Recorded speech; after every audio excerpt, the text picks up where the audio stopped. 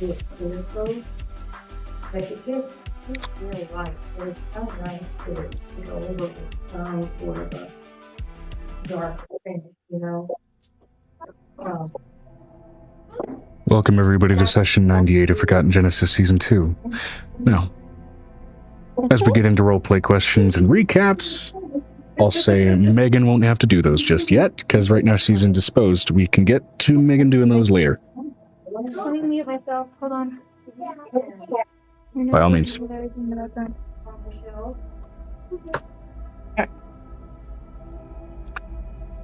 Where's my... Ah, there it is. Why do I keep sitting on it? Oh, I need to put my phone on the charger. Megan, our guinea pig gamer, is currently indisposed doing pottery, also has a new guinea that she'll show us when she does get home, so we may be briefly pausing roleplay to go ahead and get into that. But I digress. Did she decide a name? Because yes, which she will also reveal when we get around to that as well. I didn't know if she did or not, because I had to leave before then, so... Yeah, she messaged it to me, and my brain did not fully absorb it, so I will be technically hearing it for the first time, the second time, later. I mean, technically, you'll be hearing it the first time. Still no, but either way. The consequence and benefit of the brain not braining. Anyway. Let's go ahead and get into session recaps first to go, well, actually, nope, let's go ahead and do session questions first. And you know what? Actually, on topic. I feel like it's a perfectly on topic question that I don't even need to roll for. In terms of archetypal sailor roles, be that the boatswain, the helmsman, the carpenter, the powder monkey, the quartermaster, first mate, second mate, those kinds of things. If your character was in another life where they were in fact a sailor, which of these roles do you think they would occupy? Hold on. I have to Google shit I have to Google, yeah, I don't know archetypal sailor roles.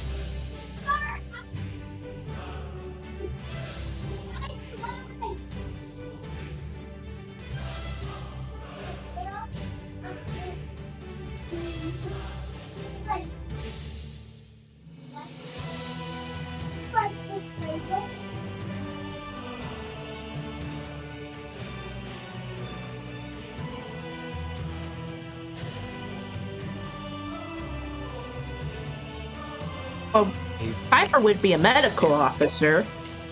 Avery'd be a carpenter. Whatever is heavy lifting is Bruce, because gotta show off them I'm carrying children 70,000 times a day guns. Powder monkey, carpenter, or boatswain could all fit those roles. Yeah.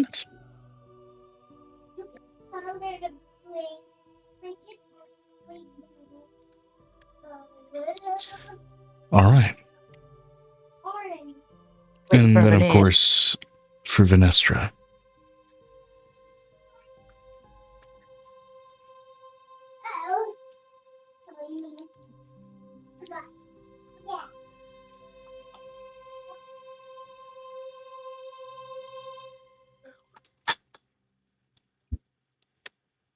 Apparently I've hit a 7 streak. Venestra said, whatever role might require heavy lifting, guarding.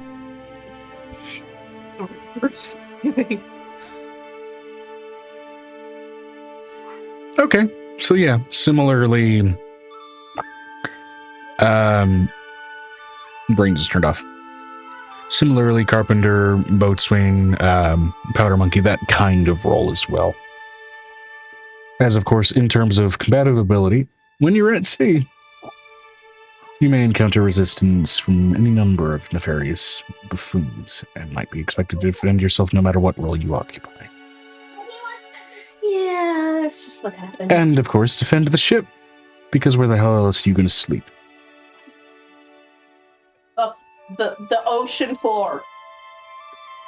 That's a different campaign entirely. Is jump.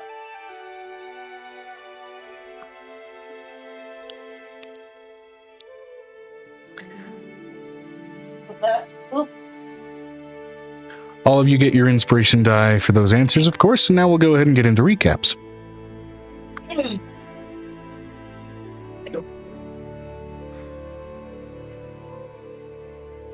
So Go.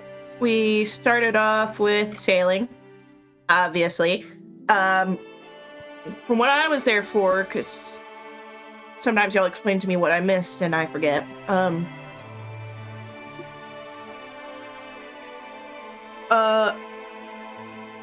We were talking to the crew, and I know for a fact that Avery pondered if one could get sun cancer. So Hold on, Piper's like, fuck. Where were we? Because Amber, you were right in the middle of a recap. okay, so I'm gonna try to. Part where you were getting to the cancer part. Oh yeah, so Piper discovered, yes, they do indeed have cancers, but around that time, some of Angel's great worms came by because they were delivering stuff, and all sickness gone. Then the next day, we got attacked by pirates that were possessed by worms. The illithid worms. I must have been mentally clocked out at that point because I don't remember that part. No, that was towards the end. Okay. It's a beanie. That's about all, other than Piper now has not a warlock, but a cleric. Yes, indeed.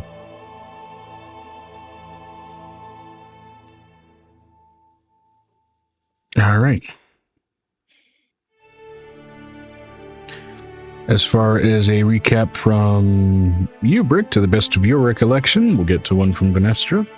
I do recall also last week as well, Brick, I believe you did go to bed toward the later end of the session as well, which... Yeah, you weren't there for the... That's why I don't remember it. The rust bugs. Oh, that's right, because we were going really late that day. Because it started late. Because everything went boom. Yeah. But the recap I have is... I really don't have much. I say we go to sleep and wake up on Phyllis screaming, we have breakfast and explore the giant ship.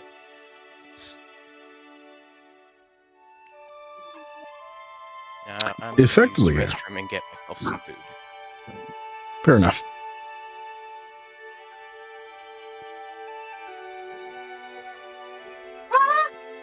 Almost stepped on something.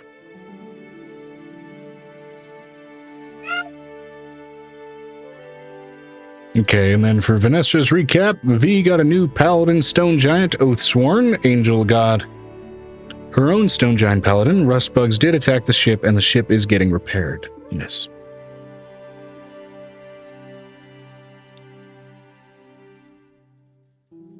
Wherein you guys did spend, for the most part, your duration of the night still docked at that small rock outcropping island while the ship was getting repaired from that unfortunate encounter.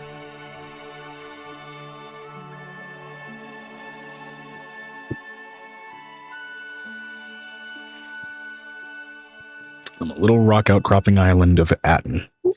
One of the few sort of smaller islands in the Tolgalana Islands that is not significant enough to really have even a proper name on the map itself, but is still known at least to those that sail this area.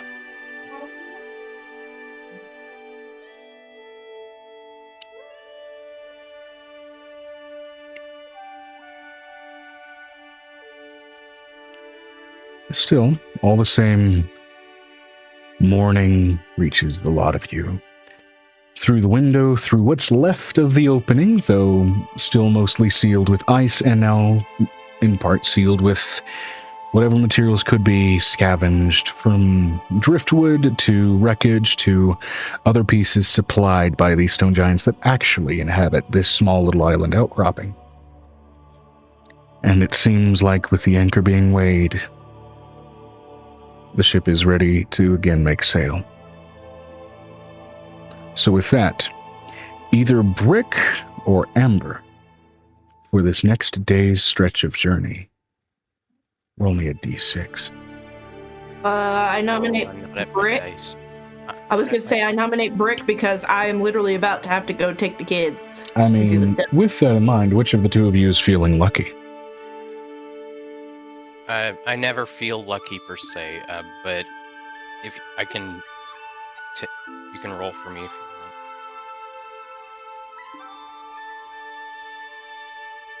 Lucky I have is no a objections. feeling that I feel. I would kind of like to be present for whatever I roll. Brick, if you're the one taking the turn, I insist that you are the one that rolls the die. I won't hold it against you if you roll bad. It's purely luck based, and like Please tell me it's not the thing you're hoping happens. Please tell me it's not. I've rolled nothing, Okay. hence my insistence.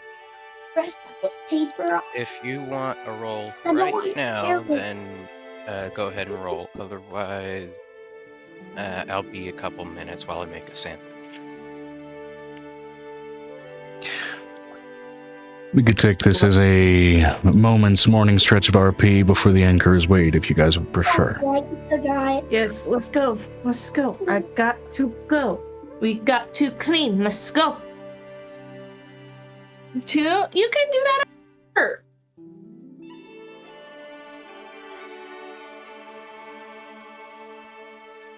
Yeah, Avery stretches and yawns. It does morning sounds.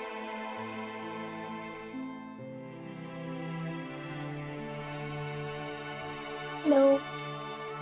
Hello. Aiko is right there to meet him simply enough. Another day at sea, huh, babe? Yep, and we don't even feel the boat rock.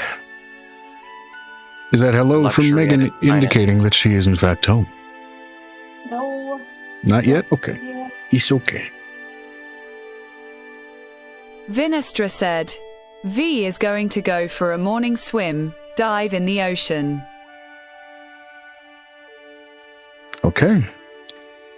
Gonna go ahead and dive in the ocean right off of the sort of outcropping coast of it. And because it is a rock outcropping of an island, it is a sheer coast, and so you are not met with really any sort of region that speaks to anything being shallows, per se. It's shallow enough for a ship of this size, but definitely not shallow in the traditional sense. So you do dive beneath the water, and immediately find a lot of those sort of rocky outcroppings and shale. That splash is notably audible enough also for you to notice as well. Just given also Vinestra's sheer size, it's kind of hard to miss something of that mass entering into water. So it's easy enough for Avery to notice it. Yeah, I look to Aiko. Someone's going swimming. That actually sounds like a really good idea.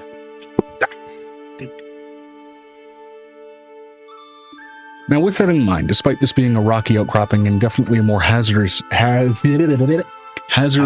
region of the archipelago, it is still a region where the waters seem almost emerald green with the way they sort of give off the reflective sheen of the sunlight. And even as you dive deep underneath and find mostly broken, scattered, severed, and destroyed rock formations down beneath the water, you do find elements of coral formations, kelp, and various bits of sea life in the bits of depth that you do manage to find even down here. And notably as well, even just from some of the materials that were gathered up to help repair the ship, there is leftover broken bits and pieces of wreckage, even this close to where the coast was that you just basically jumped right into. That was less eloquently described than I'd prefer, but Still trying to shake off a wee bit of panic. Avery and I go head out to the water in little they have on to go swimming. Fair enough. This being a tropical region, you are not met with the sort of frigid reaction of water that you would have if you decided to take a dip, somewhere like the frozen island nation of Kirin. It is warm, it's hospitable, if still somewhat hazardous. You do have to be careful when at least walking along what surface you can before you swim, as there are elements of it that are sheer and sharp. Oh, well, easy enough to do it that way.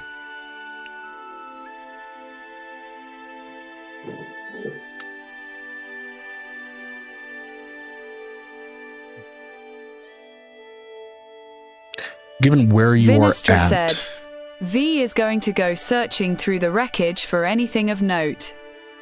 Anything of note or use, by all means. Gonna tag along using Revelation in Flesh to give him gills. All right. Revelation in Flesh, normally being used to give yourself wings, kind of showed off as sort of membranous and disconcerting. The gills, just as much so. As they do seem to form almost these concave sort of indentations in your throat, almost, to give way to that sort of void and passage to allow water to filter through your body where normally they otherwise wouldn't.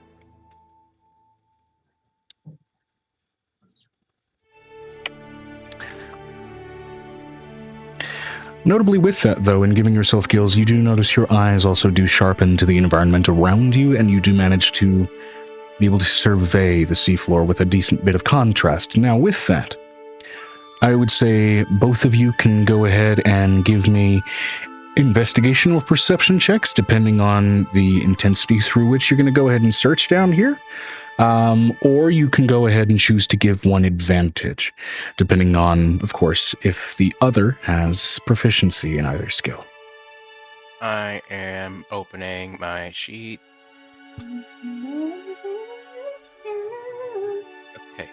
My investigation is a +4, and my... What was the other one?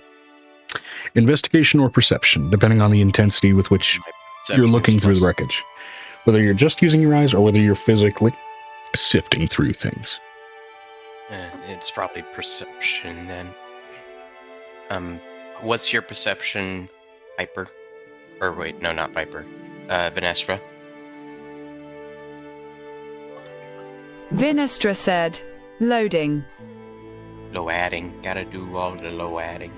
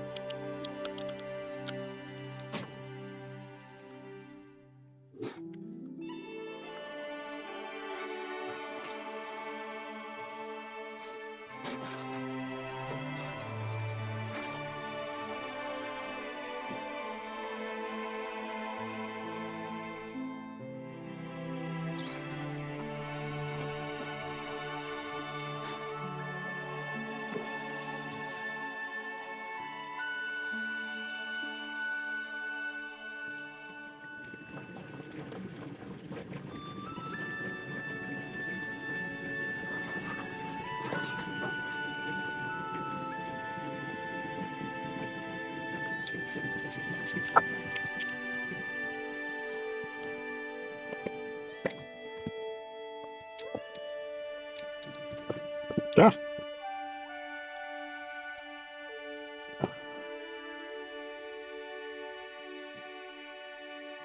Vinestra said, +2. Yeah, I'll give her advantage. God damn. All right.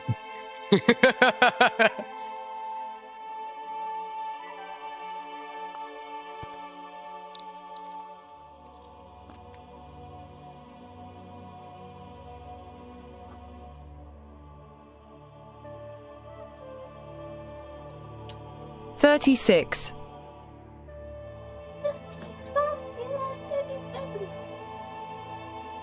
36. Okay, so this is me going off of a D100 table. So with a 36, I'm going to go ahead and give you 3 possible options. Based off of a number, this is going to go off of feels.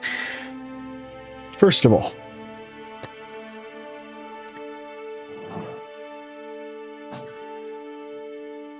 your first option, 42. Second option, 2. Third option, 78. Oh, wow.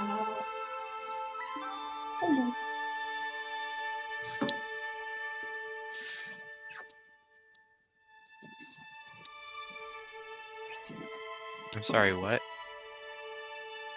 D100 table of possible ship wreckage loot. I gotta go with the Hitchhiker's answer. 42. Yeah. Okay, Hitchhiker's Guide, absolutely. Now, I will say, this one does slide into and slot into the gimme a little bit insofar as you find enough usable lumber and nails down there that you're able to pull up to be used for 2 usable ship-related repairs that you may encounter along this journey. So, Carpenter will be happy enough to have those. With that, I will happily roll again, because it's a lackluster find, if still mechanically useful for what you guys are dealing with.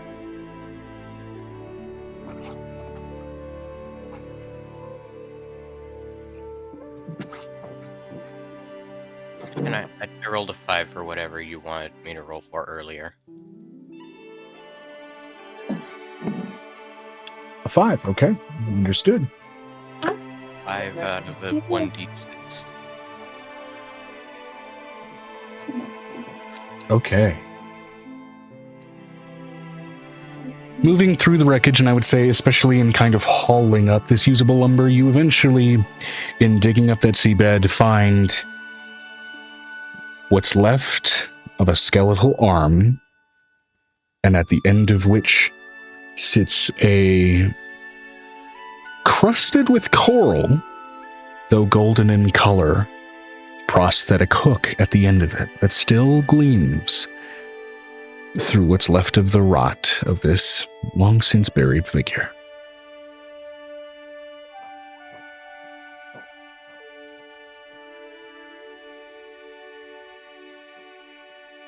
I'd think, oh, that's disturbing, and leave them to rest.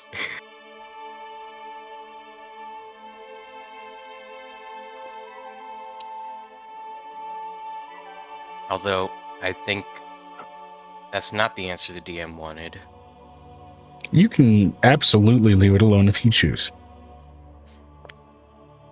Yeah, I think that's what I'm gonna do, because, like, I don't just go around... Vinestra said, digging "What up. was it fully? It broke up for me." There's a skeleton that's mostly buried with a golden hook on one of his arms. What's visible from under what you heaved up from the basically ship repair material, which was usable for 2 full ship repairs, is a skeletal arm at the end of which appears to be a prosthetic metallic hook, somewhat golden in color and crusted with small bits of leftover coral, leftover coral, though it does still gleam brightly, as it's particularly exposed now, finally, to some light for once. What's left of the bone behind it, though, seems utterly and completely picked clean of any record of flesh or clothing.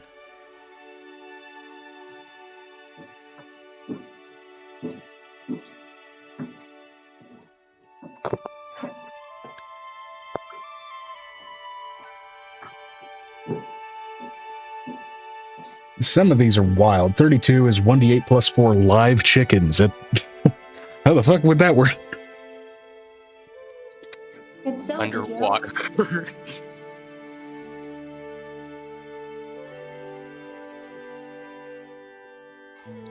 We found a ancient... Vinestra said, "V is going to investigate the hook while burying the remains." All right. Reaching down to kind of move aside any sort of leftover sediment and rock that might be covering what's left of the figure, you find really what's left is just kind of broken bone and bits and broken pieces with leftover bits of cloth that have been left under some rocks. So likely whoever had died here, the most intact part of them was what was left of this arm and what was left of this hook. Whether they drowned like this and then proceeded to get buried, or whether they ended up dying from getting crushed in this environment, you're not sure. But in easily enough retrieving the hook from what is now just the severed stump, as you can see sort of the leftover metacarpals now just kind of drift off and down toward the seafloor as you pull the hook away. It does have some subtle runework engraved into its surface.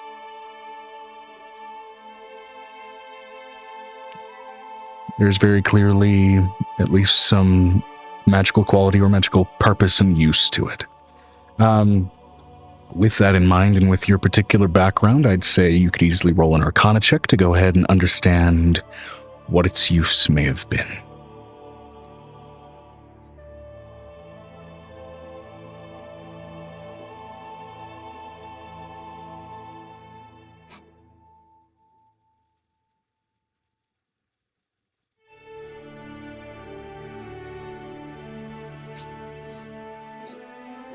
Vinestra said, 42. Okay. And I'd say that's also likely with a mirror on your shoulder as you surface and kind of inspect it. With that, while you don't understand, you don't immediately know what this object was, what its name was, or what its purpose was, you do notice immediately, of course, naturally, there are some runes here that actually seem to interact a little bit with the nervous system. Despite this being a hook, it seems like whomsoever could have this attached effectively to a stump could feel things if they touched the hook to it. So they could physically, to some degree, interact with the world magically while using the hook, at least understanding what the hell they were touching, if their eyes were not necessarily able to assist them in that. Just as well, notably, while it is golden in color, it is very notably made of gildium, that substance that you have encountered a couple of times, as that sort of stink of leftover draconic essence does kind of reside on the metal. And despite that, there are very clear runes here on the actual make of the hook itself that very clearly show offensive and poisonous use to it. You imagine getting cut by this thing would very rapidly lead to a type of infection that could not be very quickly addressed by a doctor before it became dangerous, if not fatal. Though there are a number of runes here that do seemingly facilitate a level of control over how that is supplied and to what degree.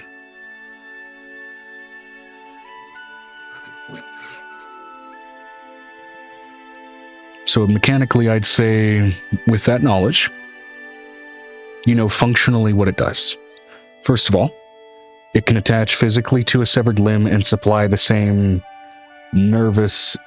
the same touch sense that a hand would, despite not having the flexibility. It does 1d4 piercing or slashing damage by virtue of being a hook. It is magical damage. It will shield the person wearing it from cold weather by virtue of it being gildium and integrated into their arm.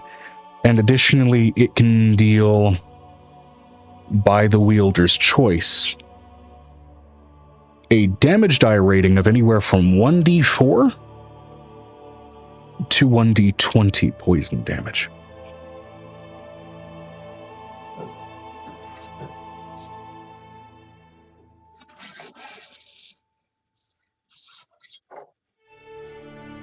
Vinestra said, and what was its base damage? 1d4 slashing or piercing damage.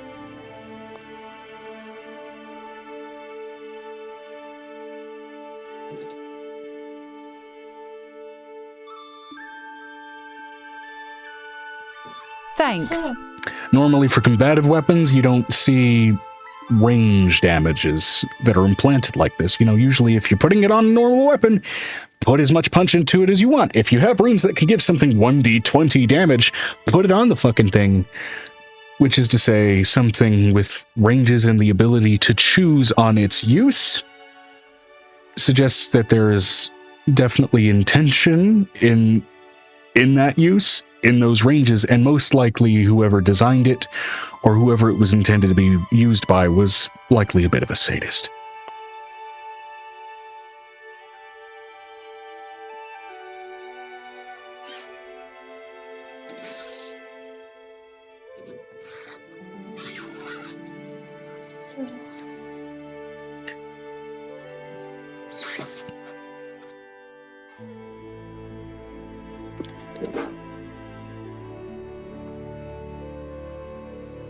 Vinestra said, V is going to pocket it for now and dry off on the ship.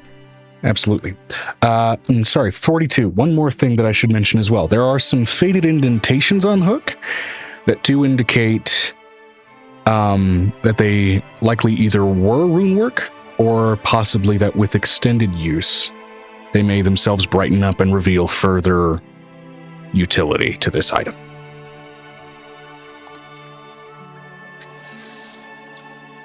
Though notably, it can only be attuned to somebody with a severed limb. And theoretically, you could put it on a severed ankle, though I don't know that that would be that great to walk on.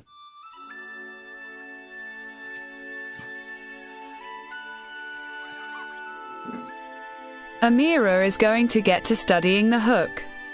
Absolutely. And I will And go the ahead. runes. Absolutely. And I will just go ahead and put here in the notes, and I will pin it to your notes here specifically, though it has not been strictly identified just yet.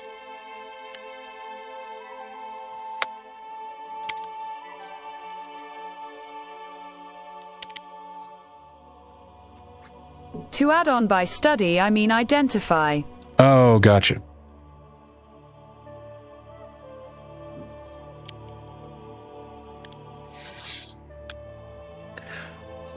Well, then I will get to giving you the full description of the item in a bit. I will go ahead and type this out, though.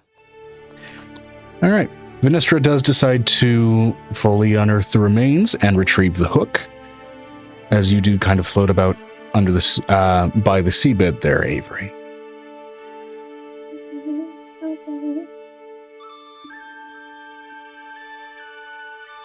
Nothing wakes up trying to reclaim it, though. Hmm. That was certainly a choice.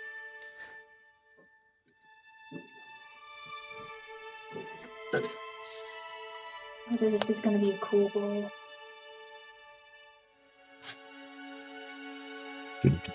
And then just double checking. There we go.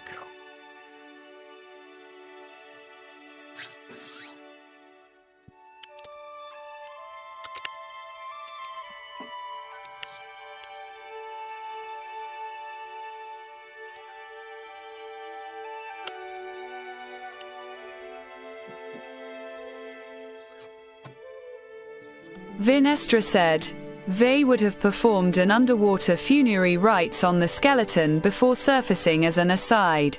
Absolutely.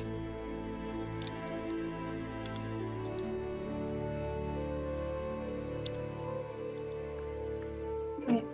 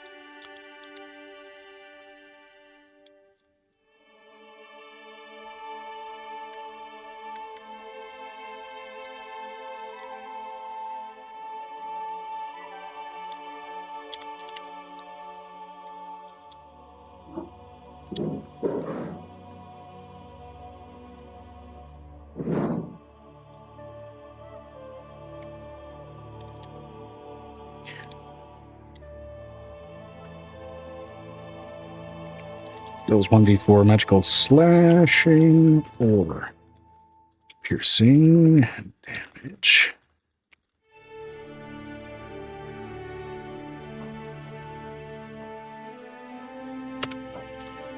Four, two.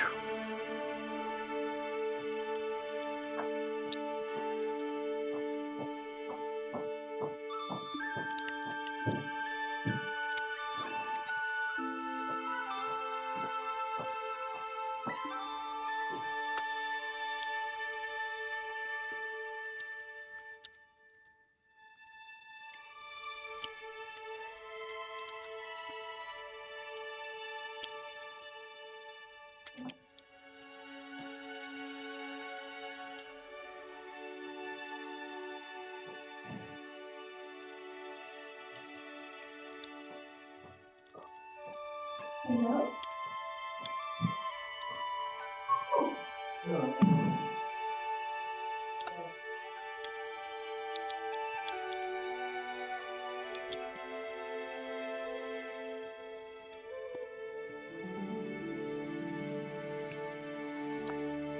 All right, and with Amira casting Identify and studying the item, it is revealed to be referred to as Trader's Grip.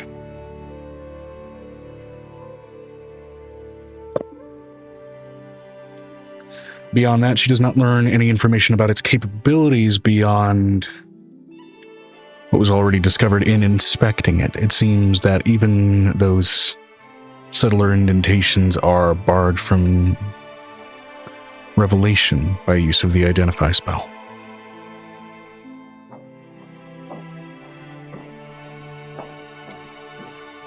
As you both surface, having collected an interesting oddity,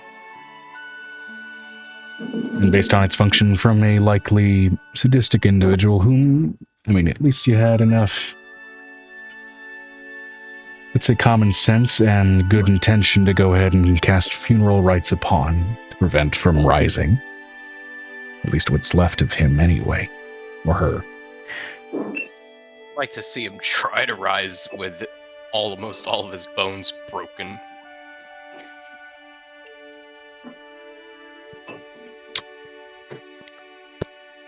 Roll initiative against this pile of bone meal. Okay. No. But I digress.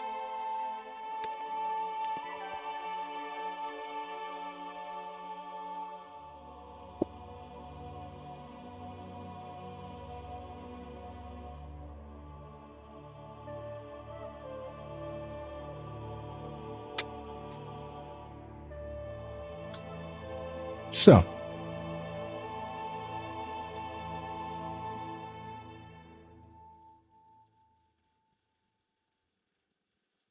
with that, you said you rolled a 5. Earlier, yes. Okay, great. Still unsure what I rolled for. On the on the D6 table of travel events, basically. Mm-hmm. A couple of these include complications, random encounters, or benefits to your travel.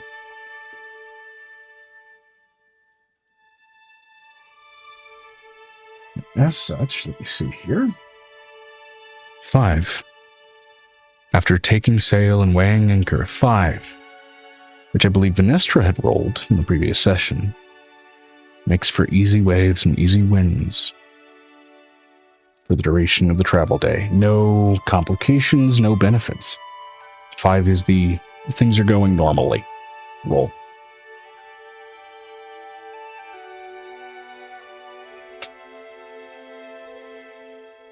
Which is a good thing, to be fair. Mm-hmm.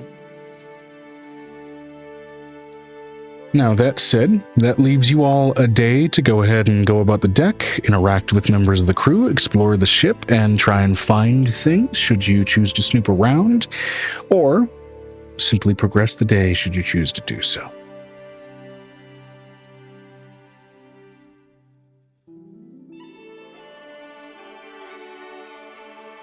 Or you can even go for more sort of passive, if semi-functional things like fishing off the side of the deck. Which, to be fair, you may need a lot of fishing line, given the size of the boat. And do some tinkering and tweaking on Aegis. Just seeing if I can find anything that could be improved. Design-wise. Vinestra said, structural-wise. how fast is the ship going in terms of feet? How fast is the ship going? Let me see here. Hey, bud.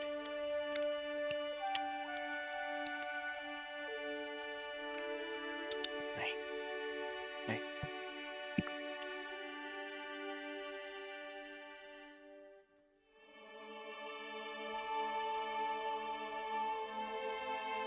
Do-do-do-do-do-do. Yes, double checking.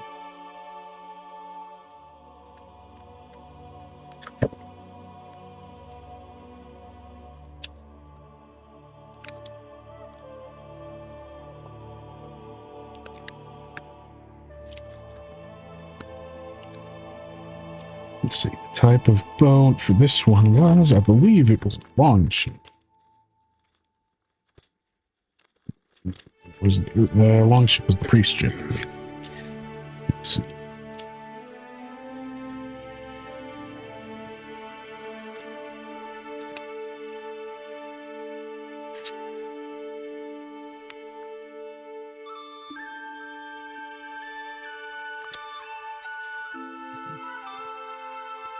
Da-da-da-da.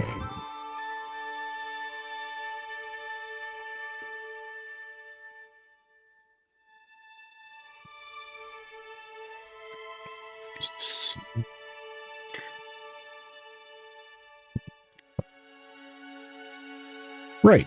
Okay.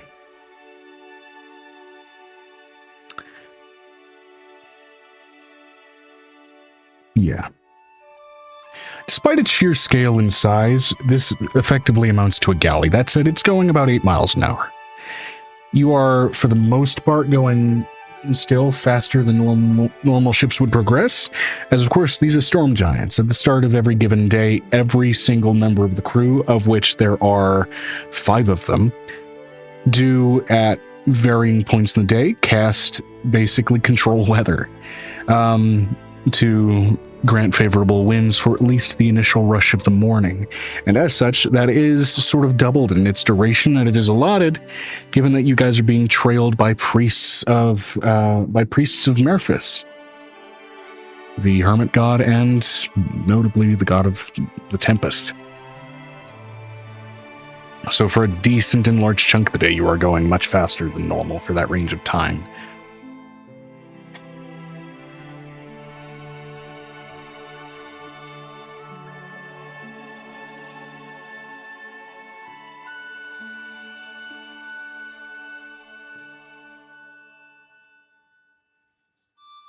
Vinestra said, thanks Vi's going to fish as Avery does his thing.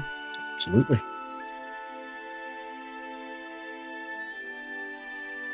Do I get any sort of EXP or stat boost from spending time doing this? Like, I feel like I've done this activity multiple times. In spending time working on him, I'd say what specific trait are you going to work on improving? Or what I have of him. I just have, like, the thing you sent. Because I'd say in this, you could invest this basically like training, like it would work for normal characters, except for altering Aegis's stats specifically. Mm-hmm.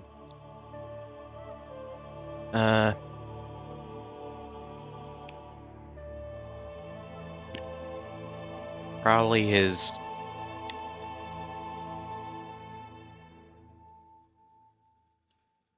strength. Okay, strength. So reinforcing joints and various sort of stress points along sort of his body and chassis to allow him to carry more things for longer. Yeah, fair enough. Cool. go ahead and roll me a Tinker's check, just kind of over the course of the day, carefully working at it. And I'd say on a success, you can bump up his strength statistic by 1 point. And also on... This won't be something I do on a ship in the middle of the ocean, but I do want to get to work on some of those alternate forms. Absolutely, and you can absolutely work through the design phase. I on imagine those. those would just like impose multipliers / dividers on some of the existing normal stats. Essentially, yeah, there'll be alterations on his base. Now, the Tinker's tools, I believe I have proficiency in? Proficiencies... Yes. So I add my proficiency to my roll, and then +2 for epic. Yeah? At the level you guys are at right now, it's +1. +1. Okay. +1. Where is my... Here we go. Proficiency bonus. 8 + 1, 9 plus roll 10 is 19. Tinker's tools. Cool. All right, 19. So while it's not necessarily fast work, especially kind of in the environment that you're working on this, given that it's, I mean, it is a hanging thatch house manor. Not exactly a sturdy environment, not exactly stone floors, but you're not exactly having to deal with it swinging or any kind of irregular movement. That said, I'd say the biggest thing that you are being mindful of with that 19 are the humidity and the salinity in the air. Doing this, of course, at sea. Just trying to make sure that any of the components that are not necessarily themselves made of magical materials to, of course, allow him to move, don't degrade or rust too significantly to have to redo things. Yes. Can you... this will be easier to just have you... Could you send me the formatted version of what you sent in Aegis thread? Like, when I copy it, it doesn't do any of the bolding, and it's a pain to go in and bold it individually. Oh, You can copy it by saying edit, and then it'll have all the formatting in that. Of course, I can't edit your message.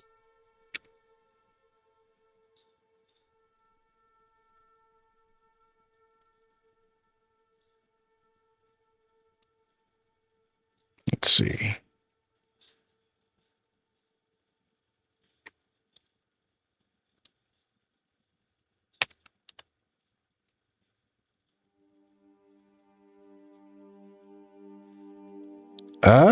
Not sure how I'd send you the intended formatting without it formatting. Let's see.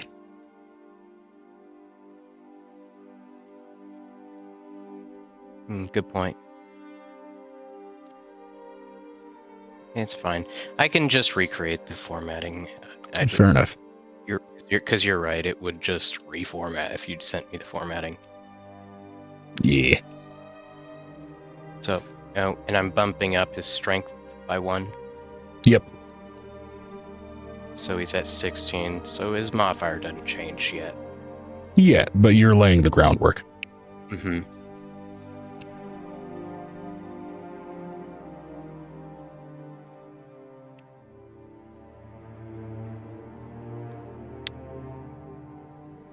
Yeah, double stars on either side of the word set for bolding, and for crossing out, it's double tittles.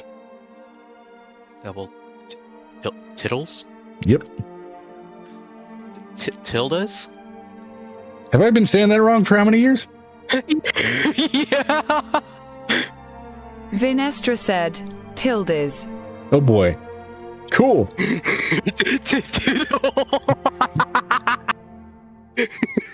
Tiddles. Tilda. I love you, man. I really do. All right, session's over, everybody. Have a great night. No, I'm kidding. But damn, all right. I've been saying that wrong for over a decade. Anyway.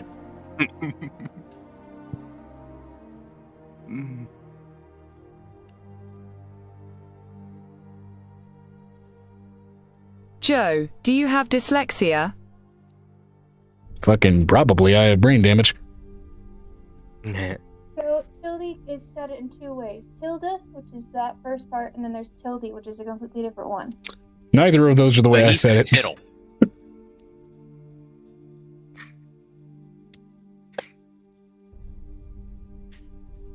I'm not defendable here. I fucked up.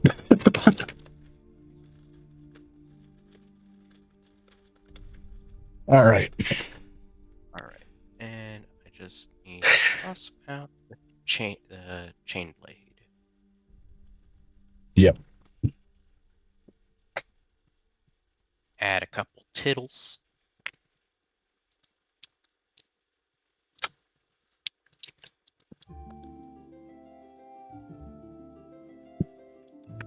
All right. Otherwise, as again, it's mostly going to be a passive day, even for those mostly unable to speak. You can mention something that you'd like to do, as it's mostly not going to be of consequence and it can even be quick. Otherwise, we can just progress the day. As this will be one of the days where they don't have to dock again, given that they were docked for long enough. So, let's see.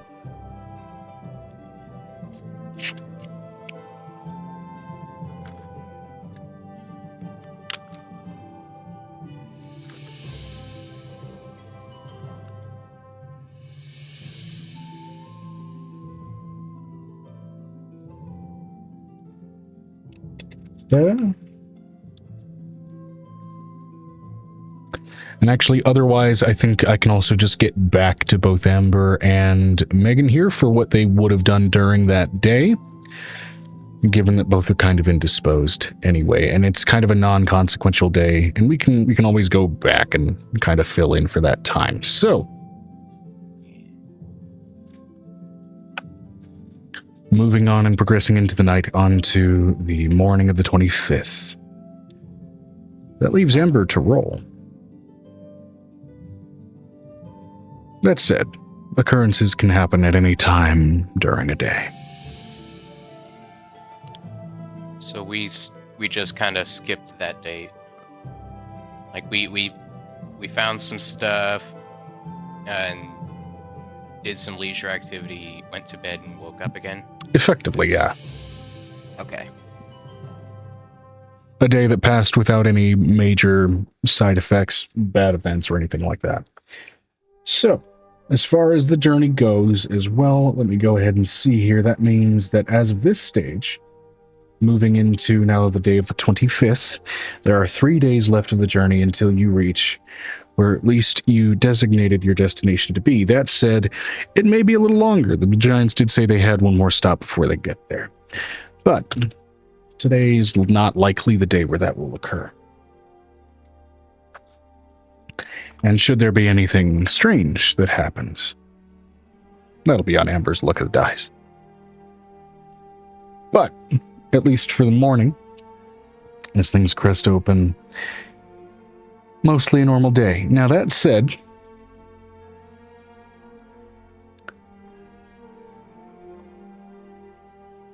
let's see, where are we at in terms of timeline? We are cresting toward what would normally mark the 2-hour mark for where the BRB would start. That's still going to be in about 18 minutes. We're getting close to it.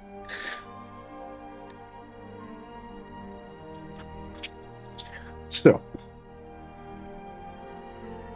moving into a new day, so far no interruptions of any kind to speak of. Anything that Benestra or Brick in particular would like to do? Anything in particular with the new item? Anybody want to lob off their hand?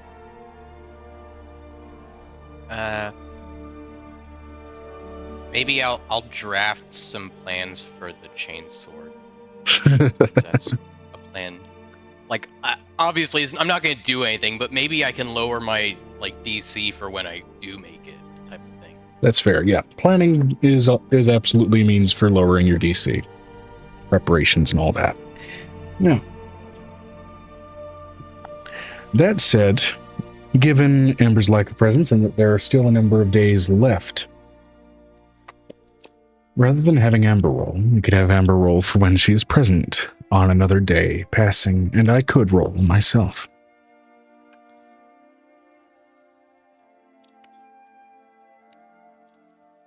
It's such a pain to pull up this calendar.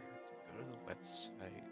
Find Vinestra said, "Can Vinestra use a construct to trial the hook on and see if there's any curses?" Placing the hook on a construct, it seems to have no effect.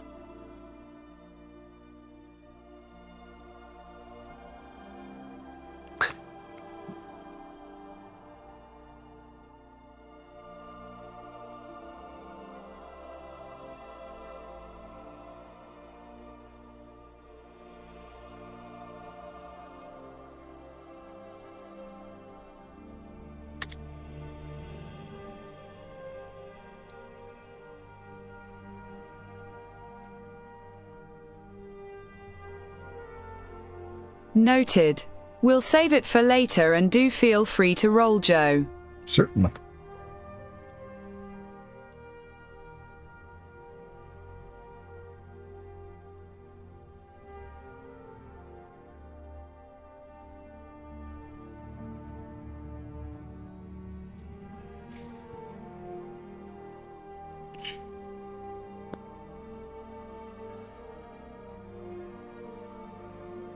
Four.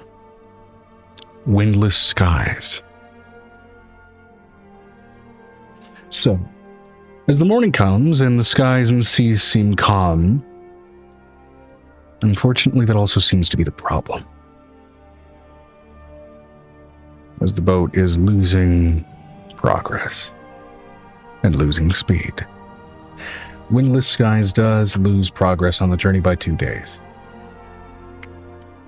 It's fine. We had 2 days of smooth sailing. One of those was gale winds, which means you gained 2 days, so right now you guys are back to being sort of leveled out. Which means 3 days left of the journey just became 5. One of the more annoying ones. So at the moment, sort of any progress that you guys are making kind of on the ocean part of it is mostly through just the magical assistance of the priests behind you. And of course the giants as they progress kind of in that early chunk of morning. And then it just starts to kind of drift slowly, trying to catch whatever wind currents you can. But it's not the easiest going, particularly once that magic is expended. Still, this shit happens when sailing all the time. Mm-hmm. And let's see here. Let me just double check the map to see if you guys are near any interesting places. Or places that might take interest in you. So it's the there's not much wind today. That's what our event is. Yeah, windless skies. Windless skies. Yeah, number 4, windless skies, meaning you lose journey progress by 2 days. The polar opposite is rolling a 6, which is gale winds. Number 5 is easy winds and easy waves, meaning your journey is completely unaffected. And then 1 through 3 are different kinds of events entirely that don't necessarily have to do with travel speed. Attacks and damages and all kinds of shit.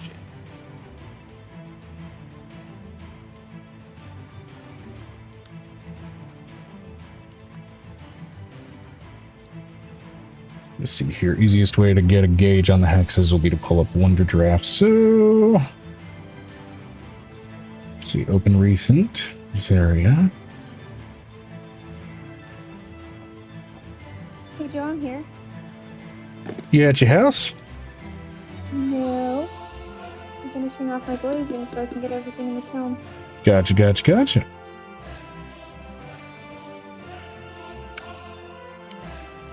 Alright, let's see here. So, right now, 4 days or so have passed, so that leaves you 1, 2, 3, 4. You are at... Actually, has it been 3 or 4? I think it's been 3.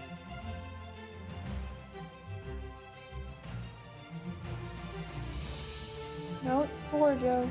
It's been 4? Okay. 4 days, Joe. All right, so that would actually put you...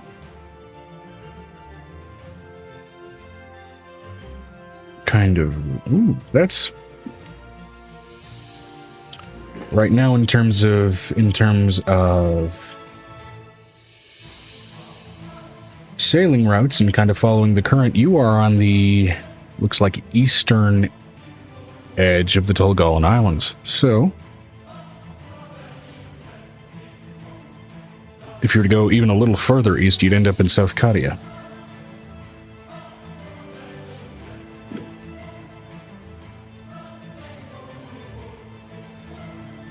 So as far as that island goes, a fairly large chunk there. Let's go.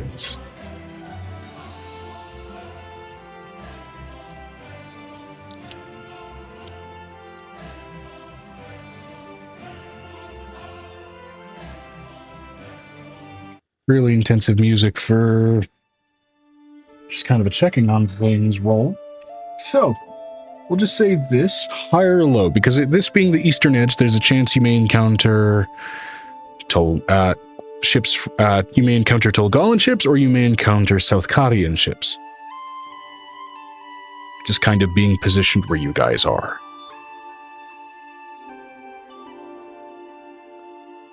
Hi. Hi from the Guinea.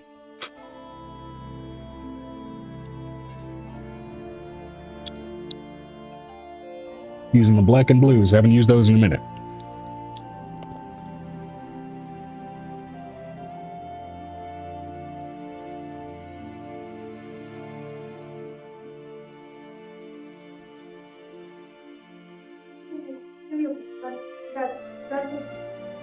Okay, 67. Everything's fire.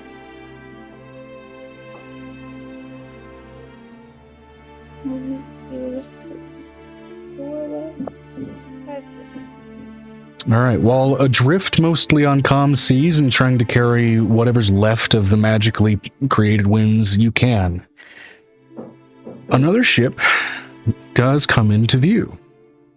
Based on its make and sort of its cultural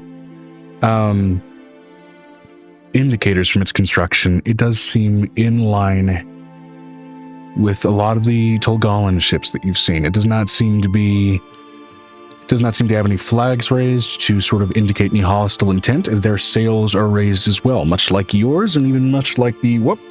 Yes, I dropped my fucking earbud. And much like also the priests behind you.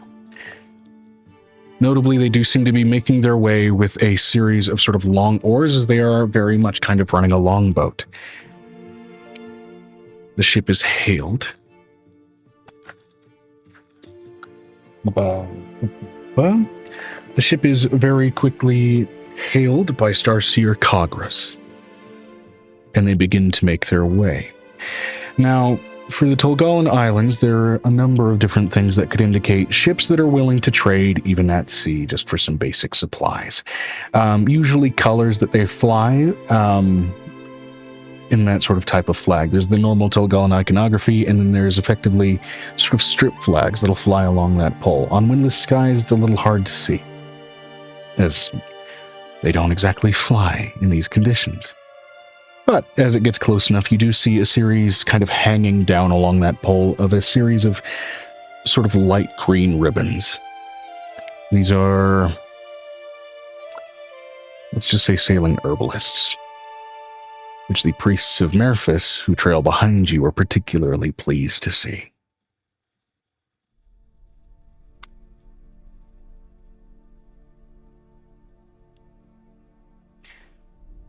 Now, shits and giggles, I'm going to have to roll to see what race crews this boat, or if it's a hodgepodge mix. Okay. That fucking figures. And you know what? I'll include with this a guest appearance from one of the players that did leave the group a little bit amicably.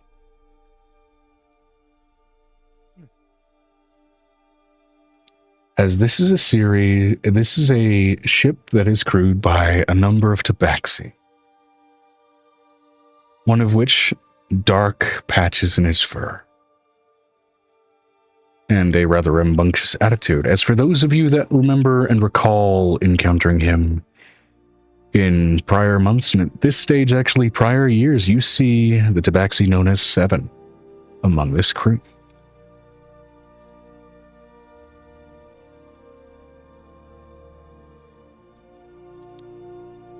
For those who know him.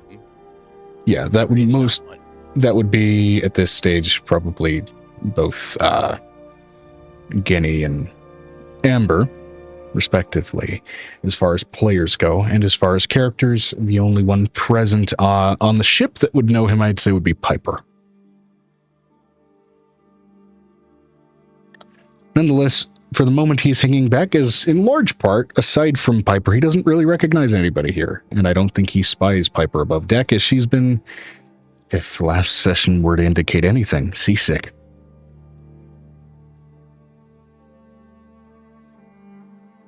That said, trade begins. The giants, for them, it's easy enough to just cast down a basic lightning spell in the middle of sailing, during which time a lot of you can be sleeping or otherwise to very easily catch quite a bit of fish and quite a bit of food. Now, not quite enough for them, but for a crew of tabaxi whom comparatively are diminutive in stature compared to a series of giants, still useful. And easy enough to trade for a number of casks of some very delightfully refined Eastern Tolgalan hemp.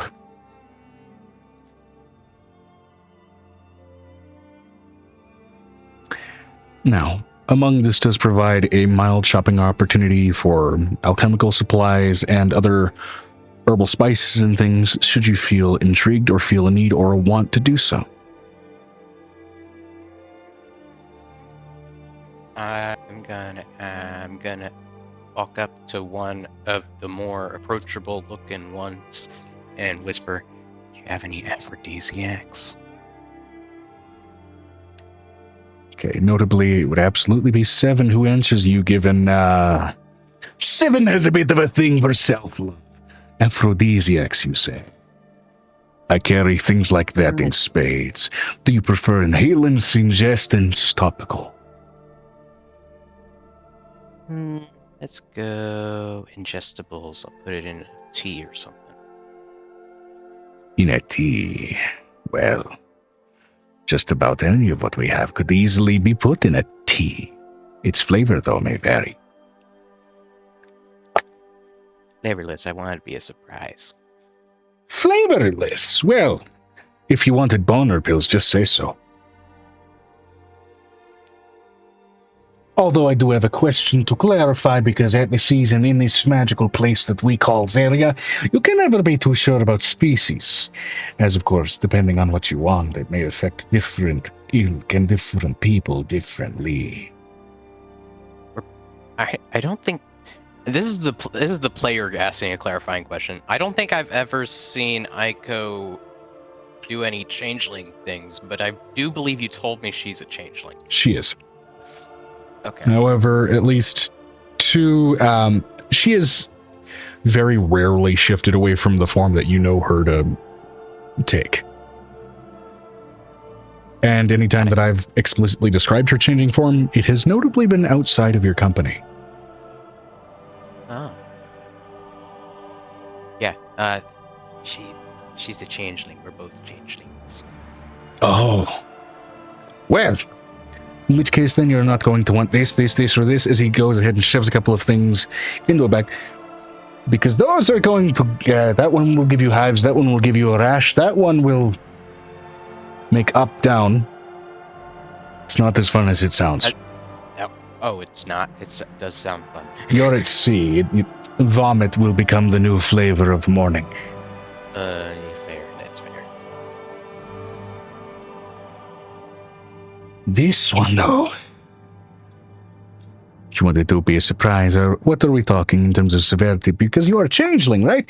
Which means in terms of organs, right? You have sort of your choice between the pair. So, in regards to that, are we talking sort of a focused increase in sensation? Are we talking extremities in general? Or are we talking sort of a full body need to be touched sensation? Enough to make her confused. Like I want a fun reaction. Confused? See, that clarification concerns me. No, not like that. Like like why the hell am I feeling this way kind of thing. Like what brought this feeling on kind of thing. Reintroducing spice into the bedroom, but without justification. Are Angel and Nicodemus anywhere nearby? Did they remain on the ship? No. There's shopping involved. Angel's taking the kids off, so they're entertained and not cooped up running around in circles. I mean, it's up to you if they chose to kind of stay in proximity. Nope. Angel's walking around, following everybody. Okay. Look, I'm not some I just sketchy wanna know- guy. I just This wanna is know if well my within perceptive the limits feeling- of our relationship. Make a persuasion check. Joseph, I'm gonna need you to roll for me. That's 14, but I'm not too concerned because I know I have a high persuasion. Let's see here. Plus 22, so that's 36. 36. Just these ones. I don't know you, to be fair. You're a bro. To some. Can I like send like an identity packet or something to him telepathically? Sure. If you feel inclined. Now, Megan, what do you wanting me to roll? I need you to roll me a perception check, because I know what her stats are. Oh, a perception check on behalf of Angel. Sure, yeah, I can do that. Yeah. And also, I would also like give the gist of her, Aiko's personality too, so you can see like, yeah, this is something she'd be into. That is a 17 plus whatever Angel's modifiers are at this point. Now, notably, as you try to project this outward, you notice a ring on his hand light up. Yeah, no, that's not gonna happen. 7, as he left the group, was known to be carrying a ring of mind shielding. My passive is 18, Joe. 18, okay. My passive is 28 from what it says on my sheet, but I'm not reading correctly apparently because I can't read.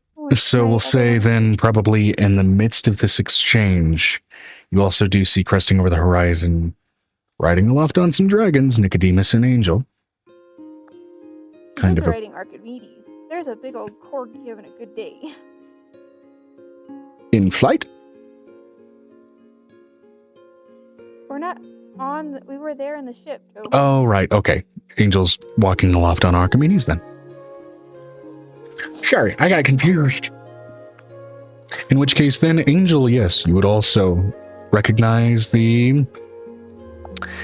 At this point, 2 years not encountered face of 7. I recognize this fool. Yeah. A black-furred tabaxi that was formerly a member of the party in Season 1.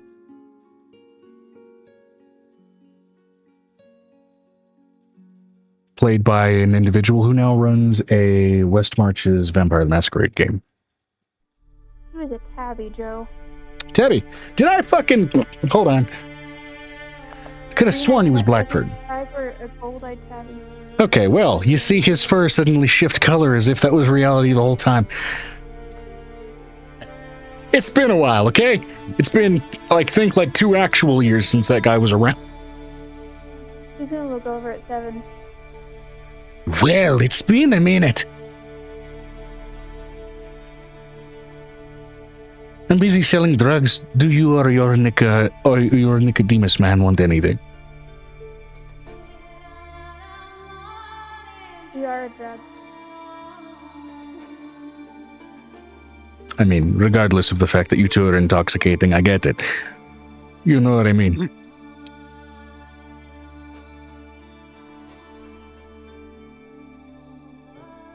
Do I know if he's a swindler or not?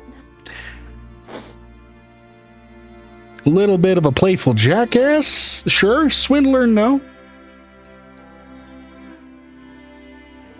And at this edge of the Tolgolan Islands, particularly with that green flag, again, not being buffeted by the wind at all, as there's no wind in the skies at the moment, he is currently among a crew of herbalist traders. They are carrying barrels of Tolgolan hemp, and it is pungent. It is not the same, like, divine imbued stuff from Lilu. This is still like a tropically grown reed. And they are also carrying other herbs and spices as well. Might as well trade on a day where nobody's making progress, right? Okay, she looks over at Avery. What kind of drugs are you trying to get? Aphrodisiacs. She pulls out 3 aphrodisiacs that work for changelings. Oh. Now, are these like very noticeable? I kind of want it to be a surprise, but not. You know me and her, not in a sketchy way. The flower one, you slowly grate it into her food. Do not give her the full flower. Okay, slowly grated the flour into some floral tea. Got it. And this one that we were talking about selling, this will make everything feel like soft cotton. No. Soft cotton makes you feel like you're floating, and it's not a good feeling. I mean, depends on... because their body always feels like that. I mean, this was specifically developed for changelings, so okay. She's gonna flip her... She's gonna glare at him. There's like a full-on focus face. No need for the hostile looks. Listen, dude, I believe that y'all both have great medicines, so to make y'all both happy, I'm gonna accept Angel's gift here, and I'm also gonna pay you and do business with you, so we have 2 things to try if she wants to try it too again. Brilliant, 30 gold. She's gonna put her hand in front of 7. Where's the ship, 7? It's right here.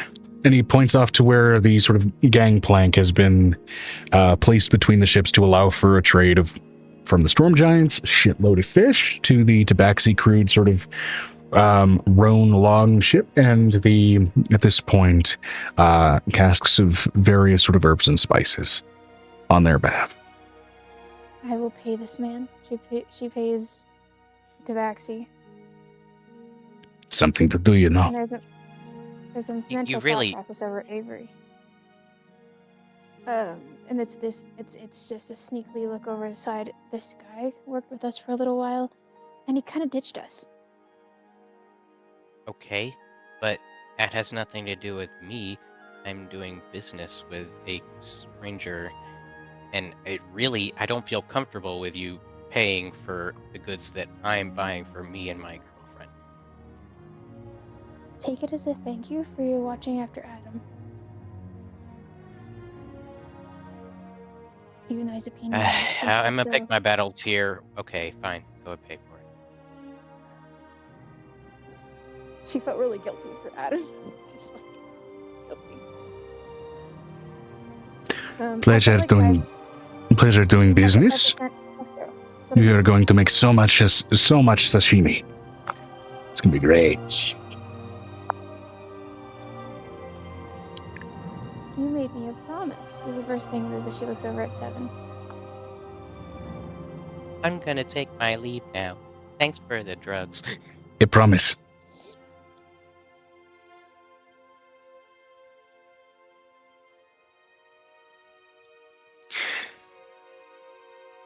I would say this in terms of also canonizing my blunder a little bit. You've noticed the sort of shifting nature of his fur. Go ahead and roll me an Arcana check, real quick. Joe, I don't have dice. Sorry, I'll roll a die for I you. have 5% no die. Natural 19. With your modifiers, that's fuck you. Okay. That's what that is. Why are you projecting your die luck into the DM hands? It's a dangerous thing to be doing. But Sorry. Because we have an honest DM. the time mushrooms have had consequences before in terms of erasing former allies and enemies from existence, in terms of changing events of their past, in terms of changing places where they've lived. And in this case, it seems to have created an entirely alternate set of circumstances around one former ally. Where's That the robot? Hmm? Where is my robot? I'm not sure what you're talking about. Where is the automata?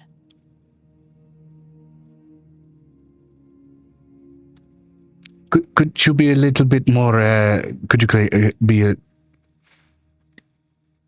another capability that he didn't previously have? He casts silence outside of himself with a bubble of exception between him and yourself. I don't know what you are referring to, Angel. But in case this is something risky, I don't know any of these other How do you know people. the automata had the original body that Myron had? And you do know that automata still exists, which means the circumstances around it Where? also may have also changed.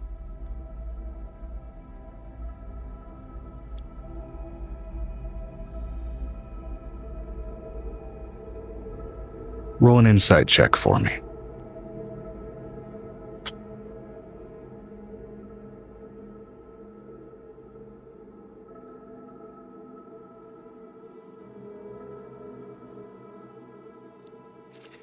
And despite him putting up the silence spell, you're still clued into this because you're still plugged into Angel's head. So the silence is kind of a moot point when cast by this cat. But, I mean, at least it's sparing the giant's ears from what's going on. Mm-hmm.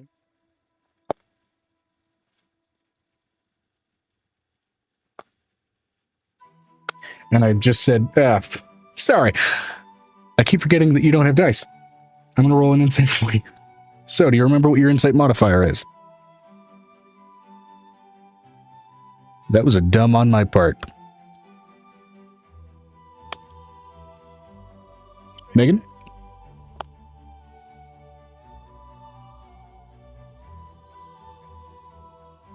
Again in hand. Oh, she did say her phone was on like 4%. I'm almost suspecting did her phone just die? Maybe. We'll see if Discord kicks her in a few seconds. We'll know. Uh-oh. Rawr.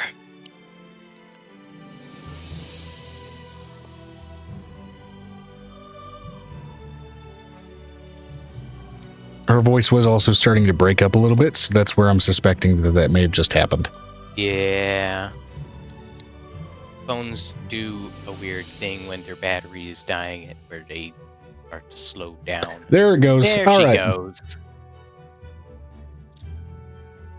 This BRB was brought to you by Battery Life. As it is, we are also actually just past the 2-hour mark, so I think this is a good spot to go ahead and pull the BRB. Also, so I can go ahead and grab some leftovers and take some pills. A couple more hours before I need to do that again. Guinea pig. Everybody, welcome back from the BRB. Guinea is back from the studio. Guinea is about to show a guinea pig. And we were on BRB for longer than initially intended because, well, I was trying to wait out some chemically induced problems. We were cookie? Is it cookie time? Hold on, it's cookie time. It's cookie time. It's cookie time. I'm sorry, cookie time or poopy time? I'm not sure which one I heard. Okay. Cookie. Okay. Makes more sense. Oh, we're so active now, huh? Since I just ate a bunch of spicy popcorn, I'm going to go ahead and give myself some hand sanitizer. So that I don't wipe spicy all over the wrong spots. This is Coca. Well, last I knew. I don't know what the name is because I left before Megan ever settled on a name. I know Joe likes Coco. You can call her Coco. Nah, I wasn't settled on that. I offered it as a suggestion. Her name is Dolce. Dolce. I knew you were gonna pick Dolce. What was that big sneeze? Oh my gosh! A little teddy guinea pig. I used to have a guinea pig that had the black fur on his eyes, but it was on both eyes. The black and the brown, they complement each other. That's so cute. Are you feeling better? There's a spot of dark brown on the butt. Oh, okay. So he's that color pattern. No, sorry. She. Right, bro. Look at the gorgeous goyle. Closer to a different guinea pig I had. Yes, this is Dolce. She is adorable. Hi. You happy? Oh. We've been on BRB for a minute because your phone was dead and I was concerned about you driving with a dead phone. You drive with a dead phone. I drove without a phone for years. Yeah, I know. Why do people get upset when people drive without a phone? Because The only payphones don't person really exist anymore. Hold on. That sounds like a them problem. You should be concerned is if I'm driving. Then yes, I should have a phone because I'm probably gonna get into. Why did you sneeze? I have personal traumas tied in with that concern. Sneezing for something so little. There's some big sneezing for something so little. You comfy? You shoulder peg right A lot now? of the precautions that used to exist for being stranded aren't really practiced anymore because That's because people are dumb. people have their phones. No, like you shouldn't have to have a phone every single time. You have a map. In our age of information, common sense left the building. Exactly. That's all I'm saying. Should versus do. Like, yeah. Look at her. Look at this baby. Like, if Dusty had to drive without his phone, I'd be fine. Would I be a little nervous? Today. I'm a Also, to nervous paraphrase wreck. Albert Einstein, common sense is just a series of preconceived prejudices that we learn by the time we're 18. Your breathing sounds better.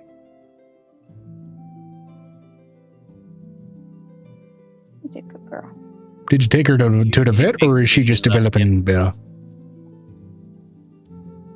Well, we've had vitamin C foods for the last 3 days. Okay. When you get a new guinea pig. Huh? Oh, sorry. I was gonna say when you get a new guinea pig, you have to quarantine them away from each other, just to like make sure 14 it's days. completely from a pet store. Yeah, you got can her from get Petco. ringworm, You can get ringworm. You can get a million different things. You feeling better? Oh, a big blow nose.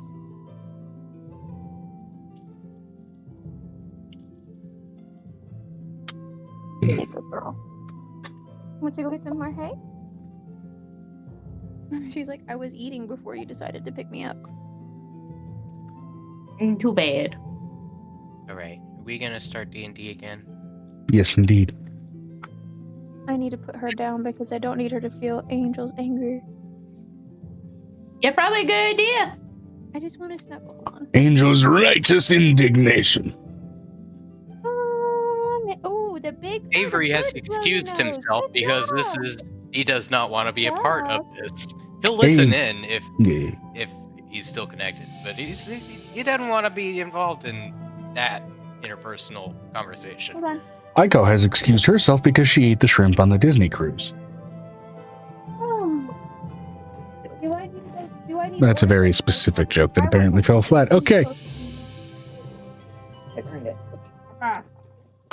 Yeah, I don't get it. I lost my sandwich. Yeah. Yep. Was it bad That is shrimp? now good. That is now Apparently, gonna be stereotypically, yes. that's gonna be a vocal stem for me now, Megan. I lost my sandwich. No, I dropped it in the floor.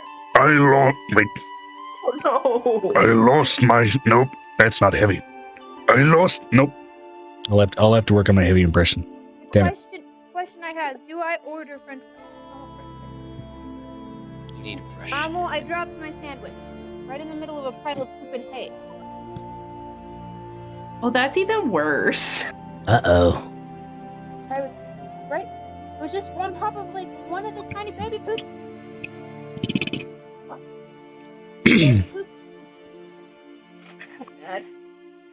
I cleaned up my stuff, and I left all my cleaning things in one spot, The poop, and then I dropped my sandwich. the poop is one of the main reasons I will never have pigs again. I mean, if you have any animal, you're gonna have to deal with poop. Yes, but with a cat, it's in a litter box, and with a dog, it's in the yard. No, With I a guinea accidentally pig, dropped it's my sandwich everywhere. And the little stuff that I cleaned up. Well, when you live in an apartment complex, you are required to pick up your dog's poop. Obviously not barehanded. I want to make this very clear to the idiots who think when they say pick up your dog poop that they say to they mean pick it up with your bare hands. You don't do that, okay? Doggy bags are cool. For those of you that live in states where you still have access to plastic bags that you get from the grocery store, put it around your hand, pick it up, and then you can pull the bag back around it. Voila, clean hand. Unless it's a torn bag, in which case, sorry, you're shit out of luck, pun fully intended. Okay, my question still stands. Do I order French fries? Because I got another Yeah, piece of always. sandwich. Megan, I'm on cutting my a period. lot of I'm like, I carbs. need salt. I'm Megan? at that point where, I'm Don't cutting make me carbs. hungry. I Have the don't carbs know for what me. I can eat. There's not a lot. Enjoy around the house carbs right for now. me. My dad can't have carbs and he's turning into a... So yeah, have it for him as well. I mouthed the words I wanted to say, but won't say them. However, ironically, he's also become more apologetic. No, I don't want to change the floor. I want to change the television. Not much. No. It's not much. Sorry, I had to match the vibe. she's going to eat that cookie. I'm going to put it in water, and she's going to eat it. Making point of order. 3 things. Uh-huh. Technically, actually, 5 things, if my math is correct. Yeah. First of all, for your first inspiration die, 3 characters. Angel, Blue, and Violet. So can we finish this scenario and then go backwards, please? Sure. Thank you. Yeah, no, that would be very frustrating. Love you, bro. Mean it. Get your dice, because I kept accidentally asking you to roll shit after you told me that you didn't have any dice. So this way, at least, Are you okay? while my brain's turned off and I ask you to roll shit, you'll actually have things to Do you roll. still have that cream? Hold on. No, she gave you an antibiotic cream. Where'd you put that? I put that and also put that on. Don't put Neosporin on top of it. They didn't tell you to do that. It's not good for you. Pharmacist told me to put Neosporin. I'm opening That- a it's not can good for of you. Bush's baked beans. Not sponsored, YouTube. It's okay. Although, if you want to, we'll absolutely do like a bean one-shot. Okay. So The beans. Me and the boys at 3 a.m. looking for beans. You want a Infection. brownie? Yes. Too bad. They're beans. Mm-hmm. Apparently, you can make good bean brownies. I could see it. Fiber brownies. So, where were we? Look, okay, we're gonna spill some of that juice out. Talking to Seven about where the hell the robot is. Where's the automata? To which I was also further clarifying what may have occurred when I think your phone died before you got any of that information. Yes. He kept talking when I was gone. We do that a lot. Well, Well, I It's not understood. his Wait, fault. there's no responses, and then okay, still no responses. I think her phone's Yeah. dead. We're gonna wait and see if it disconnects. It disconnected. It doesn't kick you right away. Yeah, no. It It waits looks for like like you're 3 there. minutes before it drops you. Hmm Oh, yeah, that'd be great. So we have to like realize that you're actually not there, and it's not you're just not interrupting. Hold on, every pig needs some water. Uh-oh. Are these clean? But, no, I'll wash them, because I've washed them, but they. We're gonna feed the cat. Always feed the cat.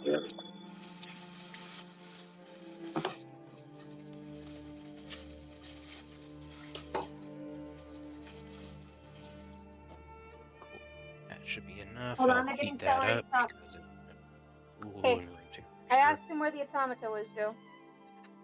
Yeah. So I'm gonna make him some particular. water. Go ahead. Whenever you're ready, go ahead and roll an insight. This is the last thing that I said before I was fairly certain that your phone had died. Okay. Phew. Like 60,000 I mean, if I start from the beginning of the automata.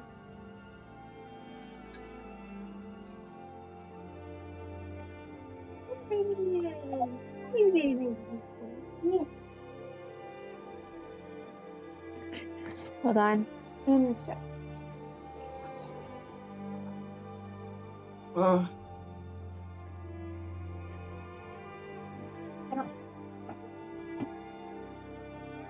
Hey, mommy's playing D&D. I've got snackies for you. Let me finish rolling first.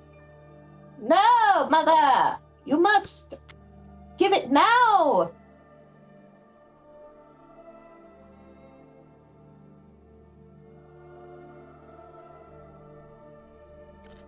Oh my god, please.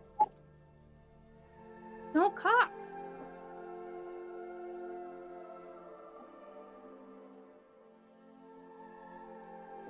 $14 plus 12 for insight. 26. Especially in denoting the shifting color of his fur. You've seen past homes, histories, lives of people that you've met as enemies and friends exist and change, fade out of existence due to the shifting and manipulation of time. It seems even Seven wasn't entirely spared from similar adjustments. He doesn't know what you mean. Yet you know that automata to still exist.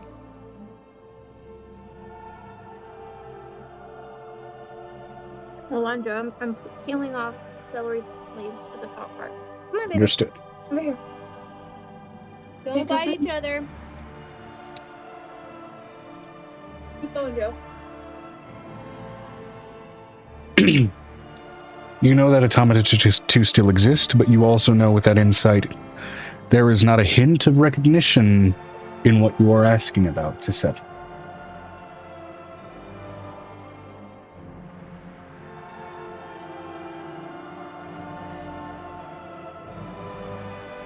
So he lost the automata. He doesn't even know what the hell you're talking about. Great, awesome. No. But you know the automata has been referenced before. You know it to still exist. At least according to Seven, however, it has not been at least in his company.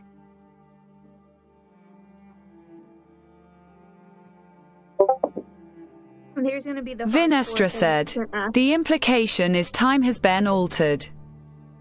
This is gonna be the secondary part. Where is my ship? Because it wasn't his to start with. Oh yeah, our flying ship. That it is in safekeeping with this sort of a flying tower of these people that said they knew you. Flying tower. Yes, they were these communist mentats. He's gonna punch him in the nose.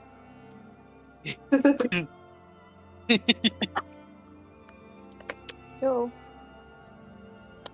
Can I roll the hit, please? Sure.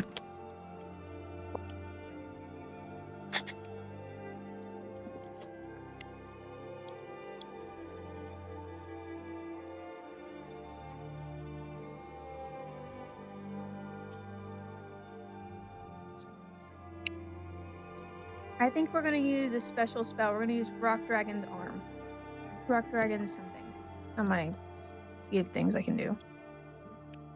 Okay.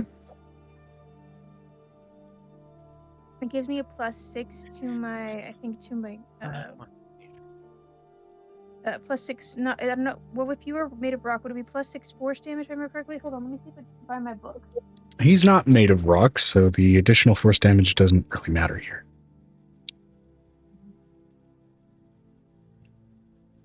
It's gonna full on hit him. Understood. I rolled a 18. Yeah, Plus 18, 30 hits, yeah.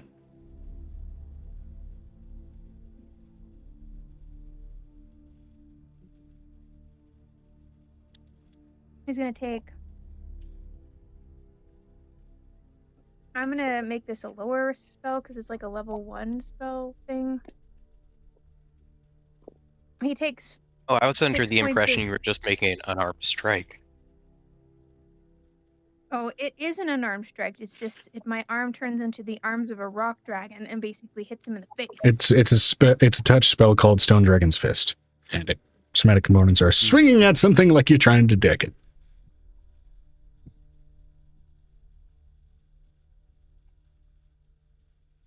He's gonna hit it in the face. First of all, ow! What was that for?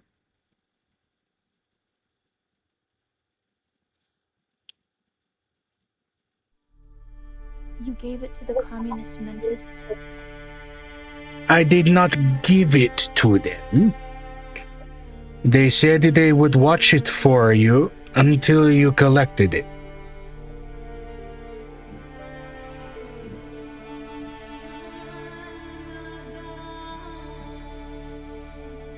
She's gonna say this very carefully, Tatsu. Into her necklace. Yes, mother. I know you're in class. Yes. Do me a hot favor. Yes, On mother. your way out of class today, will you retrieve the ship? Yes, mother. Thank you. Yes, mother.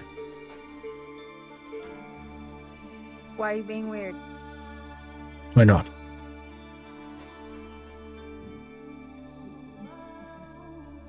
Pip is rubbing off on you. Pip is rubbing off on you. Piff is rubbing off on all of us. You decided to identify him as Daddy.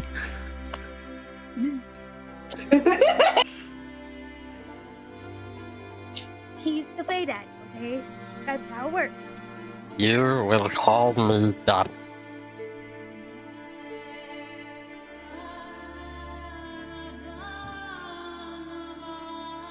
No, we call him Papa.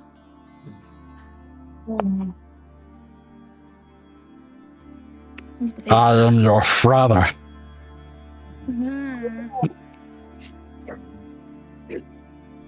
She looks at.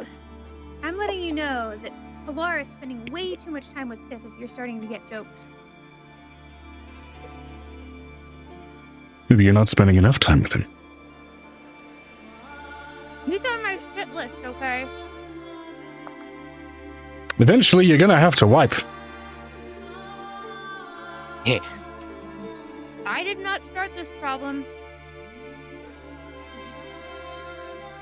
The thing about taking shit is someone's gotta finish it.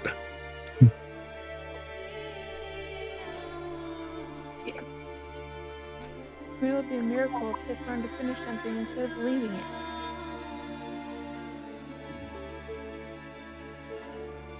Maybe it's not his job. He's not a god.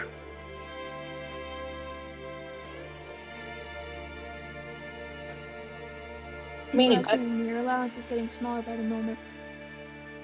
Oh, just because I'm being a shit to my mother?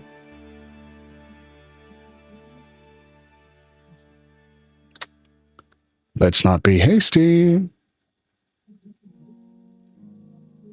Considering you know how to gamble, I can take away all of your cash when you come in from the gambling bill. See, that's just being rude.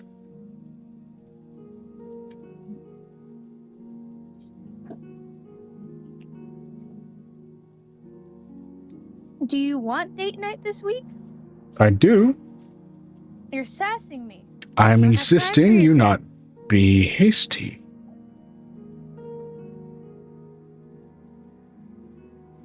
Talking to me. I've said what I need to say. Fine, I'll stop talking. Thank you. Just go get the. Just listen to your mother. She looks over at Nick. Nick, I expect you to handle him when he gets home. Yep. Sass is fine. Not when I'm in this mood. See, there's a time and a place for sass. This is neither the time nor the place. She looks over at 7.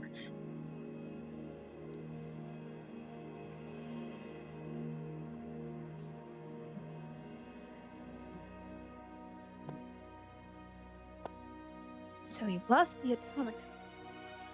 Great. I don't know what you're talking about.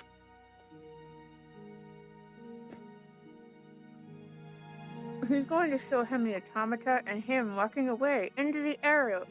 Her last memory of him. I don't recall this ever happening. I know. Time's fucky. Are you angry at me for something that I didn't do?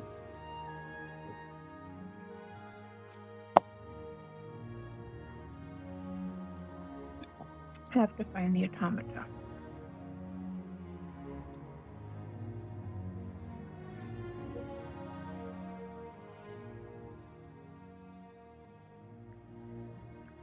I apologize, 7. Time fucked with your head. She pats his head. But don't Really? Because it seems like only your fist fucked with my head. Navarre, would you like a snack? On what? She looks over at the cat. Really? It's an option. Look, I don't have anything against you. I don't know where the punch came from. I understand. Time fucks with people. Was this something with the mushrooms? Maybe. Then why are you punching me? Because I've had to deal with Illithid coming back into my life.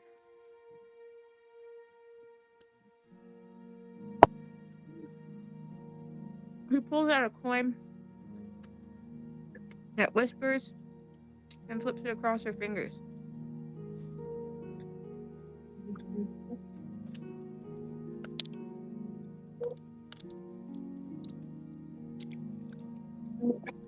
Great.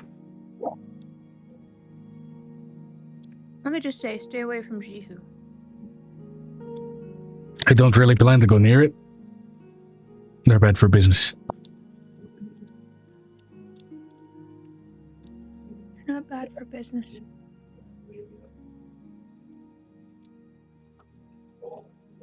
They're bad for living. The last time we were together, we were working on making a changeling capital, you and I. Paul had decided that he was going to go do it.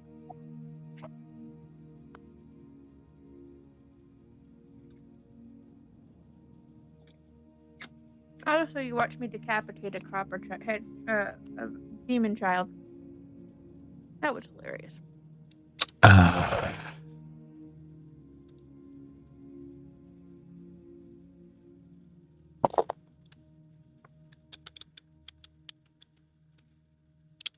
Oh no, that's gross.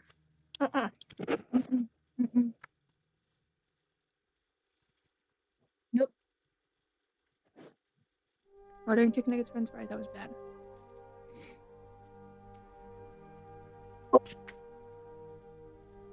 He was there for Timor, Joe, as well. Yeah, I'm just double checking real quick. His deception stat to see if that Hold on. insight of yours might have revealed more.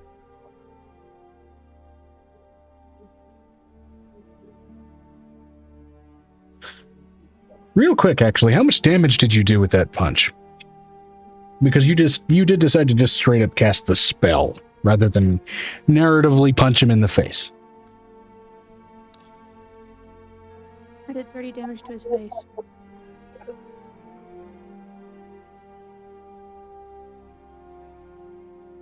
Is dude in any way to talk after that? He's a lot stronger than he looks. If it was actually him, yes. Given what is talking to you, that shifting fur color makes a lot more sense, as you're seeing parts of his face that should be caved in aren't.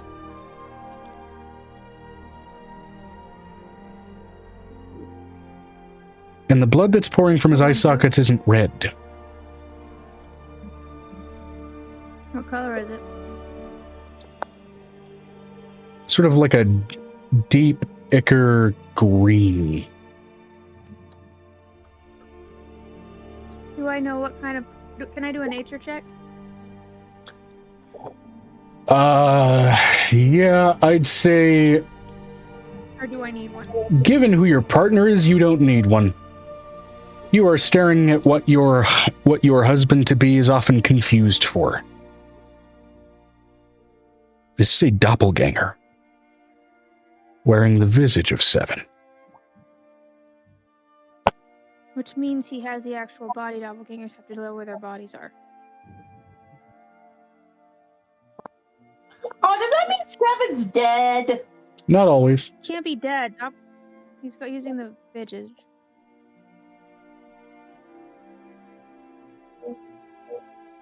Extra kids fry.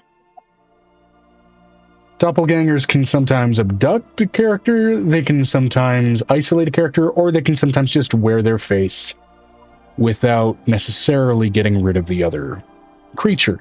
Depends on the intention and the nature of the doppelganger, honestly. And this one apparently just seems to be selling hemp and working on a ship.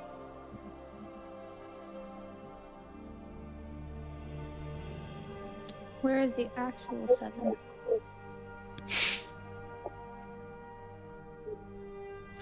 Also, as you observed, doppelgangers aren't normally able to cast spells like, say, for example, silence. At least aren't normally patient enough to be spellcasters. And that silence is still... It says this fucker's been in the form of Seven for at least a little while. And Which means he has to have the body nearby, because they can't stay as a doppelganger if they don't have the form somewhere. depends on what the intentions of the doppelganger were, whether they decided to kill the target, or whether they're just deciding to wear a face and let the other person exist while causing chaos otherwise. Why can't I order a large sweet tea? See here. What have they done at McDonald's that you can't order a large sweet tea anymore with your Happy Meal?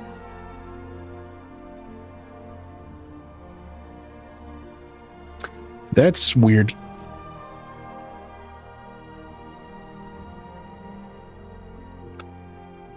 You know what? I'll just get a large strawberry banana smoothie for Amo and she can have it. As far as I know, the actual cat is still very much alive and still very much with your ship thing and with...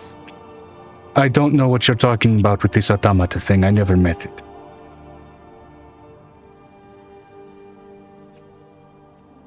I encountered the cat in Githoven when he was pulling up to the communist Mendes. I assumed he was giving them the flying ship because you give them things like that. You better not have given it away. I don't know.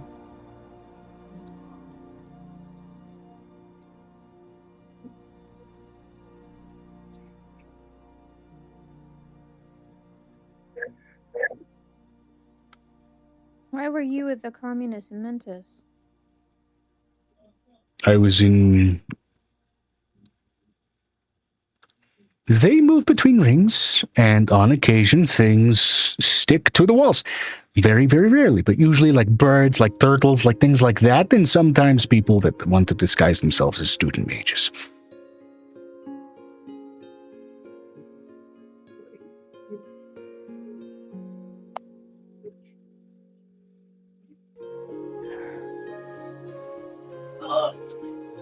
Find a different visage.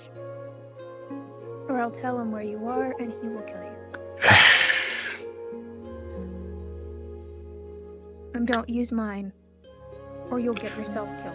Immediately shifts down into a form that looks human, though still very much is wearing what this shifted form of Seven was wearing. This human form is wearing a series of arcane tattoos that are not unlike some of even like the apprentices that you had just barely seen in the school of the Communist Mentis. I'm going to warn you. Do not change into any one of my friends. You do not want the smoke. If you know what that means. I know what that means. Good. And The drug you have in your hand for changelings, I know it's meant for changelings. yes, It doesn't work that way. Their nerves aren't meant like that. it works for me. Aren't we kind of the same thing? No. Are you sure? She looks over at Nicodemus. Objectively, yes, she's Sure? sure.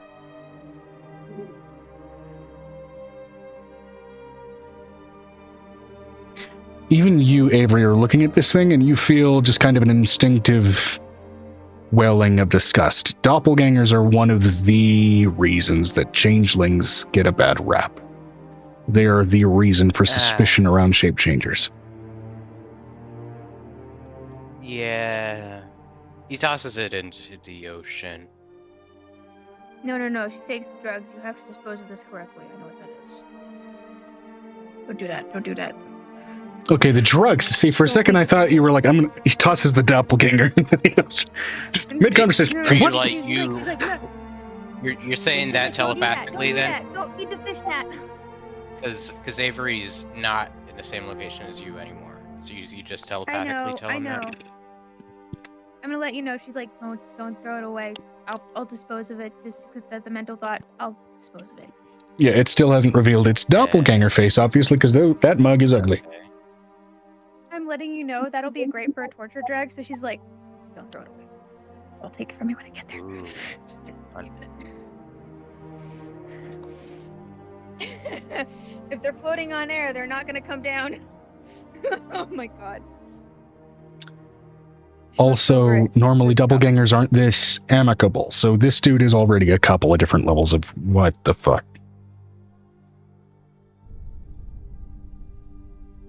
They're usually predatory, psychopathic, and a few other problems. You want to explain what the positive vibe is about you? You would be too if you were from where I was from. Where are you from? Communist mantis can move between the rings.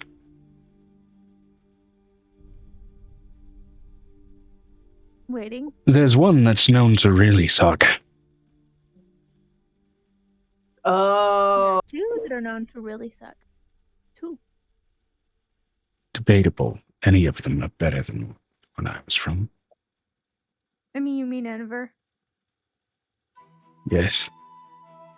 There's nothing on Enver. There's a lot on Inniver. A lot of dead And on I Enver. I even have my own theories about that. I've been going to a magic school, so I've been able to form theories. Don't They say worry, it was we the put a seed devils in there. It's kind of... cursing people. I don't even think that's what it was. No, it was the devils lost the war to the demons. Demons lost the war to the devils. The devils won in Inniver. They weren't very happy about it. Meaning the only afterlife was hell. But nobody can stay dead. So nobody can go to the afterlife. That doesn't sound like a devil curse, does it? That's like I said, I've got theories. If I had to guess, maybe the god of death decided, ha, if I'm leaving, you guys don't get the win you wanted. Do you know anybody named Ezekrin? I don't cavort around with normal mortal folk. I'm considered a monster. Let's just put it to you this way. I have like 3 people from Enver that live in my home, and 2 children that are from Enver that now are alive in my space. I didn't eat your cat, man, if that's what you're asking. I think Ezekrin would be really intrigued by you, actually, but No, I'd rather, no. for other reasons. I'd rather just keep working on my theories. Did the silence spell work, by the way? The changeling over there looks like he's listening. He can listen through my mind. Before you tell him that, I like wave at y'all. Bollocks, he's a telepath, isn't he? Maybe. I mouth. By the way, the Tabaxi crew are leaving without this guy because there's not a Tabaxi getting back on the boat. Bingo. And he's not noticing. She whistles to her shifter child. Hey, can you come out for a minute and shift into your cat form for him? Yeah. She's 18, by the way. Yeah. Let's throat squeeze. Or more. She's 18. Shift into that. Get back on the boat. Oh, what? Oh, shit. Oh, shit. Immediately bolts over, immediately shifts to Blackford 7 for a second, and then back to Tabby 7. And dives right Stick back with on the boat. black.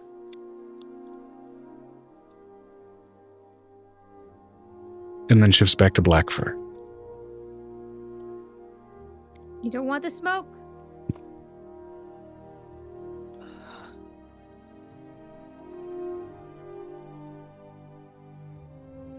Forgot 7 was gonna go live with the communist mantis, but I need that fucking ship.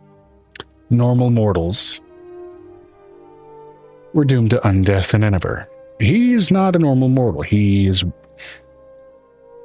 Doppelgangers are considered monstrosities. I know. So, a mutant Looks over wandering at that hellscape. She looks over at Nick. Are you okay? Do you need to take a breather? I'm not racist, but...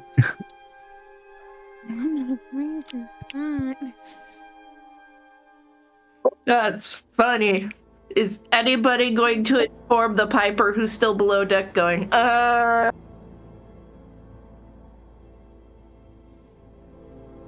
letting you know Violet looks over at Piper and she goes, "Hey, Piper. Yes. I'm one of the only people that has the range with the telepathy because of the dragon brain. So I'm going to let you know. 7 made an appearance, and it was a doppelganger, and he disappeared. Wait, I so can it find Angel if you want wasn't that. If you want it. So it wasn't 7. No. The doppelganger never gave their name. Doppelgangers traditionally don't usually have them, though, so... Although, I will say, doppelgangers have only about 52 health, and you knocked out 30 of it in one punch. Dude was stumbling back with a concussion back onto that boat. It's Don't fine. want the smoke.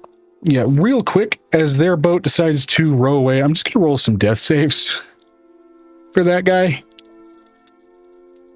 Because concussions are also no joke. Oh, no. That's one failure. Inspiration! I give my 2 inspiration. We If don't he want dies and they throw him over. Vinestra said, Vi would heal him before he leaves.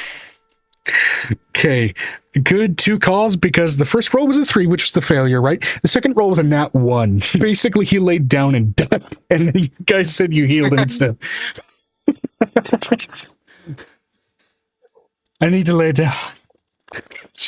Fucking... Angel looks over at Nick. Oh, God. I still want to shop for something. I want to see if there's any more vendors. She's going to look for vendors. I mean, they're exchanging mainly fish with the giants, but I mean, there's small folk on the boat, you guys. So if you want to exchange coin with them before they fully manage to leave, you absolutely can. You said small folk? You guys would be considered small folk among giants, yeah. So I guess I'm going to go talk to the small folk, whoever they are. I said you guys would be considered small folk among the crew of giants. Yes, she's still reiterating. So I shall talk to them. You're just going to talk to You said the... there were other people to trade with. Yeah, the rest of the Tabaxi crew, which are currently on their way out, but you can still hop over on what's left of the gangplank to go ahead and make some last-minute trades before they head out, if you'd like to. I'm going to do that. Okay. Which one of you... Okay, does anybody have any wares from Jihu or anything like that? Specifically in this sort of stretch of sea where you guys are at, you're about equidistant from the westernmost coast of South Kadia and a sort of easternmost island of Tolgalan. But as far as Jihu goes, let's see, a pair of Siamese Tabaxi twins, not Siamese twins, approach you. Well, you said you were wondering if we carried anything from Jihu. Yes. We don't... Our boat doesn't trade with them.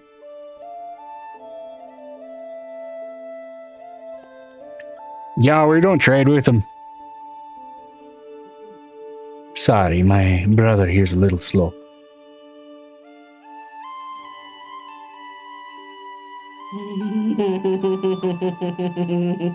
And his twins usually aren't slow. We used to say things at the same time. You used to say things at the same time? Yes.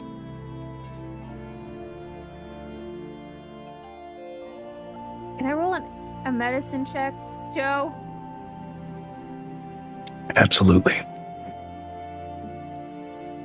Why is it? Here, I'm gonna have to do this. It should be. Huh?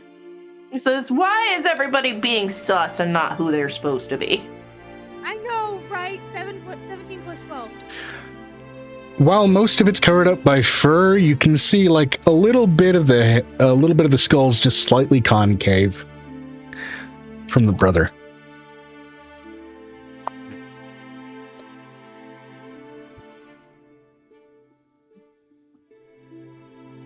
cast Mass Healing on the brother and see what happens? Regeneration would probably be the better spell. All right, then. We'll do that then. I'm sleepy. It's okay. It's been a long day, buddy. And I'm letting you know, one of the guys at the studio, basically, he's a really nice guy, but he moved all of the stuff onto one shelf, so that's why it took me so long to get home. Ah. We used to say things at the same time, you know. It's how it goes. It's how it... As you hear the skull snap back into place. And watch as the nose leaks. As if it's running. You've spent enough time around Piper to know that that's not phlegm. That's brain matter. That's brain juice. As it's regrowing and regenerating, and then that leakage stops.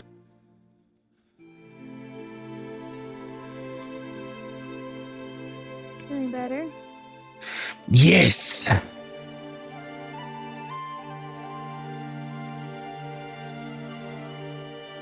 Oh.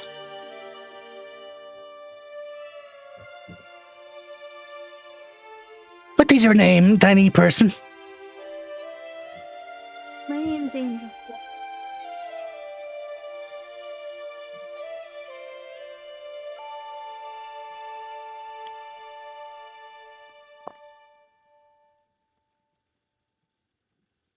Nice. Sounds about right. You just healed my... Yeah. My ear. I don't want to talk about it. Don't challenge a hail giant to an arm wrestling match. It doesn't go well. I will let you know. I don't plan on it. But I won't say that I won't challenge the dragon to climb up its nose and then take its brain out. Oh. I wouldn't do that. I've done it. It was great. Right. But Well, I'm only 2.5 feet tall, so. I see. I am... You said you don't trade with G. Yeah, we don't trade with them, no. By the way, I am Sil. That is Sal. Siltel. Sylvester and Salvatore. That's cool. Cool name. Do you want scritches? Because it's basically just having like a cat moment. Cat wants scritches. There's a whole like thing. Don't do that. Sorry. She scratches Archimedes' ears. You hit just the right spot where Archimedes' hind leg just starts to smack against the what's the word? The deck. There we go. She looks over at this. She looks over at these two cats. So you live near South Claudia and you haven't stopped into the Underdark yet? No, we don't live there. This is just where our rotation goes. This is a Togalan boat. We are actually from the island out east. Mostly our trading route is between this island. Well, sorry, island to the west. Directions are where's east. My brain's got put back together. Where the fuck's the compass? Okay. The island to the west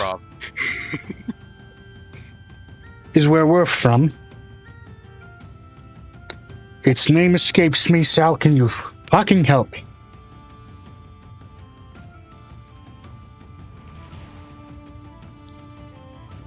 The island's name was Conrad. Give it a minute. His brain's messed up. I know, and it's fascinating to see the gears slowly start turning again.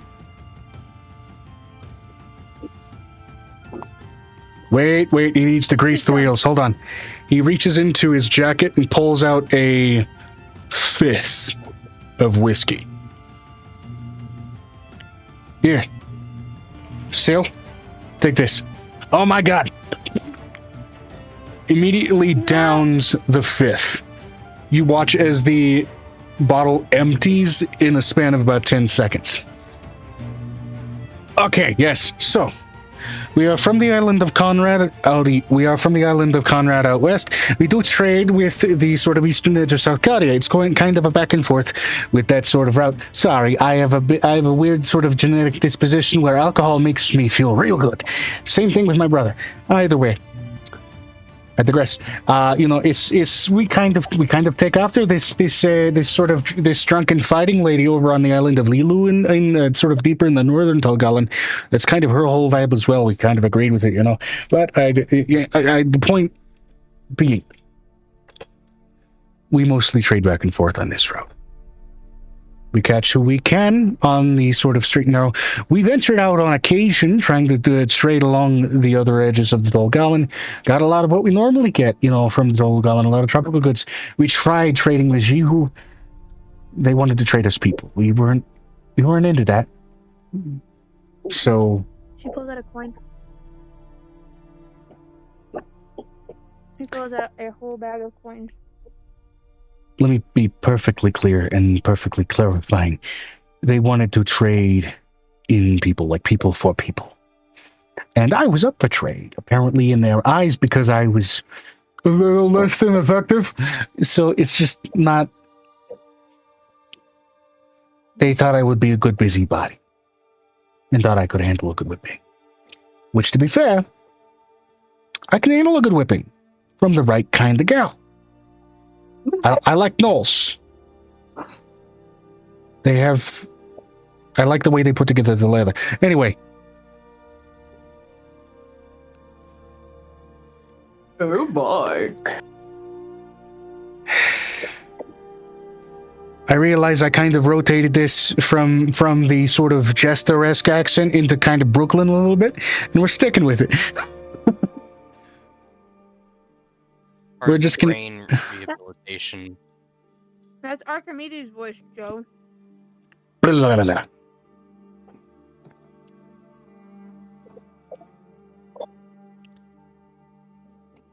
It's the side effect of trying to go with the voice that does a lot of the rolls. It's, you're not trying to stretch the vowel sounds a lot, and then you're just getting stuck on the rolls, and then you get into Brooklyn because you stop stretching the vowels. But when you get back into stretching the vowels, there you are. Here's the question. Yes. Where did you meet these people to trade? Sort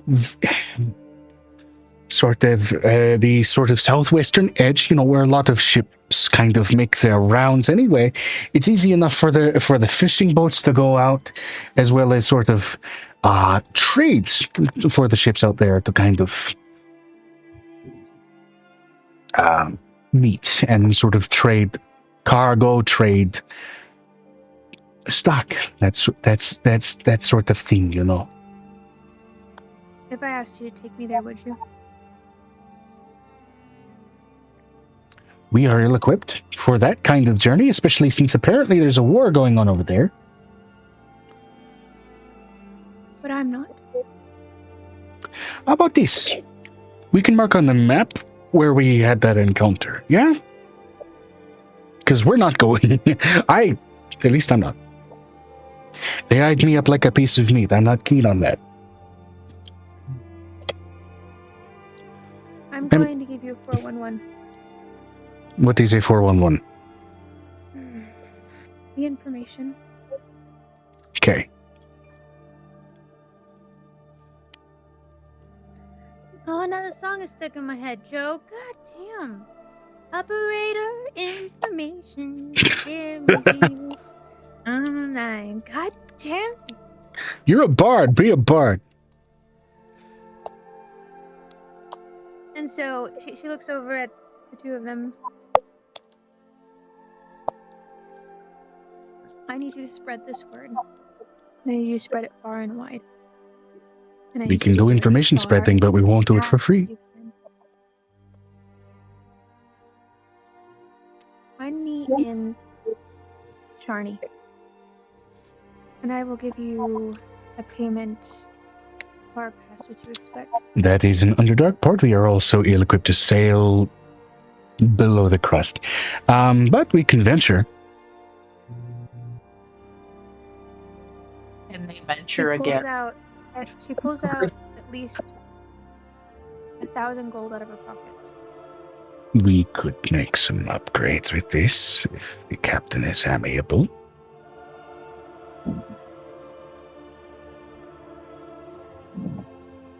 I need you to spread the word, and I need you to help any human that you can get to Kadia so they can get to Sharni. Okay, yes. Any human, any, ghoul, what are they not called? Ghouls, what are they called? Skag. Any skag that is looking for transport. Anybody who looks like me who's looking for transport to Sharni. Understood. I need you to spread the word that they... Oh, God, my brain is so fried from working in the ceramic studio. The Illithid? It's not illithid. It's not the word. The Velix are... There you go. Illithid is a faction name. Felix is a faction name. Mind Flayer is the species. Oh, okay. The Velix are in Jihu.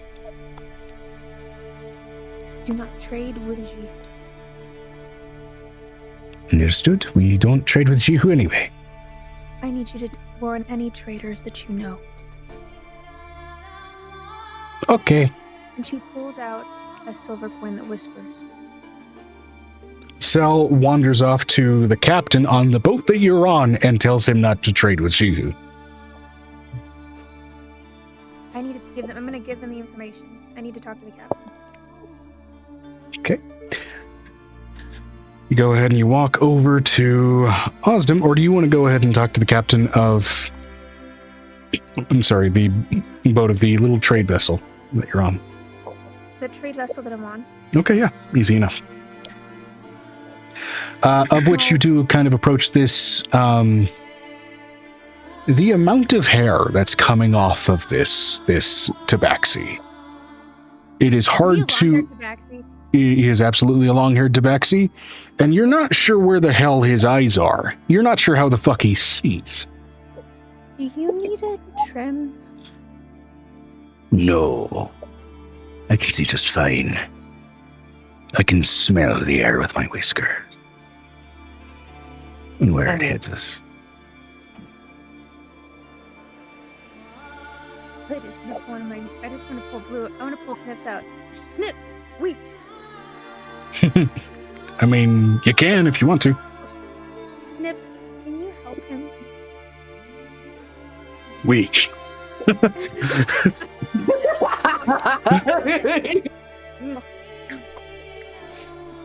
You streamed. And like out of a Disney film, it goes from eyes almost like narrowed, squinted shut to opening in bright blue with intensity. Oh.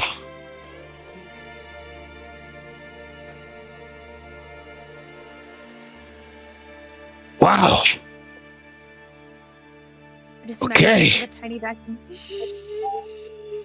Because he is a fae. It doesn't matter. He'll make a freak little vacuum. And I will say, because Snips is a fae, he's straight up poodled this fucking cat. No, I would. No, Joe. No. No? No, lion cut. No, Fair. Elvis cut. Completely valid. He's a captain. Better look good. You don't look anything like a tabaxi. No, I'm not a tabaxi. That explains why you didn't smell anything like one. Mm-hmm. You smell smoky. Like a fish market. The fuck? She looks over at Nicodemus, knowing that there's a mental thought process of something else smells like a fish market somewhere. Ew. Not. I hope not. Nick is going.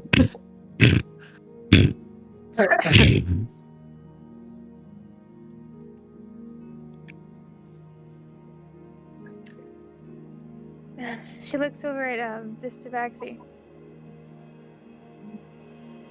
What do you need? Ooh, and if it ever smells like that, we're gonna need to get me checked. Ugh. Wait. Yeah. No, we got traded a bunch of fish by the giants. That's why I smell a fish market, but you do smell smoky. So, Yeah. He's going to give him a silver coin and put it inside of the little jar. Delightful. This Nice is a- tip, I guess. This is not a tip. But should it be? I could totally do a tip jar for trade, said Docs. She makes like a makeshift necklace with this little jar. You're gonna put this on your belt. A jar necklace. That's really pretty, little one. She's basically going to. This is a Velix Electric.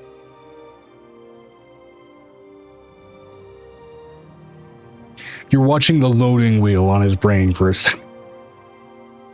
Can I roll an insight? Is he really this stupid? Is he or kinda- tired. Or tired. Yeah, roll me an insight.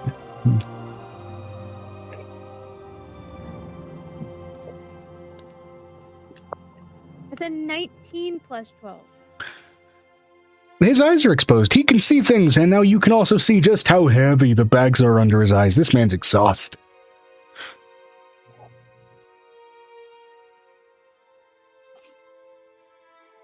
Why is he so tired, Joe?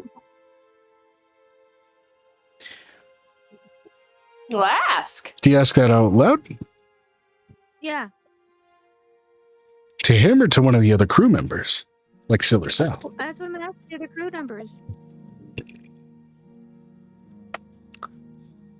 Oh, well, he's sort of he likes to run the helm constantly. He doesn't trust anybody else to do it. We don't have a helmsman.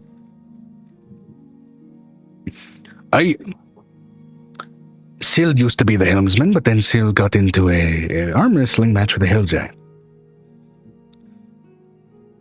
Shouldn't be a problem anymore.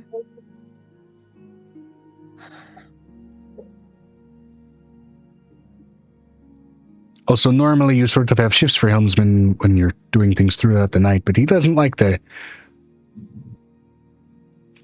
Can I roll a medicine check or an insight? Because this is insanity. I mean, you already rolled an insight, didn't you? Yes, but can I roll like what do I see? What do my angel eyes see? You want to roll? You want to see beyond the veil? Mm-hmm. Okay. Now, is somebody giving this man nightmares? Yeah. There is the deep, one of a number of ocean monstrosities that may exist to grant power or diminish attention. There seems to be a figure over his shoulder that looks more like a banshee, a drowned one at that. Ooh. Ooh. Who drowns a banshee? How does one drown a banshee? More Banshees like a usually banshee copy the- formed out of a drowned victim. That's usually Oh. drowned women. Banshees were usually women that got drowned during marriages. The spirit now does look that's- decidedly human. Like our type of human or like Zaria's type of human? Like our type. She's old. That's what you're telling me. This an old bitch. I'm gonna put my hand on that captain's hand. Either you let him go, and I'm gonna look at her.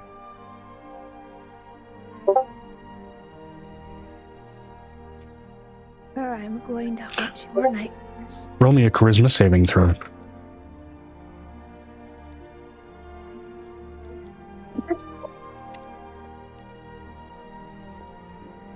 18 plus 22 for my charisma?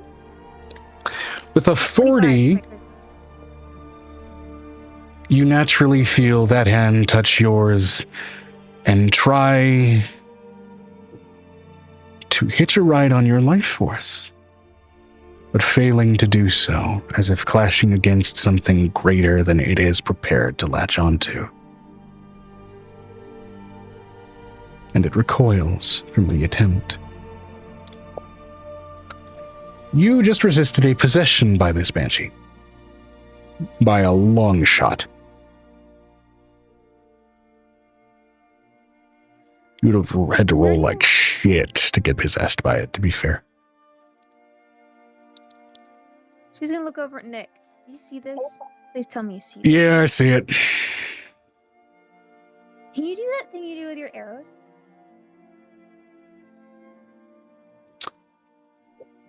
Why would I need to do that? Navarre, lunch! Navarre leaps out of Nick's chest like an attack dog and latches on to an intangible banshee's throat. Because magical attacks from a drake. And starts dragging it across the deck as, for those of you that aren't trying to pay attention to anything intangible, see fingernail trails dig their way through the woodwork before Navarre dives off the side of the boat.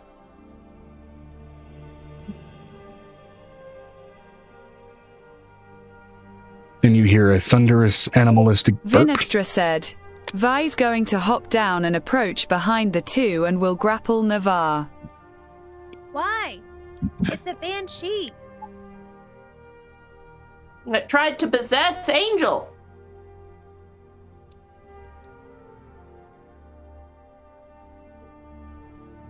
I mean, by all means, roll an athletics check. You want to grapple Navarre for the banshee? Let him eat, man. He eats monsters. Let him do his job. You're not giving him his snackies. And V wants to banish it to the afterlife. But he needs his treatums. Navarre wants to banish it to its lower intestine, but Navarre did roll a nat 1. Roll your athletics check. Damn it.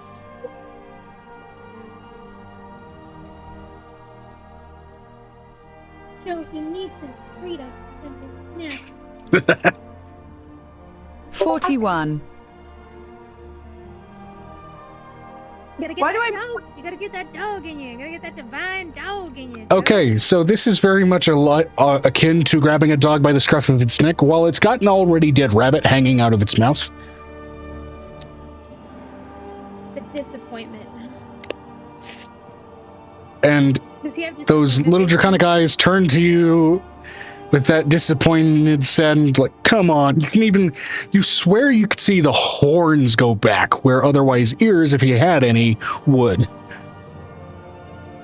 He looks like That's absolute good. fun. The horns going back is not part of his physiology, but he seems just that animated.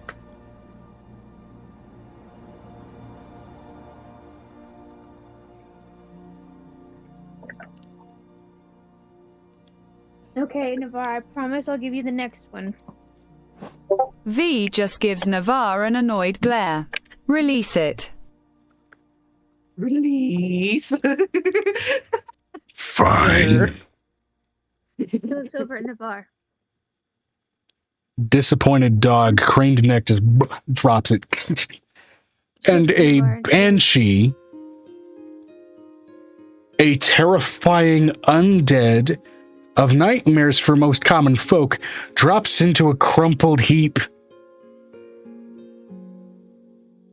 as it barely tries to collect itself and skitter away from a fucking drake. Looks over at Navarre. I'll make it up to you, I promise. She kisses his nose.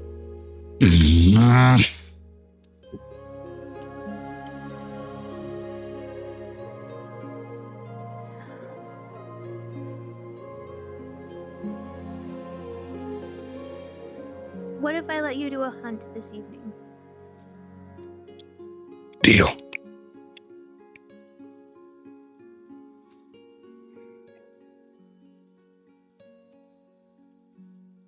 She bets in a bar. Right in the spot that makes him purr. All right, now. Yeah, I do. Vinestra said, V is going to exorcise the banshee and put it to rest. All right. Effectively casting, I believe, banishment. Is suddenly completely audible. A screech rings out across both of the ships and across the water in the span of a good 120-foot radius.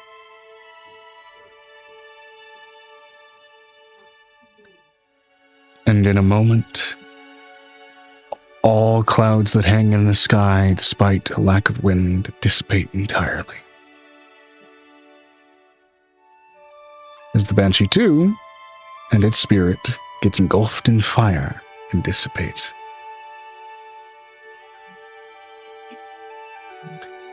Notably, the fire is a mildly magenta-like color. You've visited that devil before. Recently, in fact. Oh.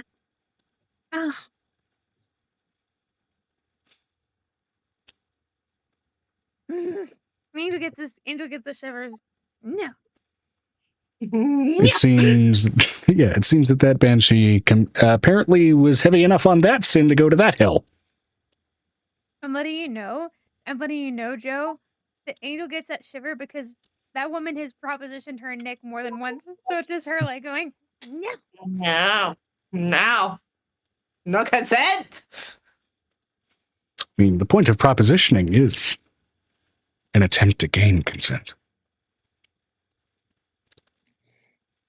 She looks over at them. She's like, okay, I have a question. Is the captain asleep now?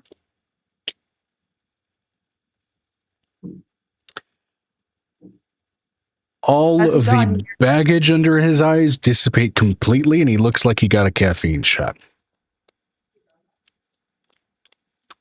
You better? I feel like I can run the helm for another week. Absolutely not. No. She pulls out a fan and hits him with the face like, no, no, no, no, no. Captain, you know how I ran the helm, but I can totally run it, Captain. Let me be perfectly... No, wrong exit. Let me be perfectly clear. I run the helm. And are you really going to make me do this? Do what? Sylvester pulls out a spray bottle and sprays his captain. Back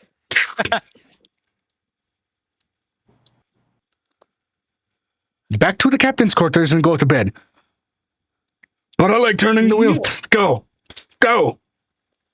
You have a barrel of hemp in there for you.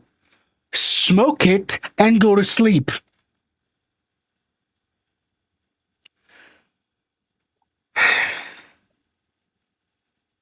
Right. So, sorry about that. She pulls out a coin. Okay. I need one of you to know this, and one of you to carry it. She looks over at the doppelganger. I'm going to pick you. Because you can change into anything at any time. What? Oh, are you a changeling? No. Yeah. Shit. What are you? What pretends to be changelings? Go get the rope. No, he's okay. I'm giving him a special job to do. Mm.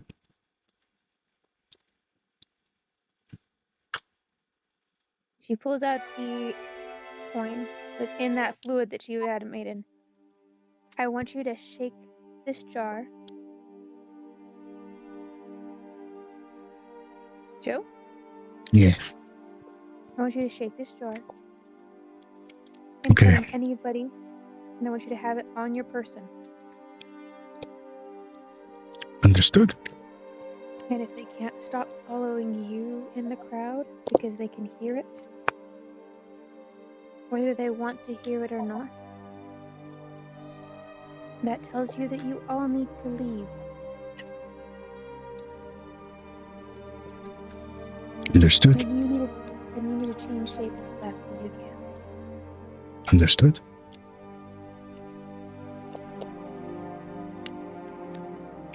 The Velix look for these coins.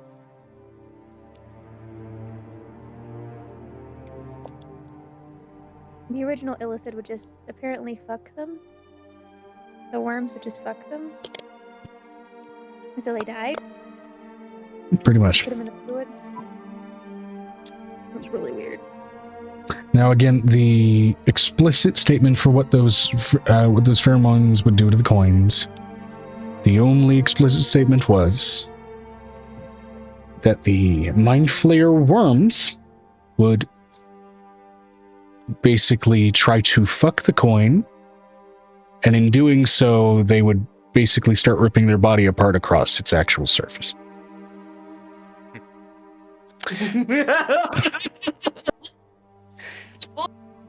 As far as the large stone worms, you discovered that they don't try to fuck themselves, but they basically Ouroboros until they rip their body in half. But for this crew to trust you and what you are, you have to be useful. And this is a way you can be useful. I mean, they trusted me well enough without knowing what I was, and then you had to go and spoil it.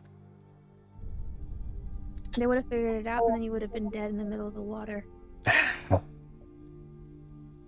You don't know that. I know magic. So, you have 1 spell, 2 spells, 3 spells under your belt. As she basically uses the dragon thing where it makes a really intimidation. She's basically going to use the dragon's aura thing. Immediately downshifts just into the true doppelganger form. Oh, what do those look like? So I will show you.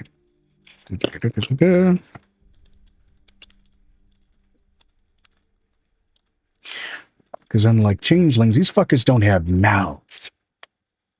Let's see. Oh, that's scary. Me no likey. Let's see here. But changelings have really weird mouths. But they still have mouths. That's the point.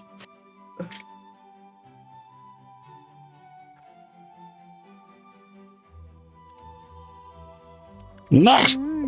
Come on. Copy image. Vinestra said, "Don't No. doppelgangers look like a rotten potato?" Bodito. Joe, are you trying to summon Bagagwa?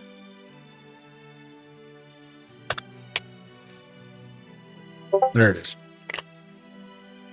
Okay, look. It's a white person who doesn't know what doppelgangers look like. No. Absolutely the fuck not. They're amorphous, not persons. I don't like So I have that. a question. Are they trying to summon Bagagwa? Maybe. Bagagwa. Merv. Merv. Merv, Pamela Weems. I'm so confused. Hold on.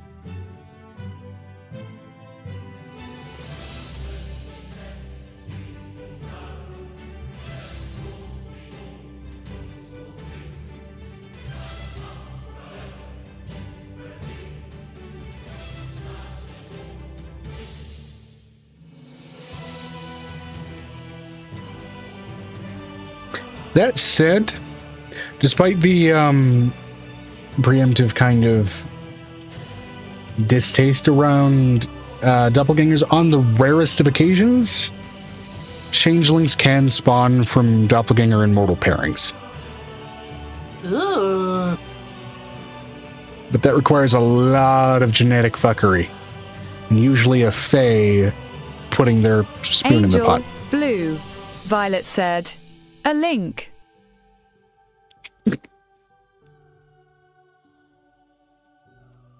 I don't know. What am I looking at? But on topic. It's that wearing the clothes that Seven was, which admittedly are a little small for it. So it looks a little bit like a pirate lederhosen at the moment. Alright, so what are they thinking now that they know what it looks like? Now you know what it looks Now like. they're drawing swords. It's still useful. It looks disappointed to be referred to as an it, despite that being accurate.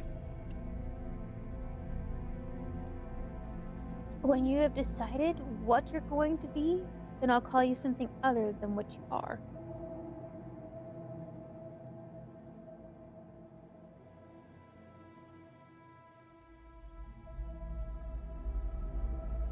Because you deserve respect. But I don't know what pronoun to give you right now. Again, one proving this level of let's say positive intention is a massive exception to the rule. I know, that's why she's like, I just don't know what to call you. She's trying not to be mean. She's putting herself between the creature and their knives. Roll me a persuasion check because it is a crew of cutlasses. I don't care. Try and stab me. 17 plus 25.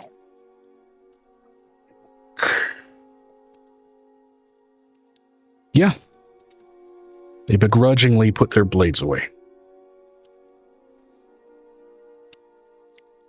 If you're gonna be on the crew with us, just at least put on a face that doesn't look like that, says the one crew member, shortest of them, that's a fucking hairless cat, Tabaxi.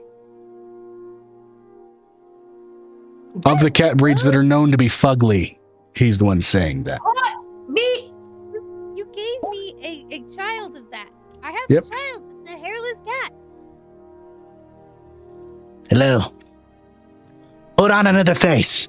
Proceeds to put on a hairless cat face exactly like his, just its normal height.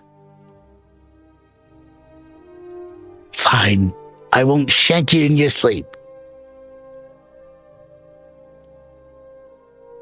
You beat me, as if I would shank my own face. She's going to say this. They are going to be useful. They are going to carry the most danger. Vinestra said. Vi would glance at Angel. So, why did you put them in harm's way, Angel? Because if they found this out on the ocean, he would have been dead anyways.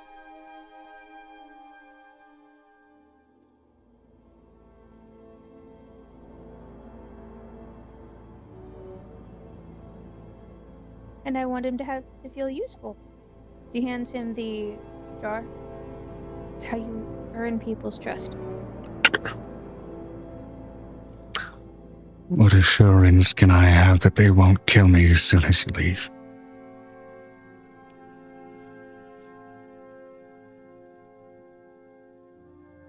She puts her hand on his shoulder. Even a god can be merciful. What?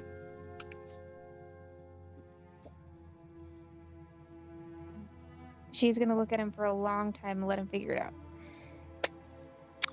Rolling a religion check for him with disadvantage.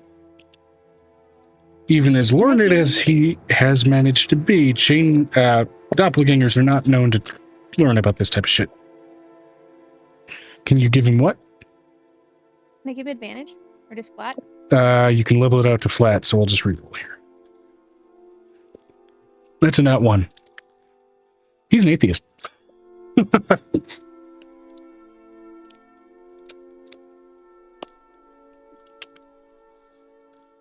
Gods never did me any favors.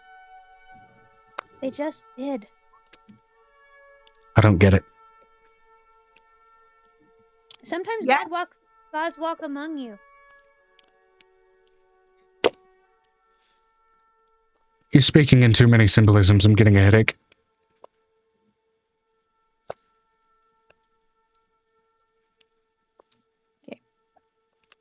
is going to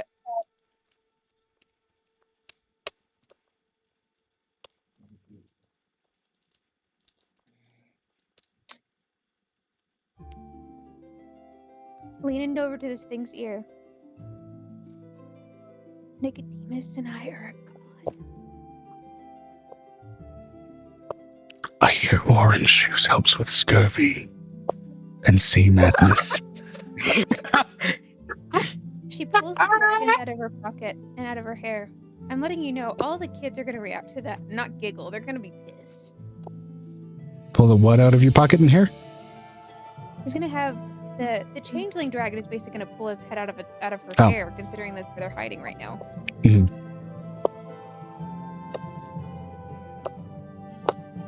I'm not joking.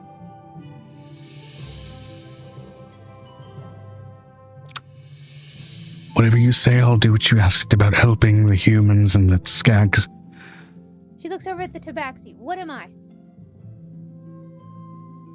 Which tabaxi? She's gonna look at the one that has the, is there anyone that's basically very religious? Roll me a perception check. I can see beyond the veil, so let me use that. Okay, vibe check then. Whichever you'd like to do. 19. Okay, 19 plus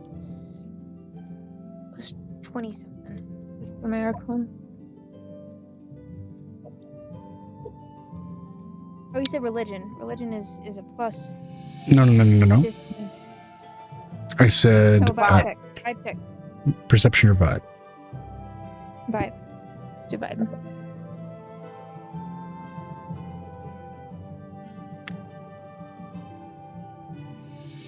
Okay.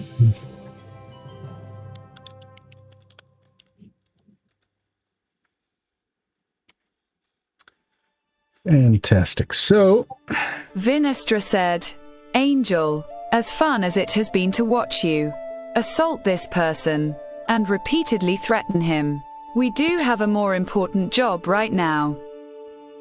Oh, Vinestra, you mistook the threatening part.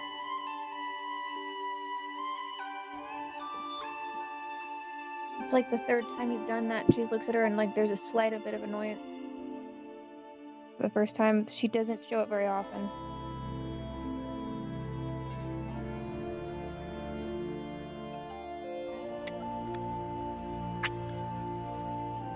all right. Let's see. Of the tabaxi here that seem to be wearing priestly adjacent garb, you look at what appears to be mostly in like sea bleached like brown robes. What looks to be like a tabaxi Cornish Rex. Oh, Cornish Rex, they're so cute! Big ass ears. Look at their ears. Notably, you can see icons of just about every god on basically hanging from his neck on heavy chains. And you've seen people like this. This is very much the like, I'll pray to whoever will help us out of this storm kind of vibe, but very much is still a believer. And that includes even some of the evil gods, but that is all of them hanging from this particular tabaxi's neck. Does that include the dead ones? Given their age, no, you don't see any iconography of any dead gods. We're talking about me and Nick, considering they would have been dead at the time. Right. You don't see any iconography of any of the dead gods, and this is also basing it off of tabaxi lifespans. You don't see any indications of Timor or Amora, icons of Timor or Amora on his neck. She points at the stuff on his neck and she says, "You're missing too." I know. They're not dead. Haven't had a chance to find new icons yet.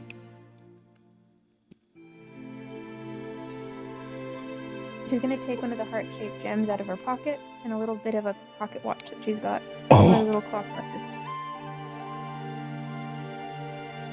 I'll have that if you can give it. Sorry, what? Thank you. He reeks of rum, mind you. Are they all fighters? Are they all drunken monks? Is this a drunken monk ship? Is this what's going on right now, Joe? Are they a bunch of swashbuckling drunken monks of axes? Oh my god, that'd be funny. Some of them at least maybe can say monks, given that they've pulled out cutlasses.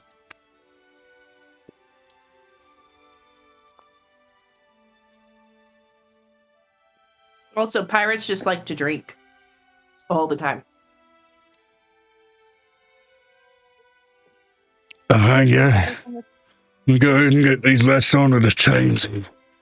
I'm not the best red cat in the crew, but I do get points for trying to read the holy texts, and so I do the prayers for everyone. Maybe you can inform our good doppelganger friend what I am. I can see the glow off you. Looks over at Nick. Can also see the glow off him. See a weird, bouncy, black and red shadow off her below the deck. That'd be Piper. She's downstairs, just blowy. She takes out a medical pin from the old world. I seen that icon too. It's supposed to be like from Hermes or something. And this is Piper's icon. Yeah. The first time religious icons have been stolen and repurposed from one thing to another. Well, she's a archfey of medicine. Oh, she's an archface. Okay. And then I can see off the big dragon lady, kind of a bit of like a void thing. No, like that. Ada's like, I don't know if I like that. I still haven't looked at Venestra like that. I'm just gonna sit here and not look beyond the veil of Venestra. There's like stars in it and like metal, and I'm not sure. And then I look at that one with the robe, and it looks just a little broken. Yeah, he is a little broken. She looks over it. Notably, saying that he sees all this, eyes are completely milked over. Is he a seer? Like a traditional seer? Roll a religion check. Nah, shit. We got a seer. I haven't heard of one of these in a long time. 17 plus 18. Putting one up. It's the closest thing to what he is. With that, I'd say a bit of the sea beyond the veil kind of picks up. And you see every god in the pantheon staring over his shoulder. Do I see myself staring back at me? That's a weird moment. They're looking down at this guy, different levels of exhausted. They're looking down at this guy with different levels of exhaustion. Yeah. Fancy myself a cleric of the aboves. In generals. She's gonna pull out one of each of the different divines books from or the religious books that we have, and hand them to him. Oh, I have most of these. Actually, I have these ones. I don't have these. I'll take these. Okay. You don't happen to have a copy in Braille, do you? Yes, actually, she goes through her bag. We made them because I have one child who can't read at all without the Braille. Great. I need to learn Braille in case my eye stops working. Oh no. Hold on a second. She's gonna like mentally reach out for Piper. Piper! What? I need your medical expertise. No. are you? No doctors. Believe in miracles, not medicals. She's both. I will heal with the powers of the gods, no tinctures. Piper's just gonna follow the sounds of the voices.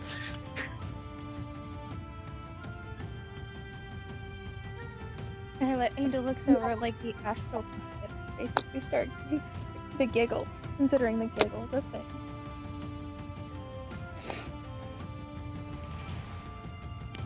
Been alive long enough without doctor interventions. Gonna look at this fella. Hello there, medical arts, hey?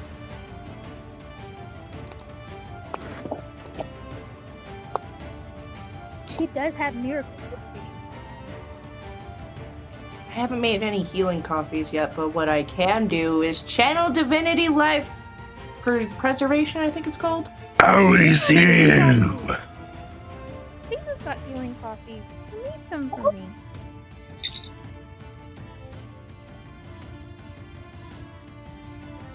It's supposed to be like for regeneration and sicknesses.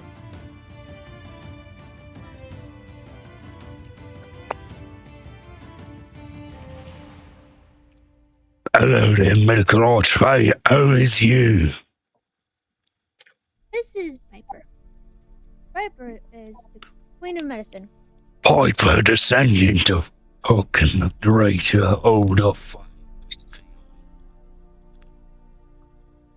Why does everybody know this?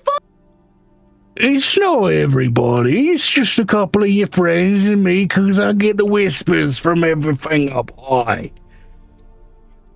Oh, okay. Yes, I'm going to talk to my grandpapa later. Don't worry, we'll do it together. Thank you.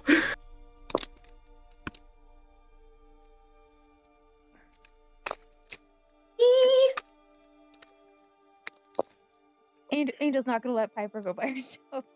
No, Piper's already just like, no. I'll listen to all the goals from bright to grey to black. Okay. Me and Piper are going to use some miracle magic on you, okay?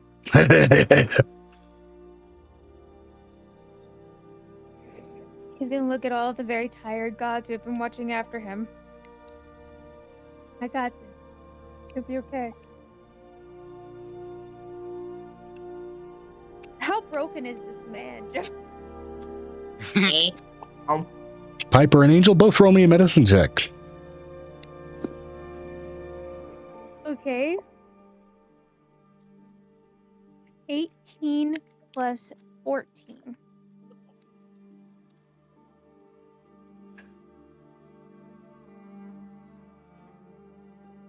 +14, great.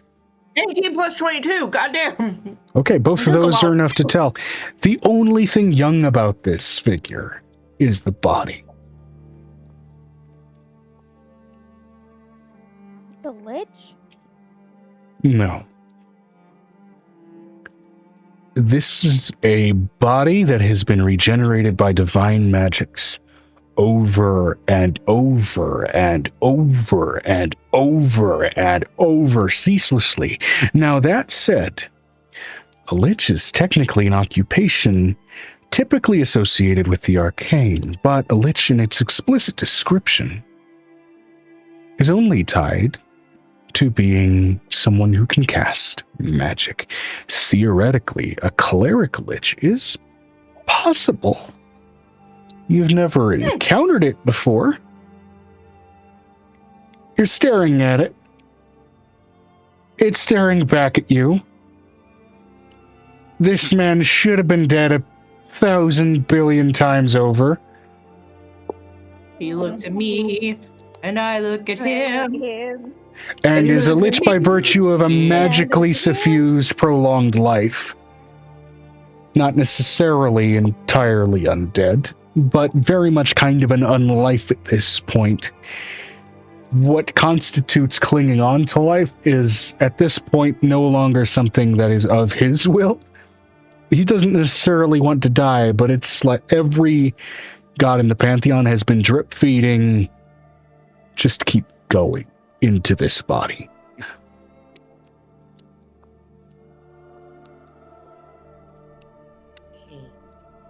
Is there any way to make him immortal?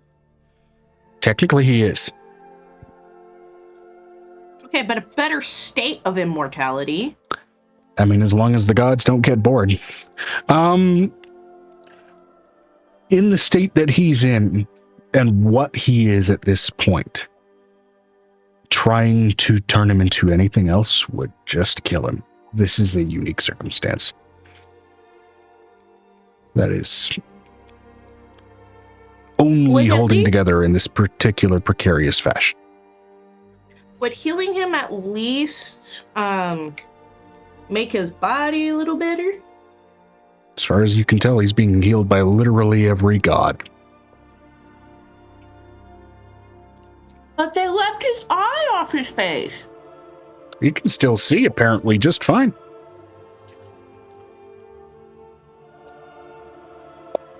And he's not complaining about his existence either. Can I try something weird? I was actually going to say, were we going to at least have the doppelganger figure out stuff? Mm-hmm. I kind of want to see if the doppelganger will let me change his first, like, let me actually use the spell that will change him into something else.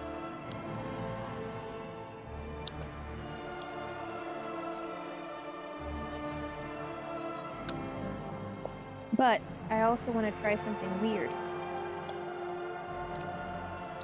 Up to you. Amber, I'm going to message you. Okay. I will say this has been a bit of a left field for what was initially just meant to be a basic trade vessel encounter with some basic commerce. I know. You have to give us 7 of shoe! Vinestra said, and a quick interlude. Yeah, but he had to give us 7 of shoe, of all people. Fake 7 of shoe. It was 7 of sock. He really was 7 of sock. Hold on. 7 of sandal.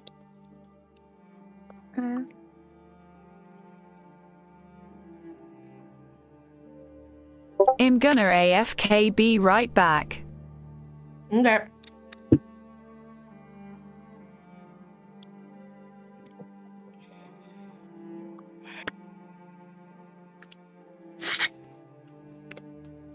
To be fully blunt, every character except for the brief 7 encounter has been improvised because of how much interest that you guys have put into this small trade encounter. Oh, Jesus.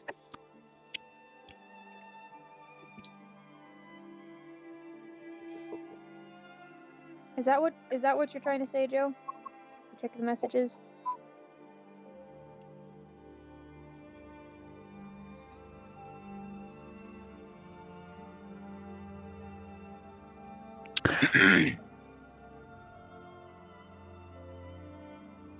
I'll be honest, it was very much like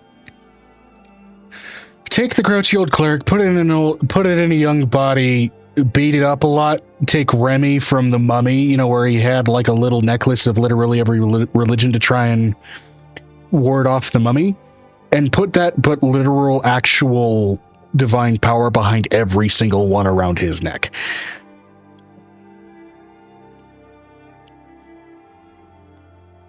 Oh, look, it's the Hebrews. I remember that. And it's down to like, this guy should have been dead a long time ago, and this dude has been so devout equally to every god that he's encountered that they're all like, okay, you're a cleric. Wait, he's already a cleric of you. He's already a cleric of... He's a cleric of the family, I guess. What the fuck? How is he still alive? Well, we can't let him die at this point. We're too invested. Who's got the popcorn? Vistris has got the popcorn. We don't want it from Vistris.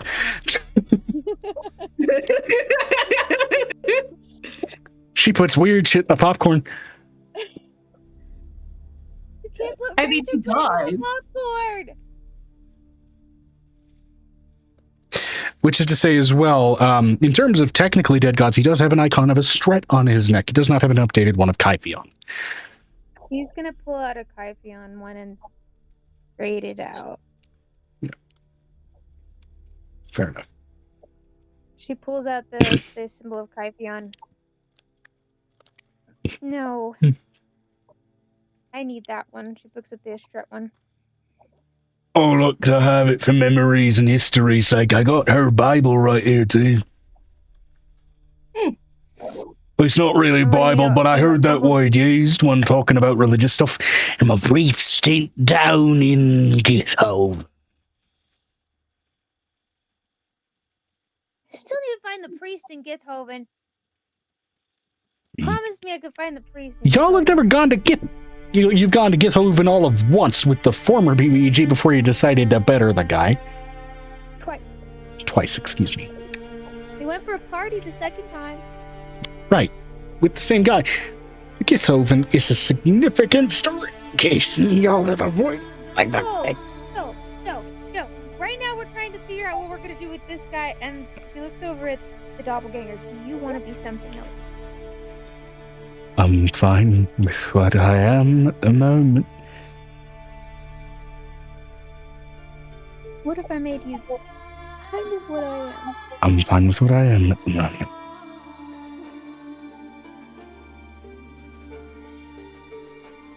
If I turn you into something else, with how long you've lived, it will give you great hope. I'd like to live my life as I am. Thank you. And still hide yourself as the shape. It's what I know.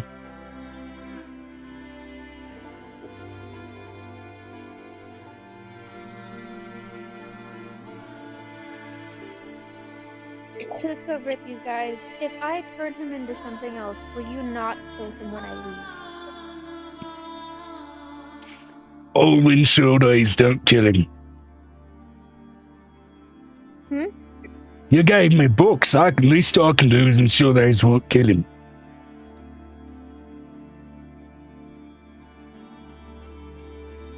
What they gonna do? Say no to the priest, man?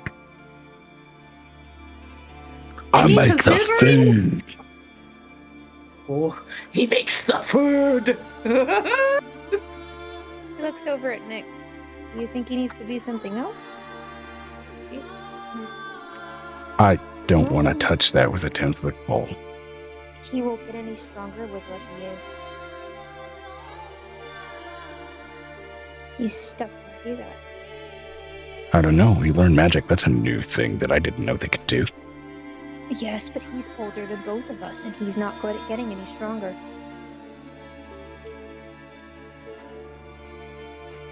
Magic is one thing. Magic is defense. Doesn't mean that the lifespan or health is going to be any bigger than what it is. And I'm sorry if this comes off as a little insensitive, Lovey. I'm comfortable with that. I'm not. There are no such thing as good-natured ones of these. Technically, they are considered unaligned things, as much as I find that record to be bullshit.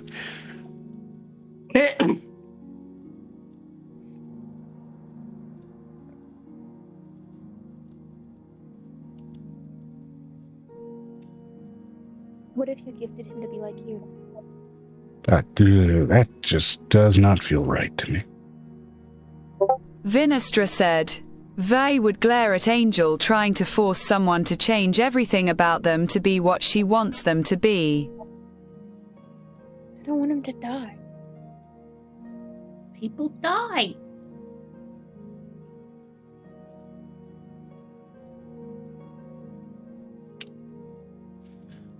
Maybe I can make him religious. Then the gods can keep him alive the same way they keep me going. They ain't stopped my old ticker yet. He doesn't believe in Wait. God. Stop for 2 seconds.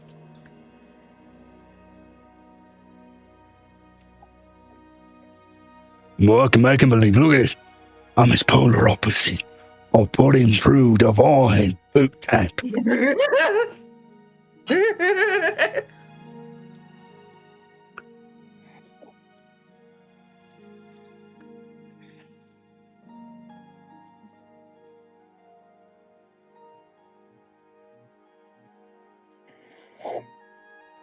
She's just gonna roll her eyes. Find out what you want.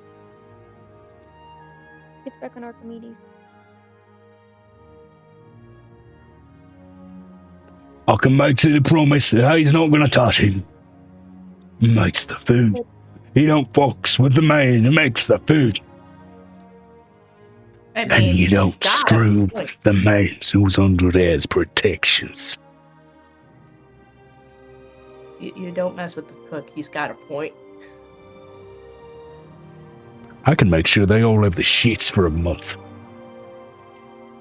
He even glared. I'm leaving out. Angel for the first time is glaring at Nick as well. Sorry, love.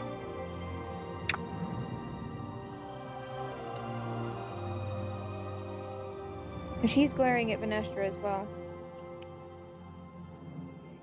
I have to go. Piper, if you want to, we can talk to your grandpa later.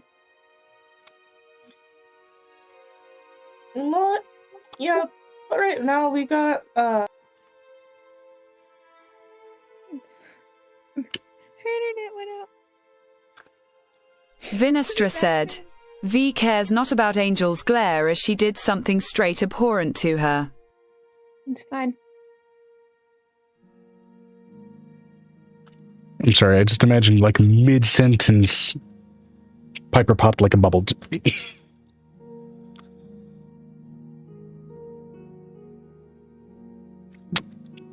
This voice was rough on my throat. But The It's thing an that animated she's looking at Venestra. If Venestra is connected to Avery, the first thing that Avery is going to see is a world full of death. You're going to get to see Enniver through Angel's mind and what she saw. A land of undeath. And her imagining that poor doppelganger walking alone through that entire wasteland. I'll say this. Roll me an insight check. Especially Angel. Especially in his refusal toward the idea of extended life. She can get why, Joe. It's not the issue. It's because of what's coming. Hmm.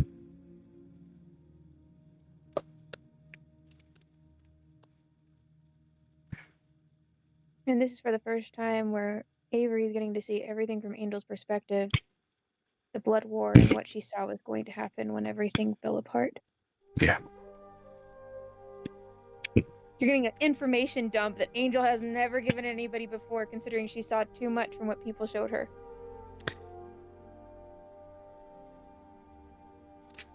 To say it plainly, for something like that, to leave Enniver, the idea of actually being able to rest.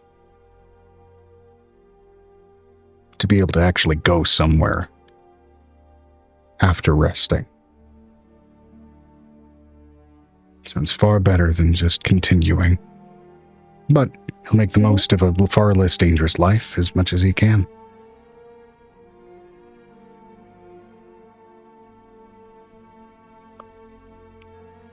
She gets that. She also knows Ezekrin.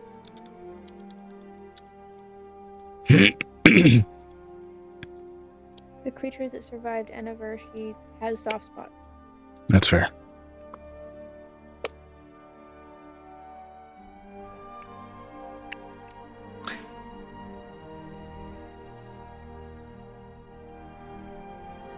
I'm letting you know she brings out the two Layborn from Enniver and lets them wave at him.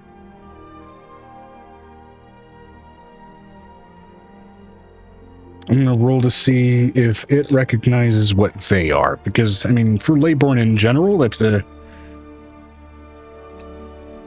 bright enough point of legend for any of the 5 rings that most things would have some understanding.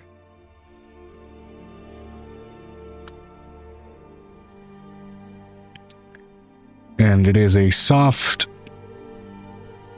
wide-eyed, kind of I can't believe I'm actually looking at this kind of way that it returns. They're just riding the back of Archimedes, giggling about getting ice cream later. Are we back? Are we You're back. Oh my god! I knew that your internet dropped out for a minute. I was like, oh my god. You briefly got told a knock-knock joke by Piff while you briefly got popped like a bubble mid-sentence, and then you got immediately dropped back without any chance to reply.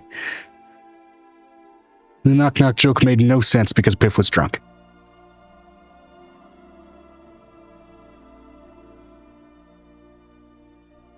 I'm going back downstairs.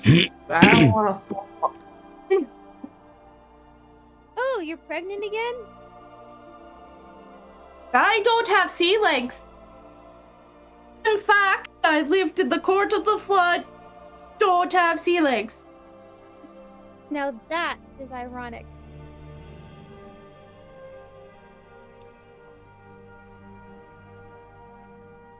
Mhm. She gets back on the ship. Hey, Avery. Yeah.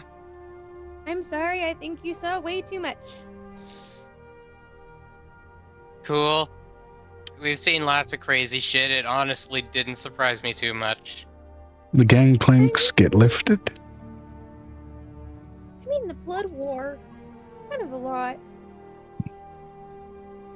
Compared to the The Yes, what? sure, wildly.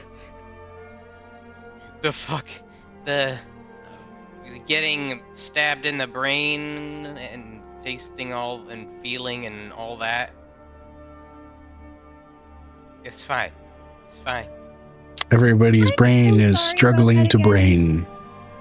She looks over at it. I'm so sorry about that again. And she touches his arm.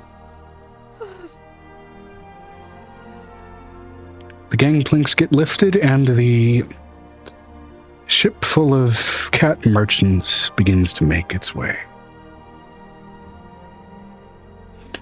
Rowing away, you finally get to the name of it, read in range, the Qatar Bazaar.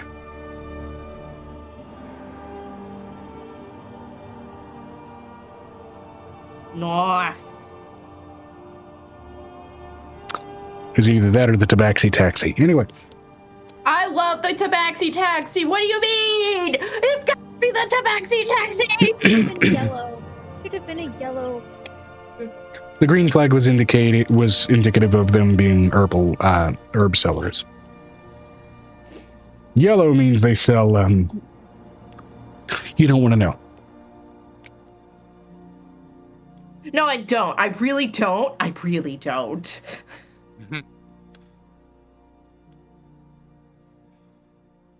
Angel is going to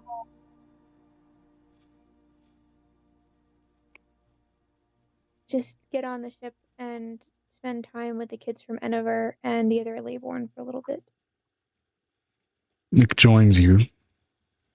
First heavy disagreement you two have had, really, about something so simple as preserving life, and he understands where you're coming. But he has his own ground to stand on as well. He gets it.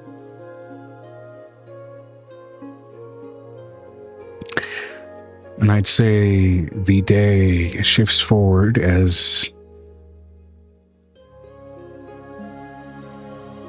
when dusk finally reaches the sky, wind starts to pick up, and the ship once again begins to move. As day turns to night and you all settle in to rest. Night progresses, you sleep, you have varying dreams of varying colors and interactions. Some of you have nightmares, some of you have bizarre twists and Shifts of dreams. Some of you dream about that tabaxi with the broken-ass body and the multiple religions. I never asked his name. You gave us his name. Did I? You just didn't write it down. Fair enough. My brain was very much when projecting his character. I mean, But- he was kind of.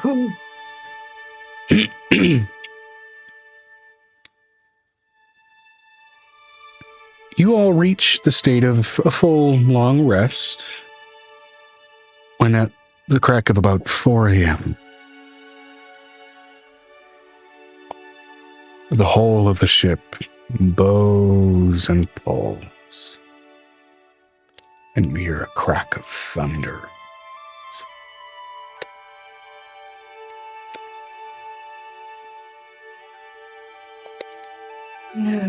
All of the storm giants' control weather spells have been expended in continuing to make the ship move through windless skies in the early evening as their spells recharged. Piper, you rolled a 1 on your D6 events. Yeah. The storm.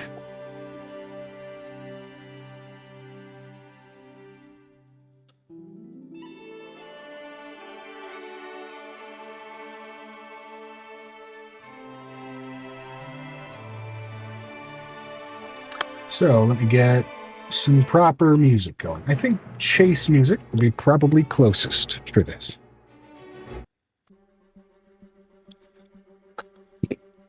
You hear thunderous footsteps rocking through the ship as many of the giants make their way up to the deck. Their spell work expended for their control weather to be able to get their way out of a situation like this. Already done. The priests behind them having already expended it again to push out of windless skies. Honestly, going from windless skies straight into storm for rolls was a hell of a combo because it used up some resources. Now, let me see here.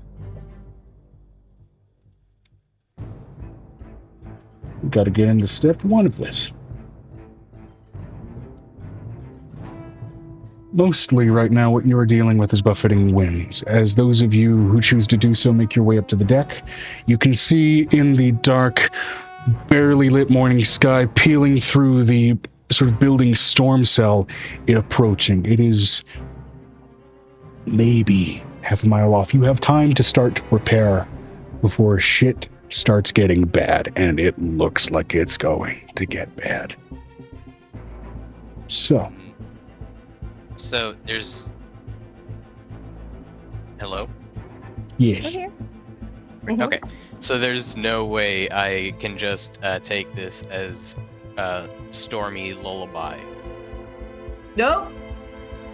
No. No, Joe, I could sleep through a storm. Yeah, I can sleep through a storm. In fact, I like the sound of thunder and hard rain Me against my too. window. Me too. And I'm like, not the only when you're one. and that happens, it's even better because then your bed goes like this. That's right. That's right. That is just. He understands. Why do This you is understand that? you need safe harbor, and you are nowhere near where you would need to find safe harbor type storm. This isn't a rock. This is I'm dying, flipping the hammock upside down shit. This isn't mildly rocking the boat. This is the waves are about to get as tall as a fucking mountain. Vinestra said, "How big is the ship?" It's got to be pretty big if it's holding giants. Yeah, think about like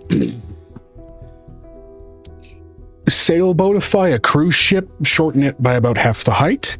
You've got roughly what you're dealing with. I'm letting you know this is what Angel does exactly. Y'all are gonna be out there working out the ship and the storm. I'm letting you know this is Angel's thought process. I'm gonna have Charlotte make me a giant hammock so it swings back and forth and she will sleep through the bullshit.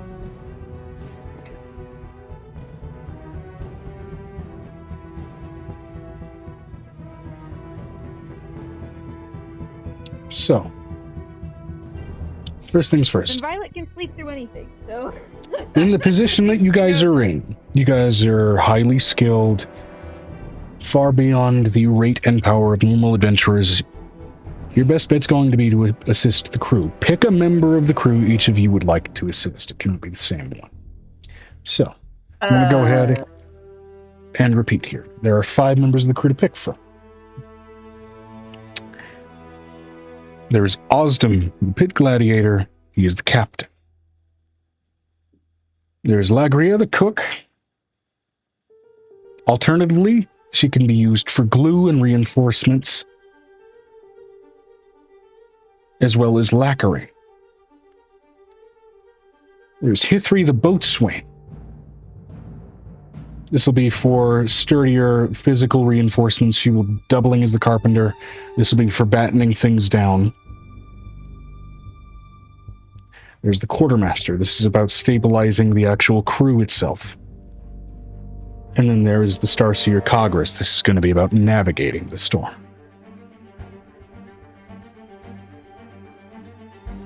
Got no idea who I should pair up with. I'm probably the closest in size to any of them. Angel's gonna find Cogris. If she's supposed to find somebody. Okay, Angel's got Cogris. That leaves 4 others. Violet's gonna stay with the quartermaster.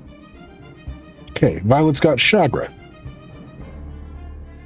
Avery's like frantically going, Who?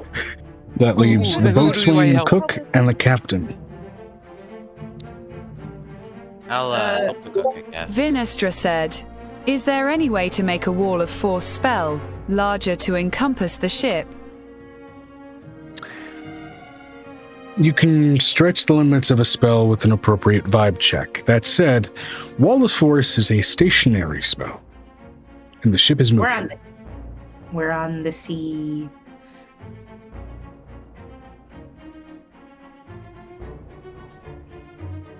It's not We're just going to impossible, swap but the these. DC will be remarkably difficult. Angel's gonna look over at Cogris. Would it help if I used Crown of Stars to circle the ship? Crown of Stars is an offensive spell, and I don't think we're going to be assaulted by sea monsters as much as the monster that is the sea.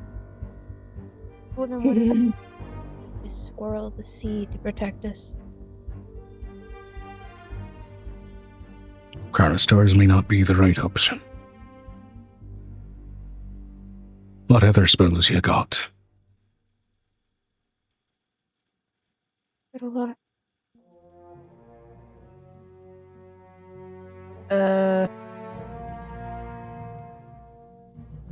Cogris's whole vibe will be navigating the storm, so that's who you're assisting. What spells do you want to use to assist in that?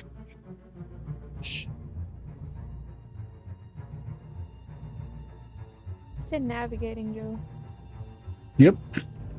But if it's a storm, the easiest thing for a storm is to have a lighthouse, Joe.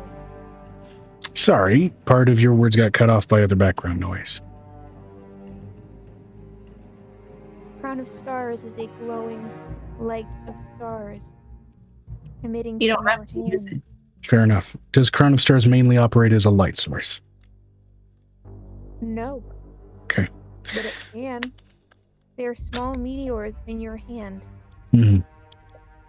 You don't have to fire them.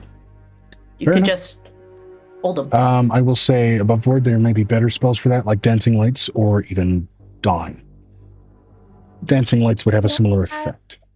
I don't have Dawn in my spell slots. Okay. That's one of the ones I'm adding. Do you have Dancing Lights?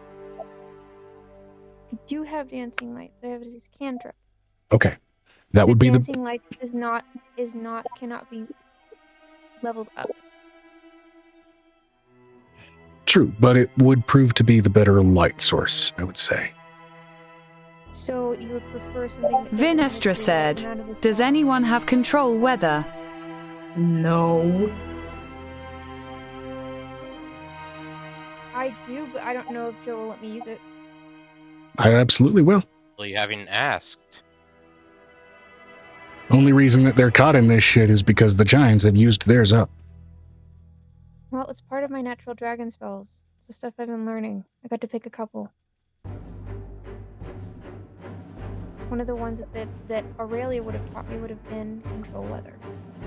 Okay. Control weather. Mind you, it has a 5-mile radius. So your best bet is going to be to use that spell probably once you are in the soup, if that makes sense.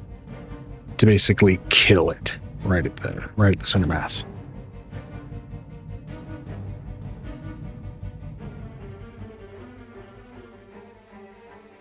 And that 5-mile radius will stay on the spot that you cast it, not on the ship itself. So be aware of that. But that is a good plan. What if I put it at the eye of the storm? You'll still have to do it within a casting range. Let me see here. Control. I also have teleportation. Stuff.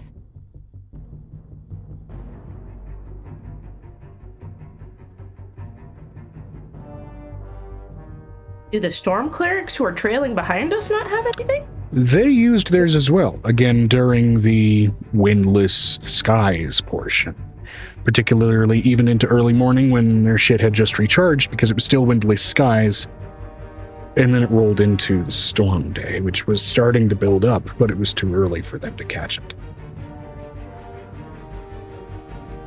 So let's see. Casting time, 10 minutes. It takes 10 minutes to cast the spell. Yes, Okay. but I have flight.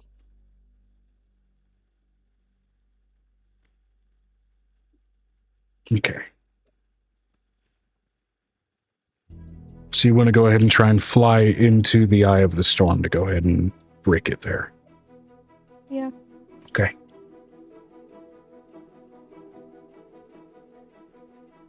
Sure, that's certainly a plan. You will be encountering hazardous terrain mid-flight in doing so. So that, with that in mind, are there any assistances that anyone would like to try and give here for the fly into the storm to basically kill the storm before it even hits you plan? I don't think I have anything I can do to help with that. Vinestra said, Vi would fly with Angel and carry her if needed. Okay. That'll be some added assistance, which means you wouldn't be putting the spell strain on your body because Control Weather is a concentration spell. Can you hold for a second, Joe, please? Yep, absolutely.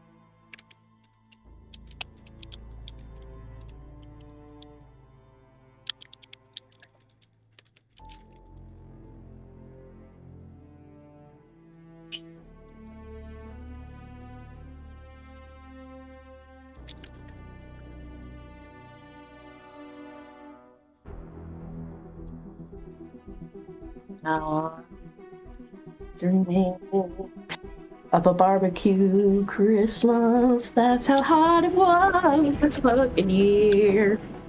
I don't know. Hoping nothing happened. It's all good.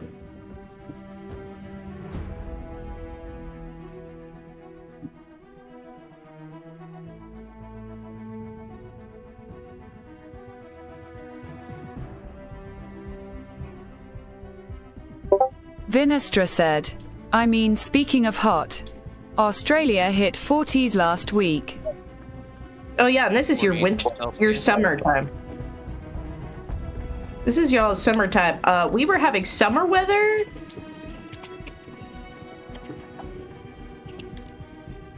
Yep. Also, there's flooding in the north and fires in the south. 104 Fahrenheit. Fuck that.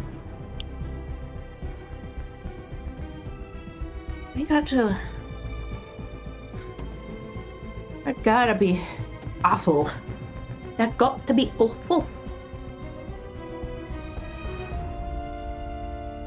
I think in terms of rain, about 1 and a bit meters was dumped in a day. I know a meter is about the size of 3. That's a lot of rain.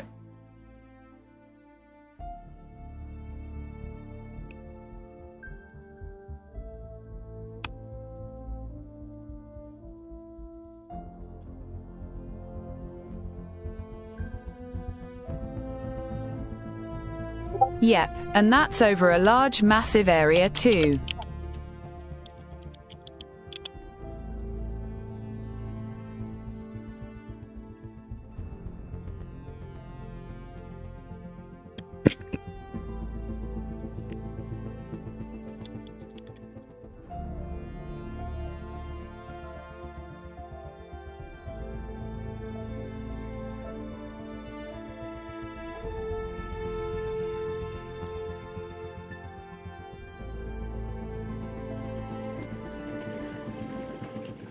In about 6 minutes, I gotta.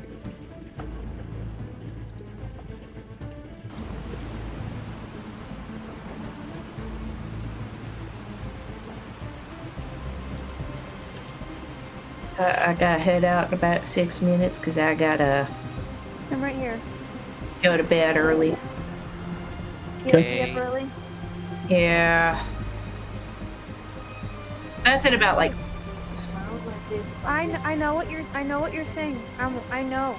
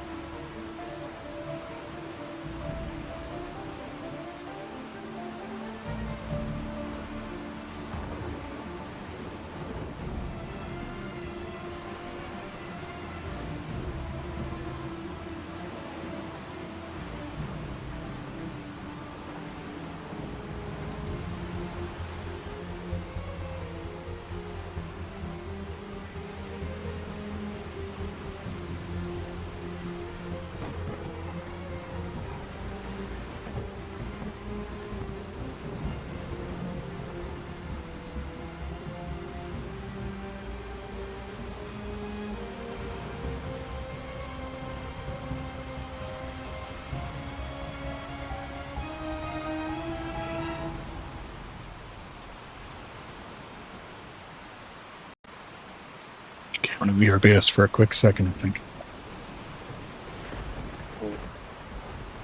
Yeah, good. The plan is for Vanessa to go ahead and possibly help Angel in flying out to the Eye of the Storm. Now, again, the spell takes 10 minutes to cast, and it will cast centered on yourself out to a 5-mile radius of influence. So, with that in mind,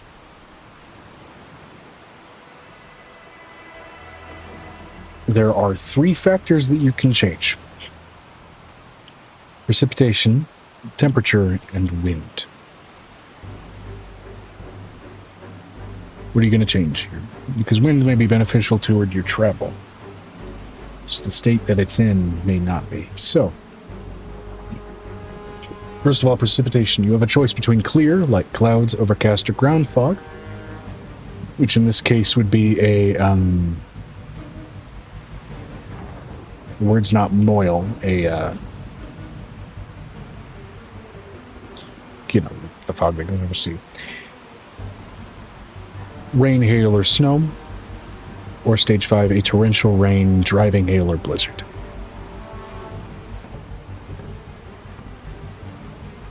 You said temperature. Well, you have 3, starting with precipitation. You have clear, light clouds, overcast, or ground fog. Rain, hail, or snow, or torrential rain, driving hail, or blizzard. You said I had 3 options. Precipitation. Those are your 5 options within your option of precipitation. Sorry.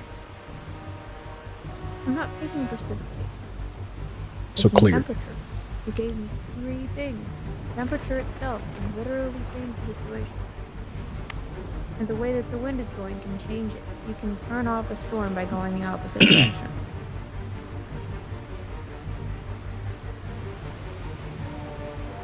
Storms are literally caused by centrifugal motion. And heat, and basically molecules moving closer together. Yep, understood. Just going by the supplied mechanics of the spell. I know. But you gave me 3 options.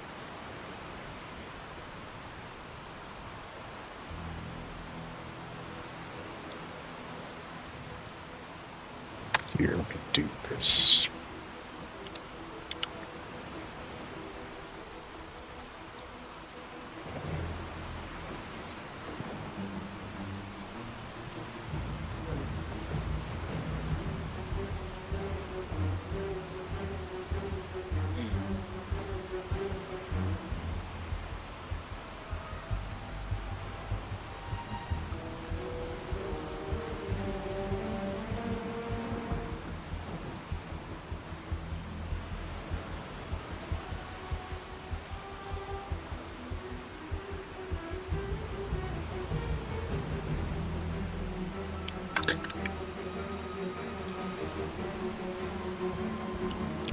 Reason I'm bringing this up is just per every sort of degree of change or stage of change, it'll be an additional 10 minutes.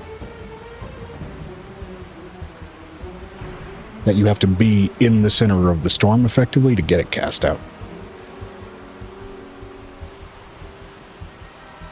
When the fuck did I hit deafen? I'm not muted.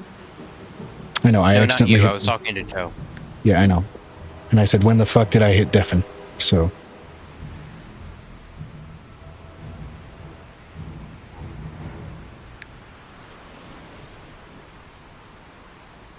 So per every sort of major stage of those 3 categories is an additional 10 minutes added to the casting time required that you have to basically be in the shit, in the storm to cast that.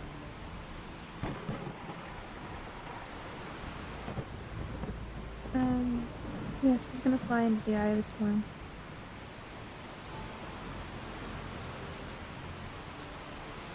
Okay? You know, describe the 3 temperatures that it's currently at. You gave me a sheet with all the things in it. I need to know where we're at right now. So right now, as far as wind, you are at right now. It is a cold storm with torrential rain. So right now you are at, for precipitation, stage 5, temperature stage 5, and wind stage 5. So 555 here.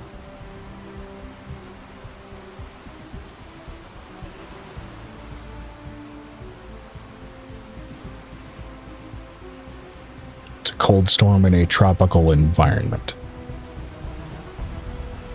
That's not normal. No.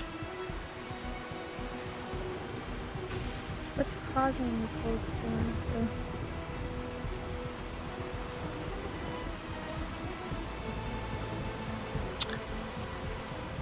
Well, as you get flown into the center,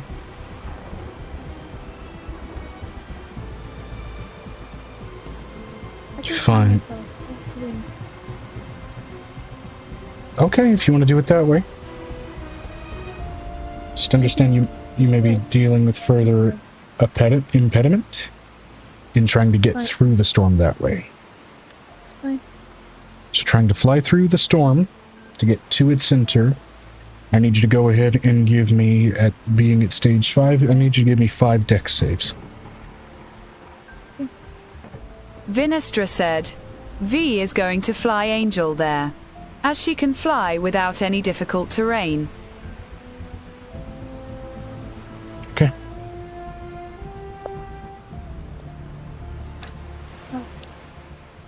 Alright, so then we will cancel out the need for those saving throws.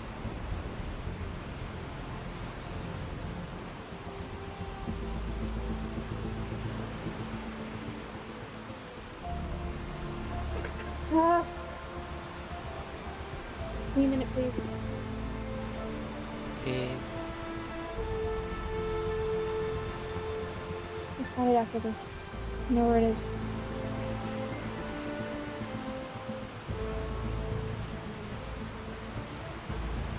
Gotta find out what fell though. And I'm going to insist that after this session is done, both of us, we watch some MHA because both of us are dealing with some panic attacks. It's not just that though. I understand.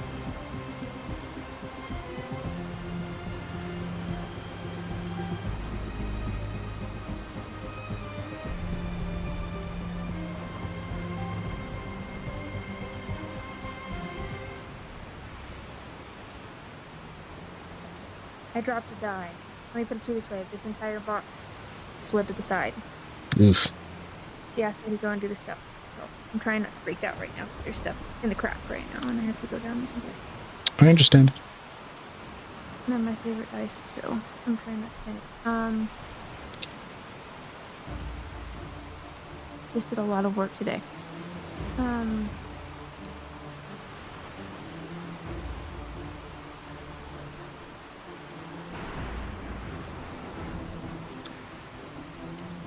Angel's gonna let Vanessa help her right now.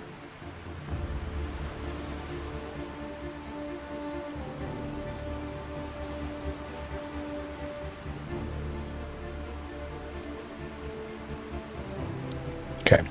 That removes the need for your saving throws. Now that said, this buffeting wind does come with, especially as you get to the center of the storm, you notice, especially in the presence of previous encounters with undeath, at the center of the storm seems to be a swirling miasma of spirits.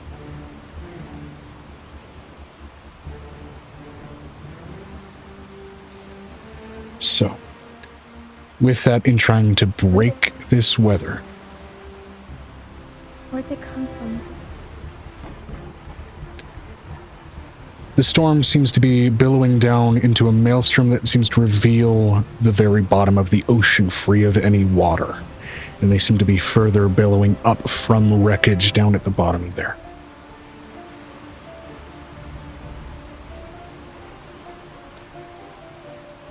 Nestra, can you bring that wreckage up from the bottom?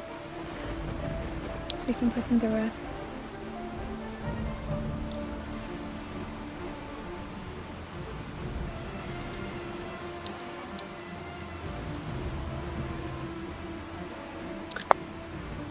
Now, I will say, with both of your passive arcana stats, because both of you have absurd arcana, you would know that putting these spirits to rest won't end the storm, but it will stop it from getting worse.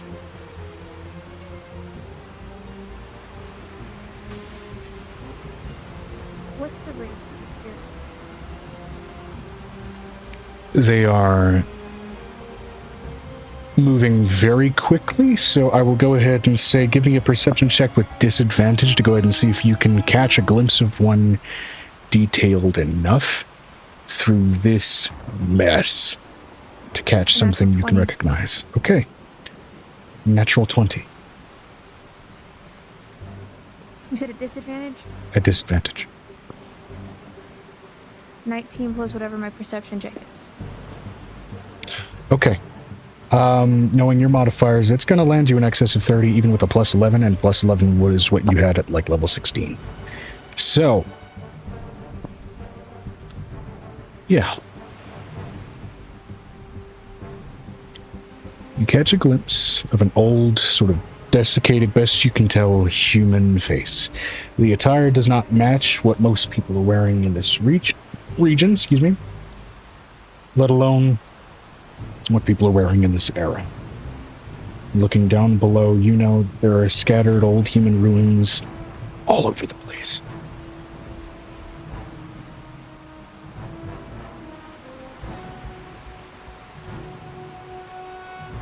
How old are these people? Do I recognize the clothing from my comic books? It is of that era. This is ancient humanity.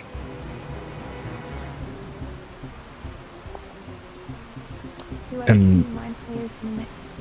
No. Mind flayers normally wouldn't be, as they don't generally have a presence of soul, so they don't usually have a presence of undeath in any capacity, even in spiritual form. Yeah. Done.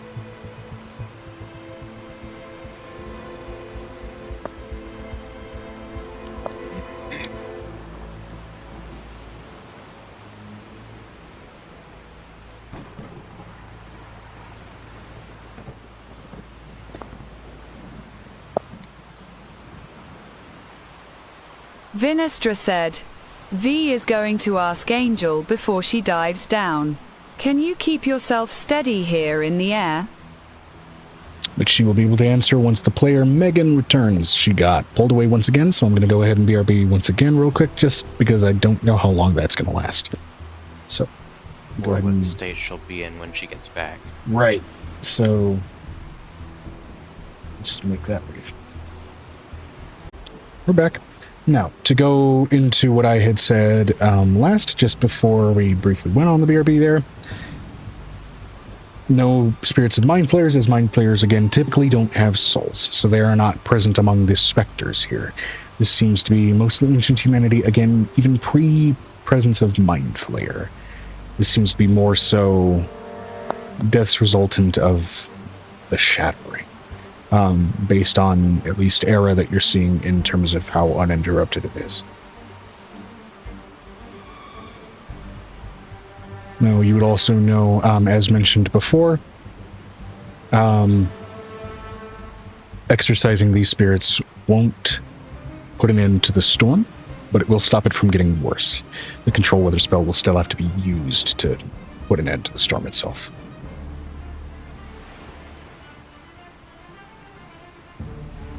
This is the point where she's gonna look over at Vinestra. We don't agree on what's gonna happen with these people. You decide what you want to do. I want to save life. You'd rather watch it fade. Can't do that. She wouldn't do that. She had a hard time with that. As my chatbot demands, drink some water, you damn fools. I don't hate you, Vinestra, but I really, I'll get some water in just a sec. Fair enough. I really dislike that you can't see when people died and act.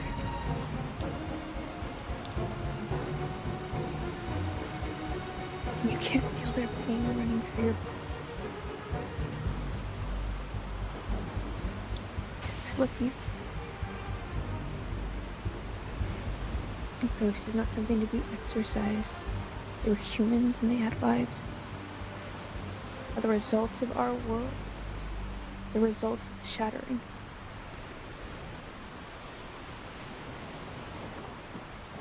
We were one world. Now we're 5. When these people died in the water is when the world shattered. This is where they ended up, at the ocean. Some of them, yes. I will say above table as a DM, this is very interesting. Vinestra said, I'm a bit lost here with Angel's comment. You got upset with me trying to help the man from Miniver. I watched that world. I know what it's like there. I have a best friend who came back from there.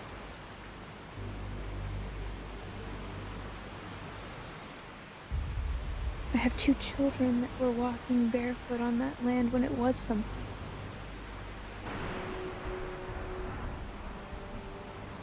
He looked at me with disgust because I wanted him to live a better life, because people here disliked their kind.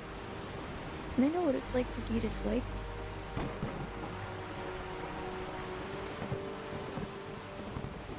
I know what it's like to be different. I never want anyone to feel that way. Yes, I revealed who he was. But you need to be honest with your crew members. You can't trust them, and we don't trust anyone. We don't see eye to eye on this situation. You didn't have a brother that came from this time period. You didn't idolize him and the time he came from. But I did.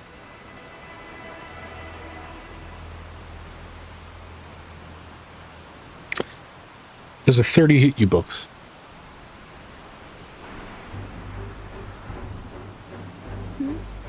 Does a 30 hit you both? Vinestra said, not sure where you got. I'd rather watch life fade, Angel. But you can't force people to change because you want them to.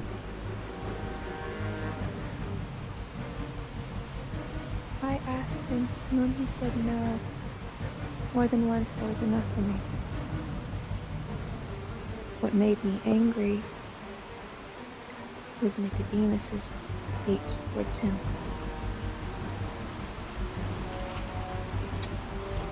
And that's between me and his.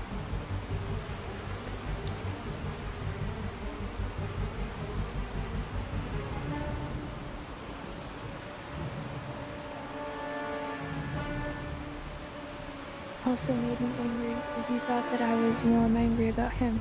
I was more angry about how they would treat him. He's an extraordinary person to have come across that land. Vinestra said, and a 30 doesn't hit Joe. Fair enough. 30 does also not hit Angel. We're up by 1 point with what she's got on her right now. All right. Incredible ACs for epic level characters currently not buffeted by the necrotic freezing winds of the epicenter of the storm as you guys are having this conversation about philosophies that are 2 sides of the effectively the same coin.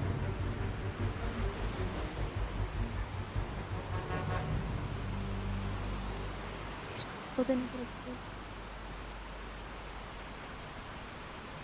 And I've also watched you look at me angrily when I brought people back before.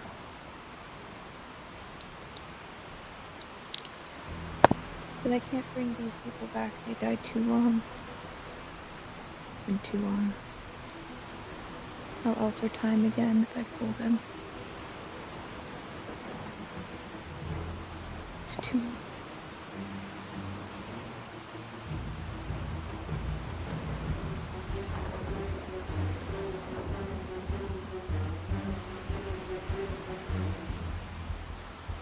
We have to stop this, because this is what they would call one of those rolling geist storms. And become something greater, like almost a warrior army. After time. So if you can bring up the wreckage, you can put them to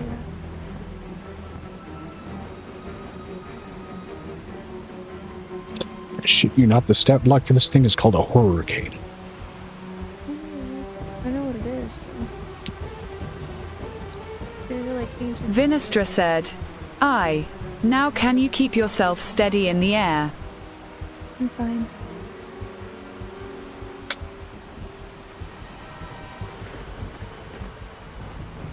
I've been training with Gacier for months or weeks, or I don't know how long. I'm fine. It's been a while.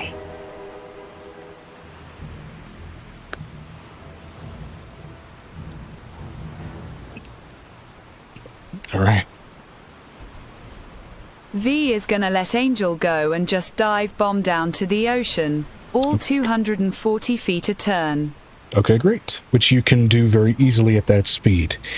Now, I will say, in releasing Angel, Angel is no longer protected by your presence in basically her riding atop you. So I need you to go ahead and give me just one dex save, since this is a very short instant that this is occurring, and then we'll get to what Vinestra is doing. I want to use calm emotions with Geists or unrest. You can certainly try. Sure. I'm in the middle of the storm, so technically.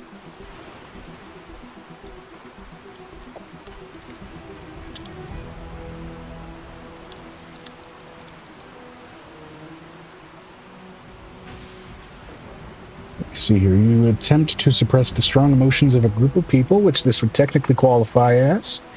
Range 60 feet. You won't be able to get all of it. But you can certainly try. So, let's see. Any saving throws? Charisma save. Okay, and what is your spell save DC? Can I use my song to see what it is? They come from that time period. Sure. What's your spell save DC? Spell save is a 27. So,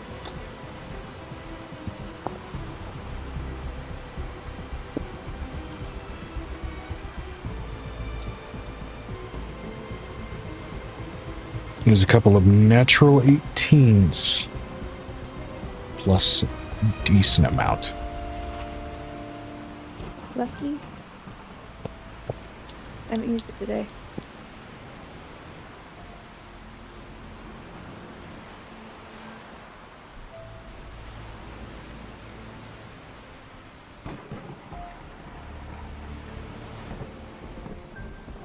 Okay.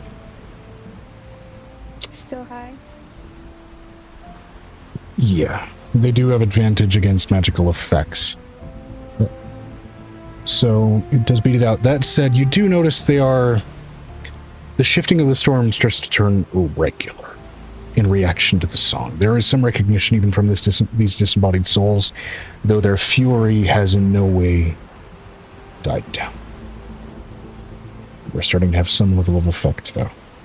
Now, speaking of down, let's move the scene about down 240 feet or so. Vinestra.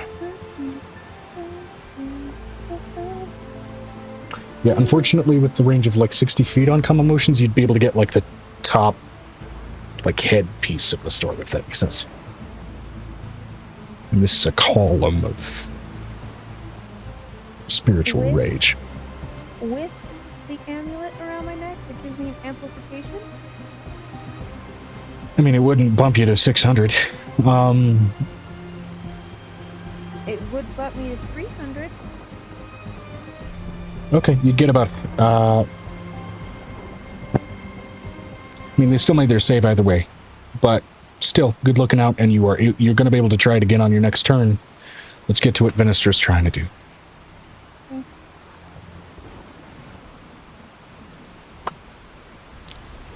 So, Vinestra. And I think at this range, I believe, Avery, you're still mentally connected to all of this. It's the weirdest fucking episode of X-Files you've ever watched. Yeah. Yeah, I'm thinking to myself, yeah, I was kind of wondering what happened to all the people that died with the shattering. There are various places all over the rings that are like this. I'm letting you know Angel can feel pain when she enters them, which the problem is for her. Yeah.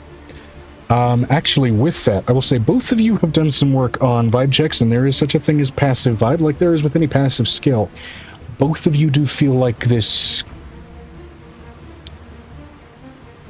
burning in your chest. Like the sensation of everything finally kind of giving out to drowning, except that sensation doesn't stop. It is constant. And that is that sort of sensation of pain that you were feeling. Avery, since you're plugged in to both of them, you're feeling it by proxy. DM, I have a question. Yeah.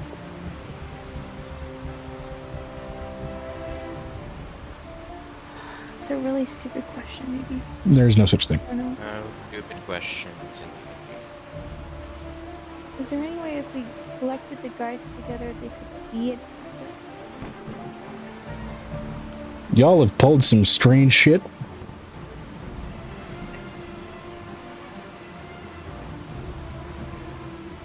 That's all I'm gonna say.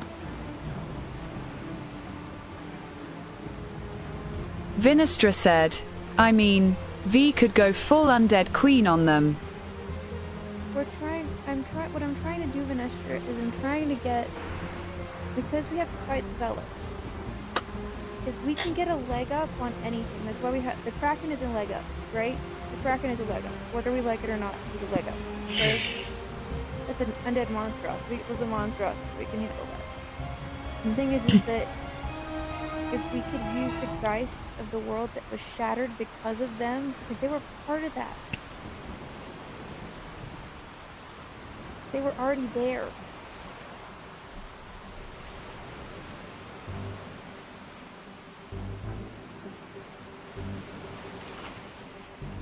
They didn't come after. Joe told me they didn't come after. The dragons came, and the Velox were already there. They've been living there in secret. They just took the spoils at the end of it.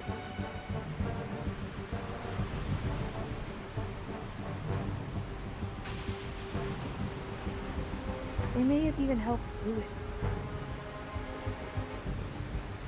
So they could have their own place.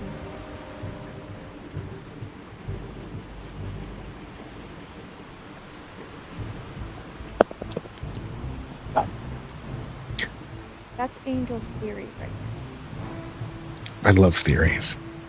They give me ideas sometimes. Other times they're just like, that would have been fun to write. And other times it's like, you're so close. And other times it's like, you're right on it, but I'm not going to tell you you are. Yes, but Angel wants these people to be able to fight. If there's enough of them left to consider it, it's a possibility. Yes. Anything can be attempted with a roll of the dice. She's gonna think Nick.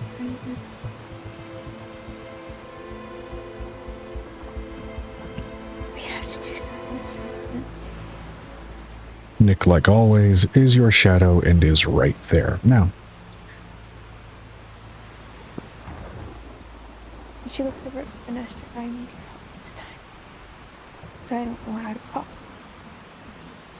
Not when this is fun. in which case then we'll get to you, Vinestra, getting down to the seafloor, absent of any water. I'm assuming you guys are mentally connected, hence your ability to communicate at this distance at this point. So. Well, Angel's telepathy has a 2 to 3 mile range now. Oh, shit. Okay, yeah, no, you're connected. Okay. Yeah. That's because of Avery. Avery amplified everything. And now Angel's brain is like, it's so loud. Shut up. Avery's like, hi, nice to meet you. Let me teach you about Bluetooth. Vinestra said, query as a non-miles and feet user. How much did you say it was? Angel's stuff has been amplified for 50 miles. No. Yeah. Oh, right. Well, what is her range right now? Because Venestra's asking for a conversion. right. How Mile far is roughly 240 feet in 6 seconds to miles per hour? Oh, I was gonna give her the conversion if someone would repeat what her range is. It's roughly 80 meters. It's about 3 feet is a yard, and a yard is roughly a meter, if a little bit shorter, I think. A mile is over 1,000 yards. Yep. A mile is well over that. Hold on. Mile. Well, distance of telepathy is a non-factor here. Well, actually, for the seafloor, there's a decent bit of distance, but mile to KM, 1.6 kilometers, roughly, to a mile. Okay. Oh, So, V can go 27.27 miles per hour. I'll say since you're kind of assisting yourself with gravity, if you'd like, we can accelerate that. You're just going to be dealing with some impact forces. Since you're just going down. You might not want to wake up the rascal who lives on the other side of that bullshit. That may be a non-factor. Again, the forge is floating in the middle of a whole lot of nothing. There's no mantle and then crust. There's Joe. There is a mantle growing. We had this discussion. It's starting to, but it's like growing outward from the forge, not inward from the crust. No. Yeah. There's still a whole lot of empty space. It's a big-ass floating donut with a magic ball in the middle.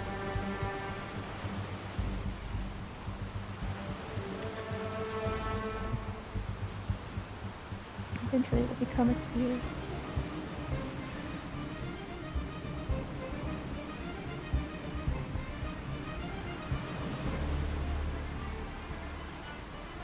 Vinestra said. Anyway, where were we? You are just beelining it down to the ocean floor. Now at this range, let's see. You are going just whole hog to 240 foot straight down at your speed. If you want to go ahead and add just falling acceleration to that, we can bump you up to like 320. So let me see here. Ba-ba-da-ba-da.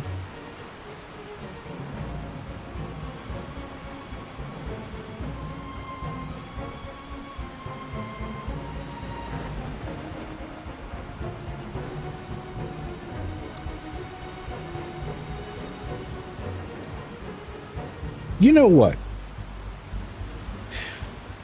An element of D&D is a little bit superhero-ifying things. And realistically, if we're going by normal mechanics, falling even at that accelerated speed, it's going to take you like 16 turns to get to the bottom of the ocean. That said, rule of cool here, I'm not opposed to you like just straight up meteor hammering your ass down to the ocean floor. And foregoing those 16 turns, it will involve again some impact forces.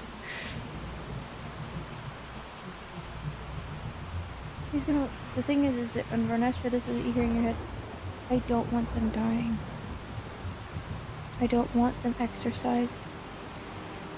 I want them to have a chance to breathe. And to fight back for the world they lost.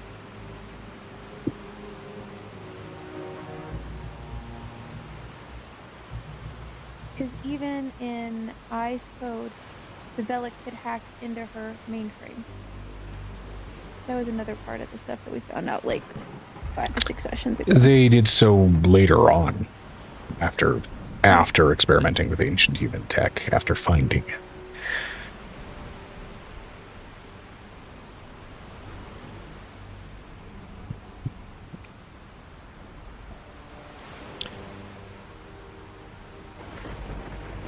But the thing is, Joe, the guy who basically who was basically bossing, the guy who was bossing, Hmm. The original one, father. Because Boston wasn't his name. Hmm. Boston wasn't his name, it was the other guy's. And it wasn't his original name.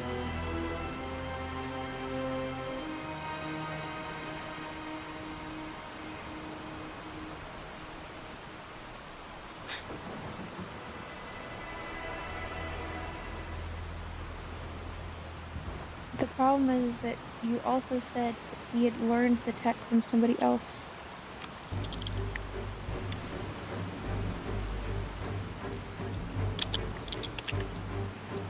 So true. It's a series of unanswered questions and theories at this point. But it's not for Angel. He's just kind of fit for her.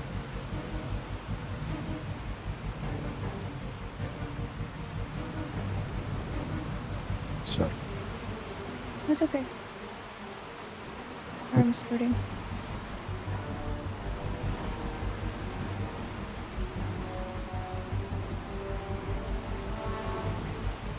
She's not trying to be upset with anyone. The problem is that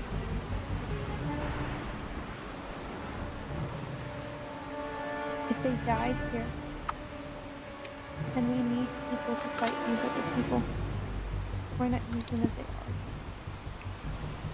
that's valid.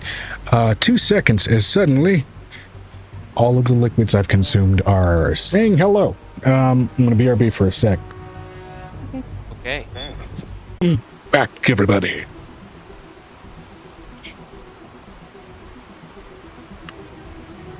So,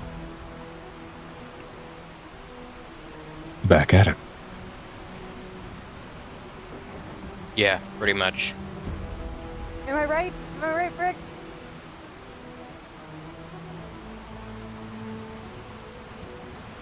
Yeah. But the exam, it's just more like a fidget toy than anything. You can't solve that. I know, but they tell you to solve it. They hand you the exam and they tell you to Good solve point. it. And you're just like,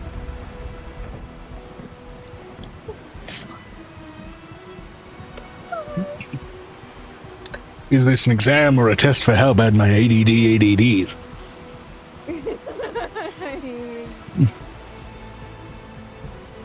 We trying to find the H in the mix?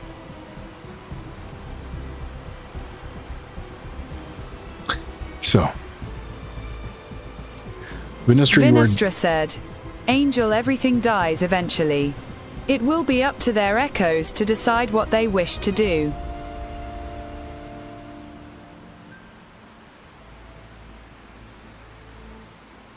Ah. Joe, I want to jumpstart something. What do you want to try? Heaven is this thing where people can be reborn in. Mm-hmm. Or reborn to. What if Nicodemus and them act as the portal? It's a possibility. Now, these things have been dead long enough that they even refused Amora's afterlife. Undeath is remaining in a place due to intense emotion, intense rage, intense sorrow, intensity of some mournful fashion. Well, what if they want to live? Like, usually undead is caused because they want to live and they don't want to be dead. What about rebirth instead of just death? Depends. Sometimes it's out of a will to live, sometimes it's out of not wanting to let go of a place. There's any number of reasons. And the reason for this place and this collection of people, you don't know yet.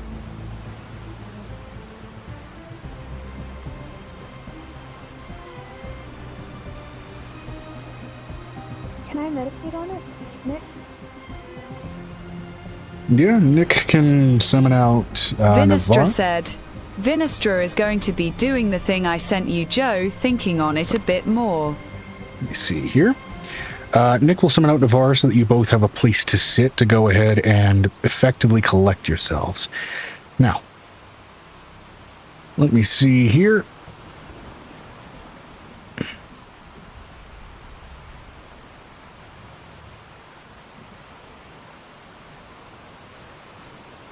She wants to give me an option to breathe.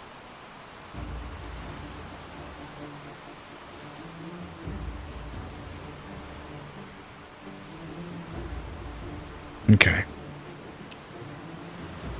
Giving them an option to be channeled effectively as vengeful spirits. Am I gathering that correctly?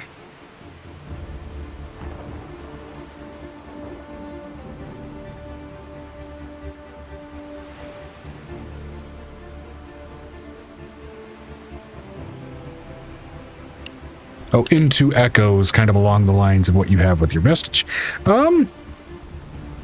Also a possibility. Now,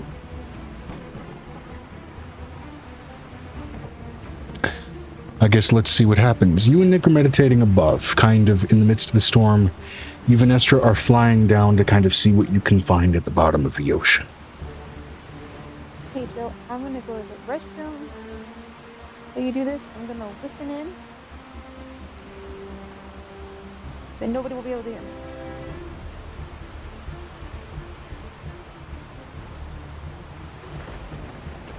The dead are dead, but can be remembered and brought back to a type of life. Okay, so effectively they are granted some level of mortal purpose, even so long after their death. It's an option. Also depends on what you guys find. Now,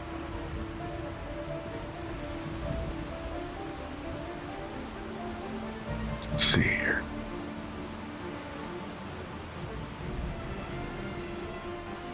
Yeah.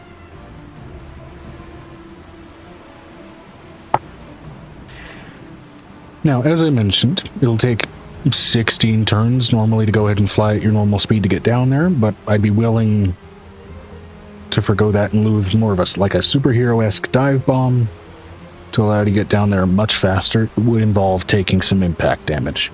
Would you be willing to do that?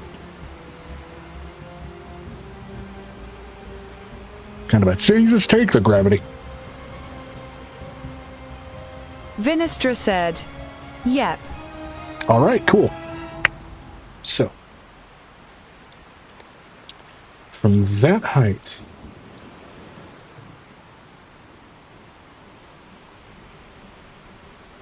Venestra, you have resistance to non-magical bludgeoning damage, correct? Bingo. Okay, that's good.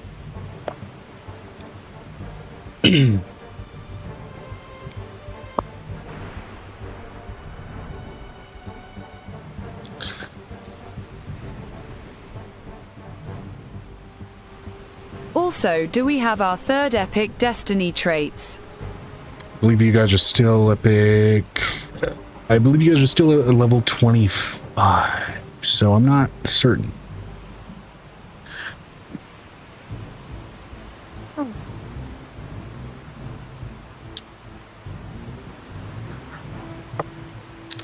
Now, with the dive bomb, I'm significantly lowering the amount of dice rolled here. So instead of going for...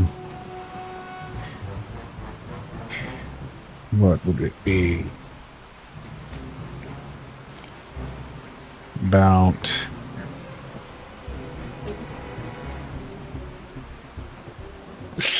about 600 d6 worth of bludgeoning damage. We're dropping it down to 300 d6, which will then be still halved. I got french fries, and I wanted to get something other than french fries.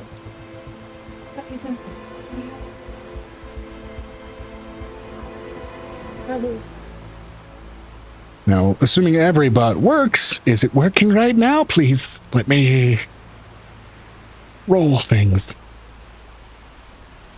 Because I don't have enough dice to justify this.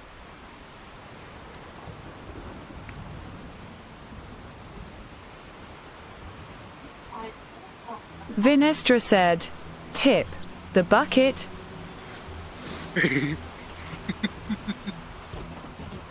Yeah, the bucket.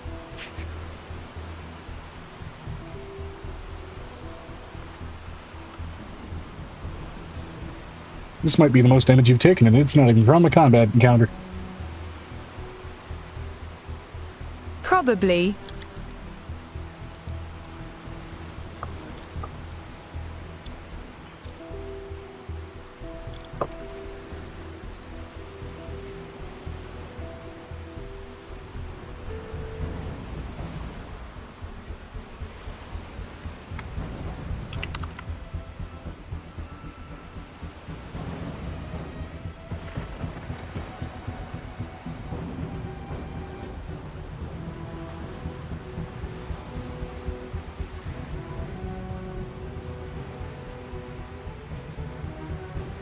Okay, having that. You take 553 damage. Now, I'd say that that is absolutely enough to do some structure damage to the seafloor, which will prevent you from needing to do any digging. By the way, that's already halved.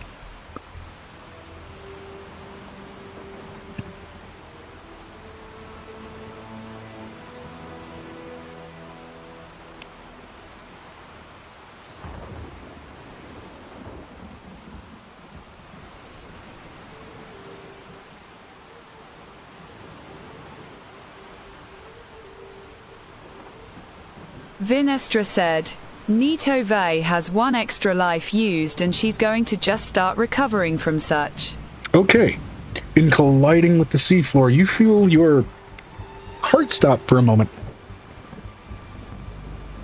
And for a moment, you feel your spirit want to join the swirling chaos above you. If only to cling back to your body. You're familiar with this type of magic. Intimately familiar. And you know how to hold on to yourself. Now, with that, you pick yourself up from the rubble to find that among the broken bits of earth, sandstone, and seafloor beneath you, there's also now a broken titanium gateway. From old ancient human technology, emblazoned between the broken pieces with the labeling of Outpost Tau 7.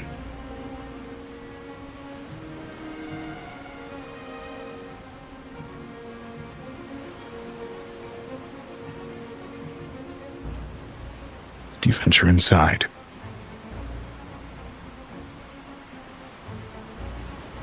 Vinestra said, Aye. Okay.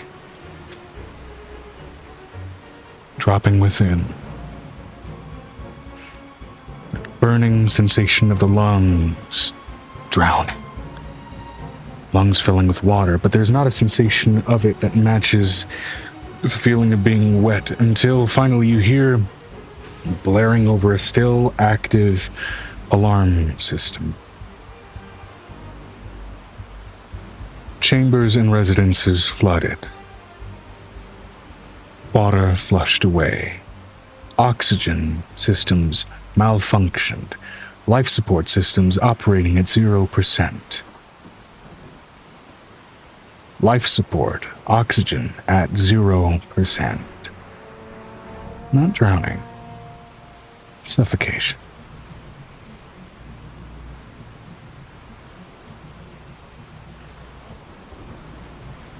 You walk through a series of splintered halls, most of which are reinforced by overarching rounded windows. It looks like you're walking through a base easily out of, for example, Subnautica. It is very much designed to be a subaquatic station. But with each and every pod and residence that you find, with each and every eye glowing with the same sickly blue that is spinning up through the storm, they are desiccated and mummified from the lack of oxygen that's been in this chamber shy of what you've just brought in with you.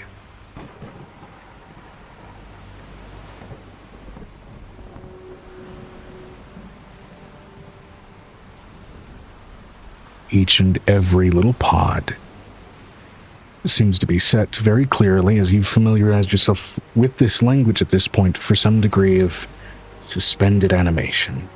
Each and every single one of them is emblazoned red with a text that indicates critical malfunction, critical failure, life support at 0%.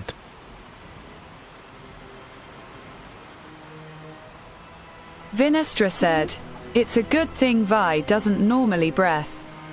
True. Approaching a panel that is still active, You look at the population, which now lists population deceased of Station Tau 7. 2,384.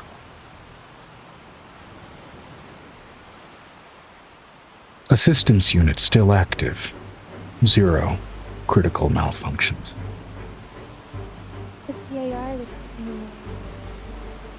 Nothing's alive here. Even the AI systems are dead. The only thing still active is just the notification system in this place.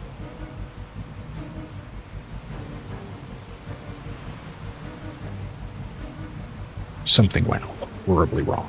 And based on the date of expiration, which you are seeing,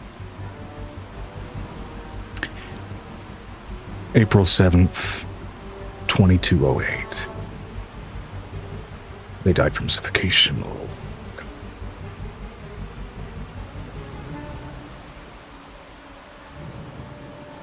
We saw when we were in that other place. There were big floods. Yeah. We talked about it. There were floods in different ones of them. Yep. This one seems to have been designed to be underwater already. It seems, briefly flooded, and then life support initially kicked in, but overcompensated and then grossly malfunctioned. To which you can also see on that same display panel, emblazoned in that, listed in that same date, manual override successful, followed by the list of critical malfunctions. Who manually overrided it?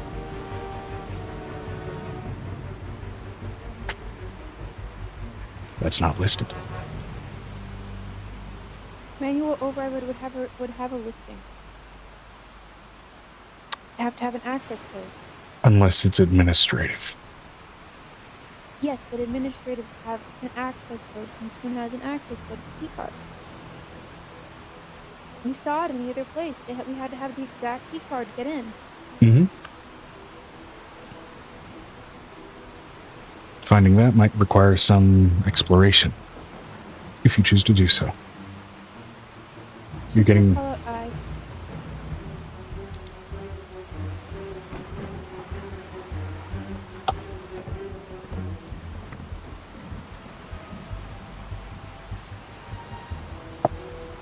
Yes.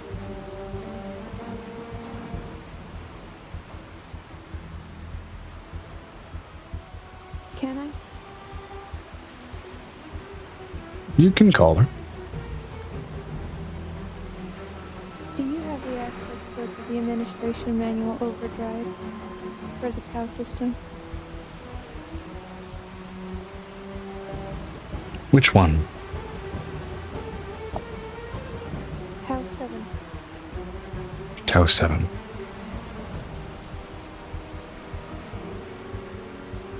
There was one Tau 7 administrator. This position was never handed down, never migrated, and never promoted.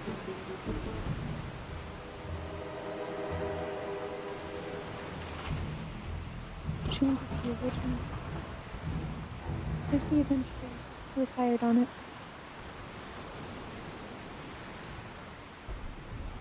The administrator was the commissioner of Outpost Tau 7 by the name of Javier Anderson.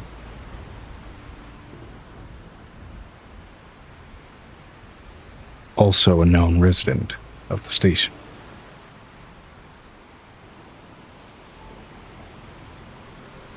Notable records of his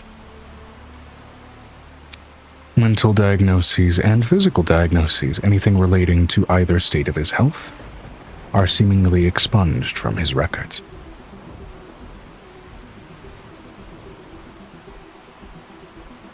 Means he might still be alive.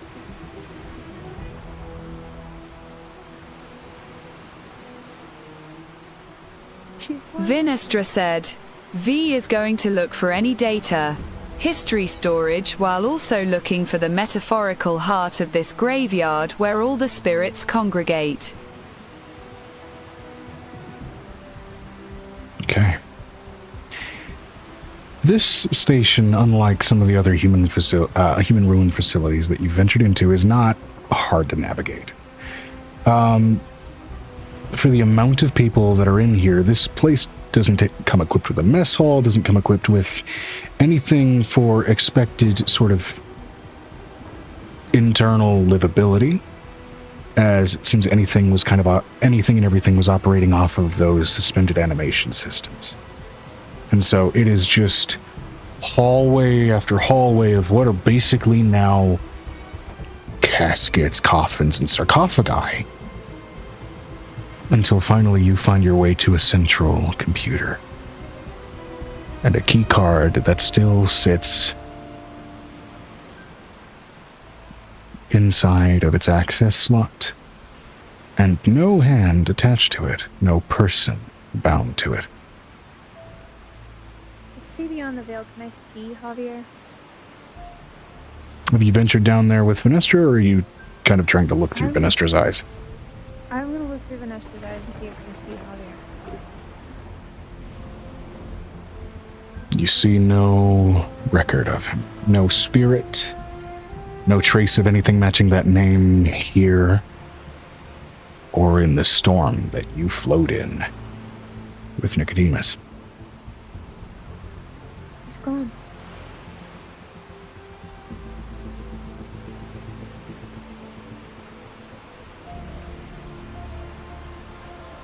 Javier was one of the names of the spirits that was attached. Called one of them Javi. Different Javi.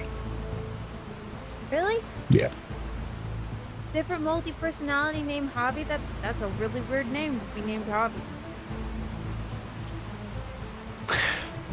I'll say this that you glean with the sea beyond the veil. Usually it indicates like any instance of undeath or spirit that's wandering around. Usually you'll get that information. This would indicate that this person still exists, and if they still exist as of now, that means they're most likely a scag or something else. Have I met them? No. Through Griffin, have I met them? No. So he's here in the ship, what you're saying? No. He is somewhere, probably in this area.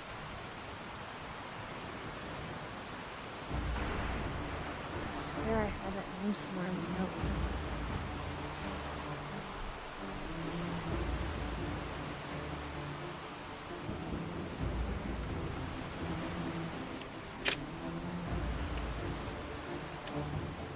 No, but Griffin has mentioned him.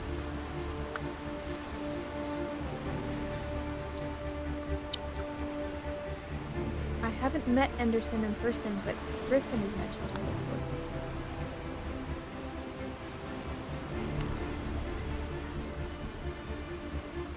Yes or no? No. Do history check. Really? Yeah.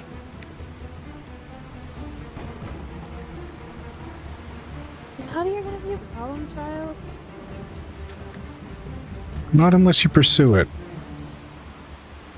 I don't want him to have to be a problem child. I don't need a problem child, Joe. I don't need another BBEG to defeat right now.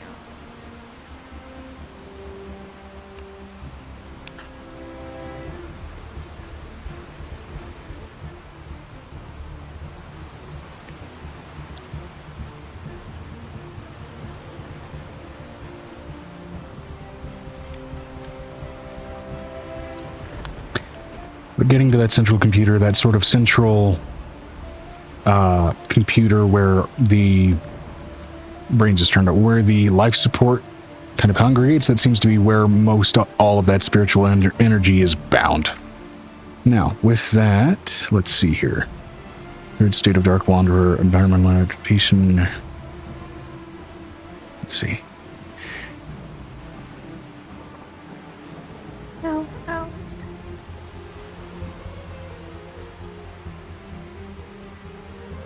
No, stop. Okay. So, you're going to go ahead and use some of the way that magic operates from your world and try to intermingle it With this one, do you want to go ahead and describe what you are attempting, Venestra?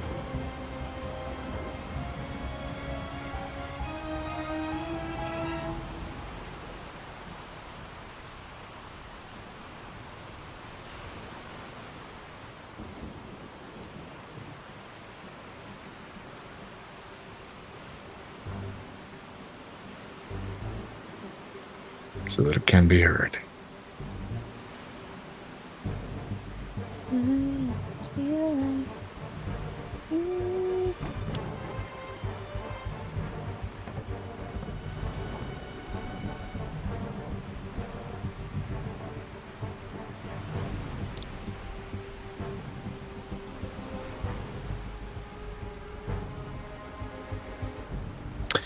And I would say at this point, Angel, you may also absolutely attempt another calm emotions if you would like. Vinestra said, V is basically going to be trying to do a ritual to honor the dead. Remember them, put them to rest, but also offer them a new form of life in memory as echoes. I don't feel comfortable with this approach. There's a difference between how Venestra sees it and how Angel sees it. Echoes add to your power and what you can do. She doesn't want echoes, she wants them to have free will.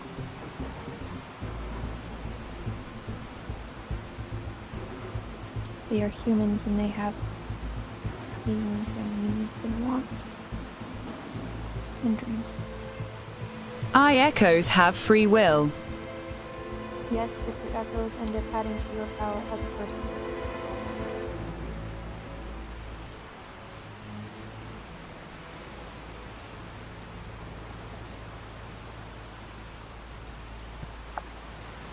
Don't you take clerics? I haven't taken any Or clerics yet. worshippers? I haven't taken a cleric yet. Not with the intent of it.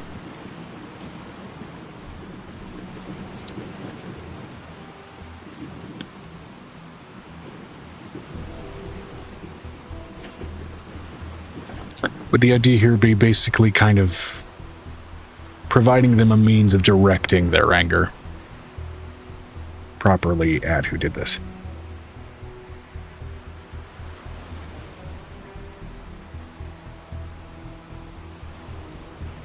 But that's not even proper healing.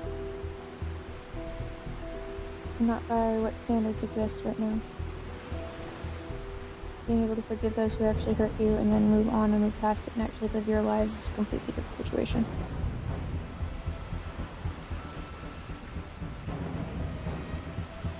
Fair enough. You know what? I'll say that this can constitute effectively sort of two different offerings of effectively progress out of this state of undeath. And different portions of them may go in either direction.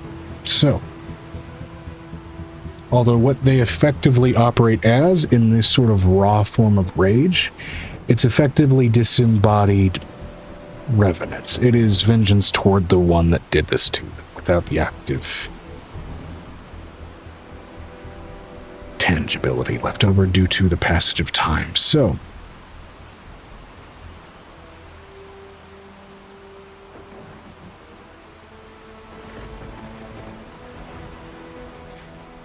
okay, and as you're clarifying, Venestra, this is also not offering them a means of channeling their rage, but a means of collecting themselves.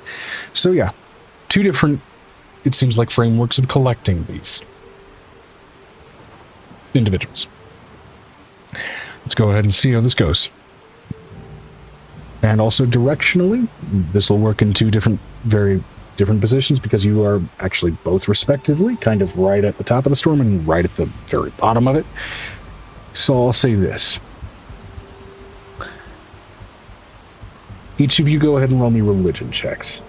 That's not going to dictate which one of you wins. It's going to dictate how much each of you are able to collect here, based on them being supplied enough focus to be able to go ahead and actually choose to do this. Now, with that, I will say they're going to go ahead and make their saving throw against calm emotions.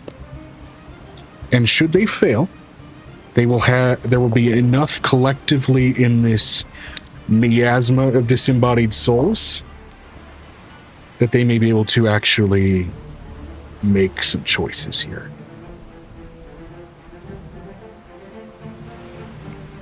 Fair? That's a natural 20. Natural 20, great.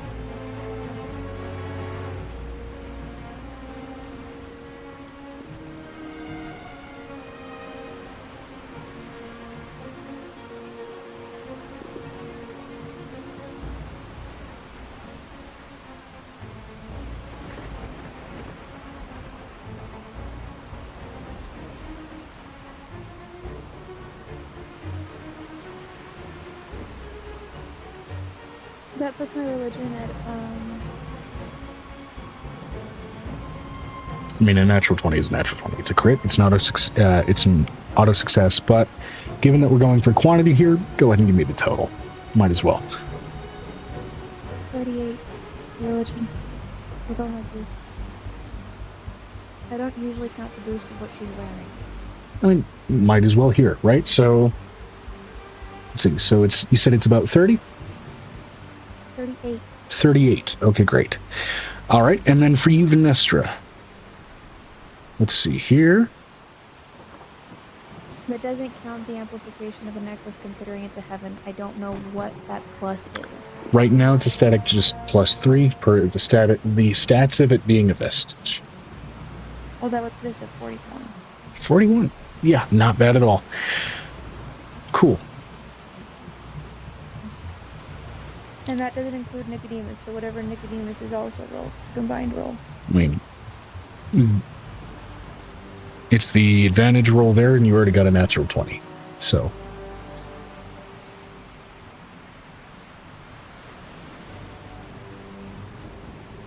She doesn't care which way they go as long as they're able to be used. Vinestra said, Nat 22 using Amira's divination feature plus 22. Okay, 41 and 42 respectively. These are both insanely high rolls. So.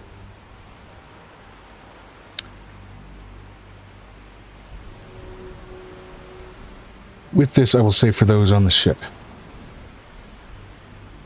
You watch as the swirling storm literally splits up and down.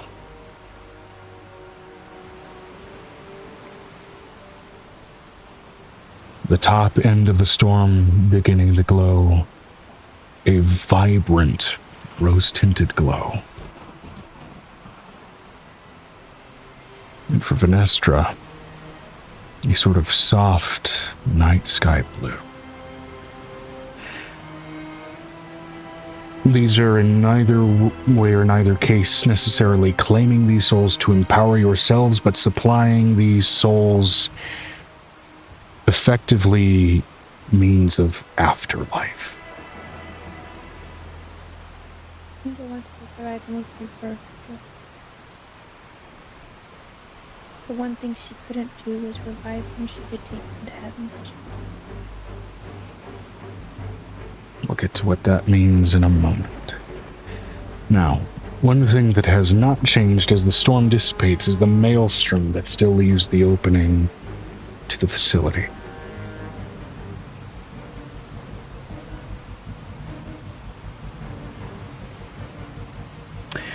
Notably, Venestra, as you're down there and these souls effectively get pulled in these two directions, these desiccated bodies finally begin to wither down to dust. Through each of them, thousands strong. And I'm going to go ahead and switch the music to something gentler. First time outside of a character death where I feel like this playlist is suitable.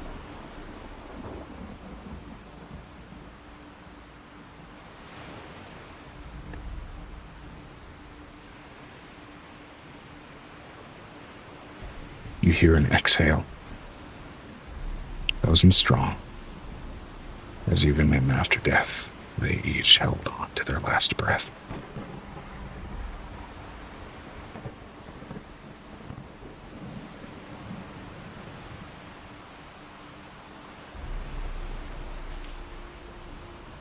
I don't know why I'm lagging so hard. What's going on?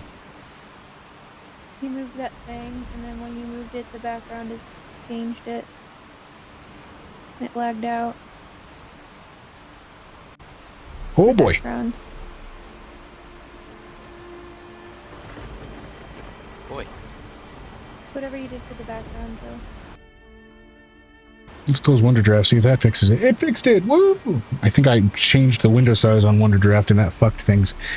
Alright.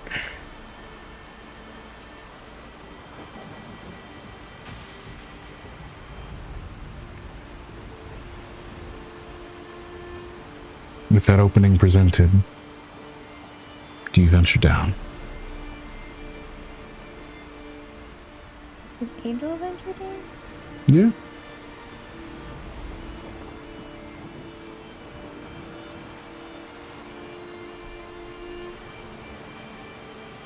Yeah.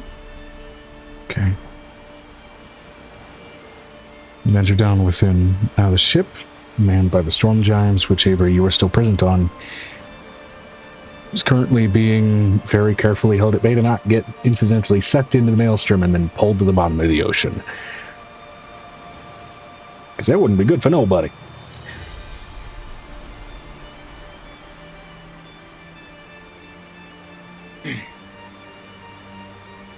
You enter into this chamber, finally, alongside Venestra, now granted this aroma of heavy dust.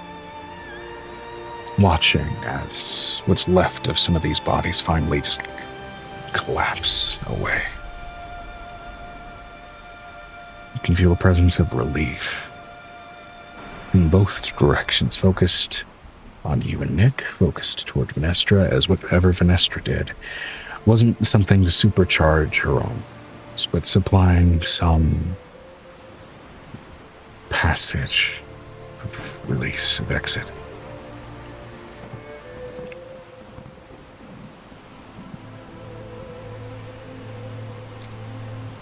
There's still a palpable sensation of rage, of unresolved betrayal.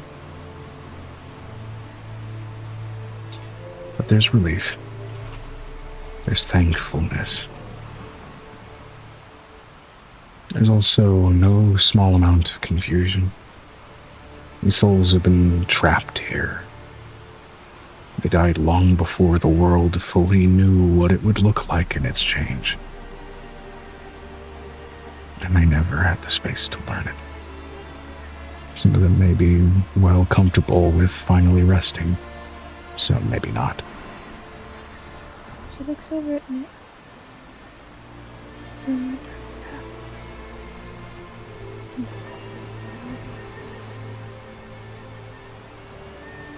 think some of them might be more comfortable tangibly ripping that life away. Carry them. When you go. And I want you to use my dreams to. Because I don't want to go. I don't want you to go alone. Electricity in this facility is barely holding on. You've noted that so many of these facilities ended up switching to something magical for a backup power source. More often than not, but here, because its chief purpose was to prolong life, and it failed. There's still a sensation that whatever originally powered the place still is. And no magic is being used as some backup for some purpose it never fulfilled. The maelstrom is what keeps this place being seen.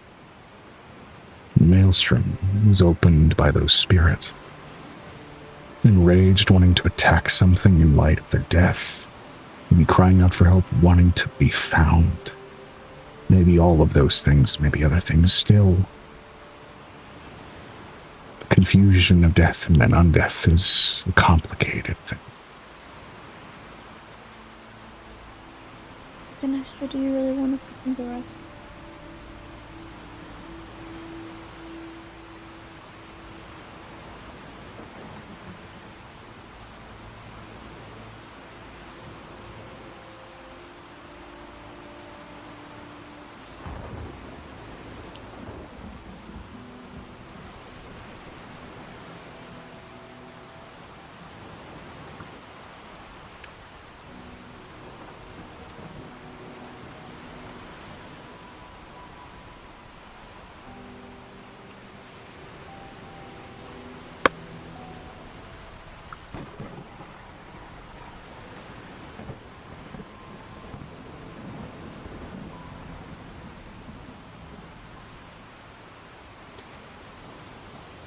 Notably, also, the rain and storm still hangs in the sky, though it is no longer hostile toward your efforts to venture across the sea. So, I have an idea.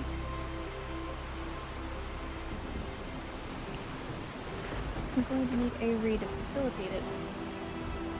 Okay. I'm going to need Avery to keep me in dream state so they can use my ability to walk through dreams.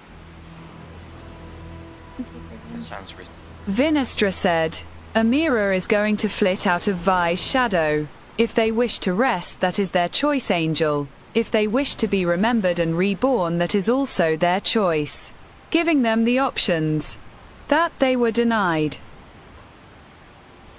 They're revenants. Vanessa.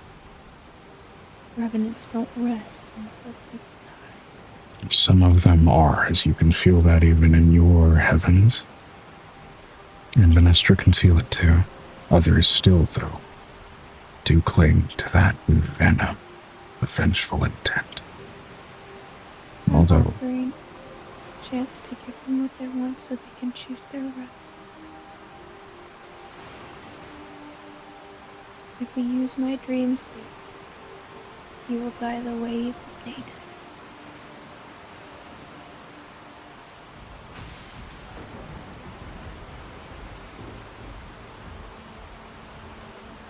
I'm offering you to let me use me as a dream leader.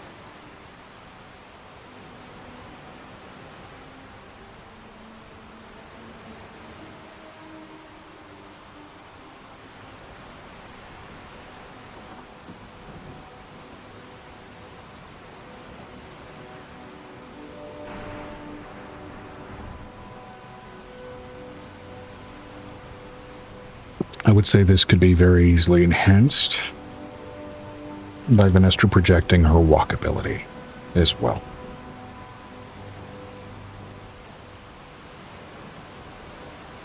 Could you project it through my body so they could walk easily, faster than usual? In abstract sense, all it would require would be a vibe check from Vanessa to do so. I mean, this is going to be a bit of an abstract vengeance trip, but if you guys want to do this, you absolutely can. Can use Angel to portal to open through.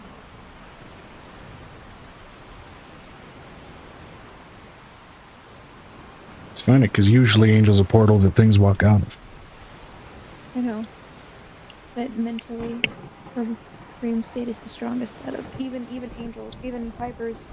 So she has great dream walk ability. She's a fae, so she can do whatever she wants. Angel knows how to navigate it without it.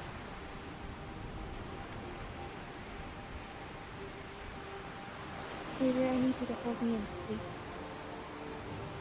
Hey, got it. I will say to answer Do I need that to roll statement, to further Vanessa,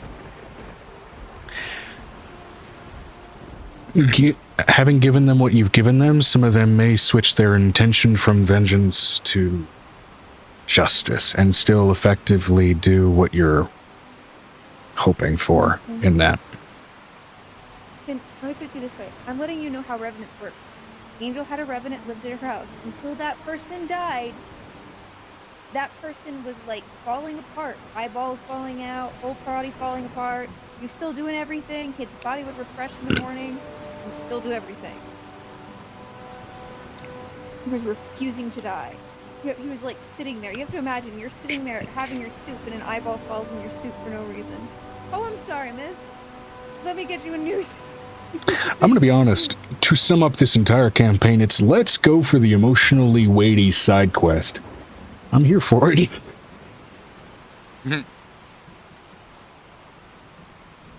I'm literally here for it. I have no other choice. I'm letting you know. She's finally gonna let Archimedes use his little wings. Whoa. These are cool. She thinks Avery, I need you to get on the dog. And the dog Yeah. will come to Get on the big old battle corgi. Okay.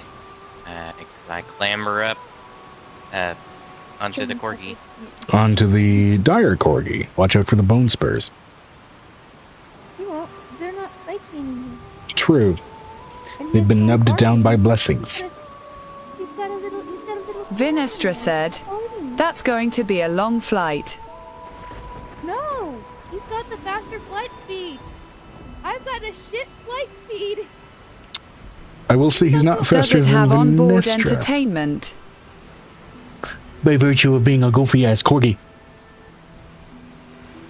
And if you look behind you, you'll see him twerking the whole wing-flapping way. Because it's a corgi.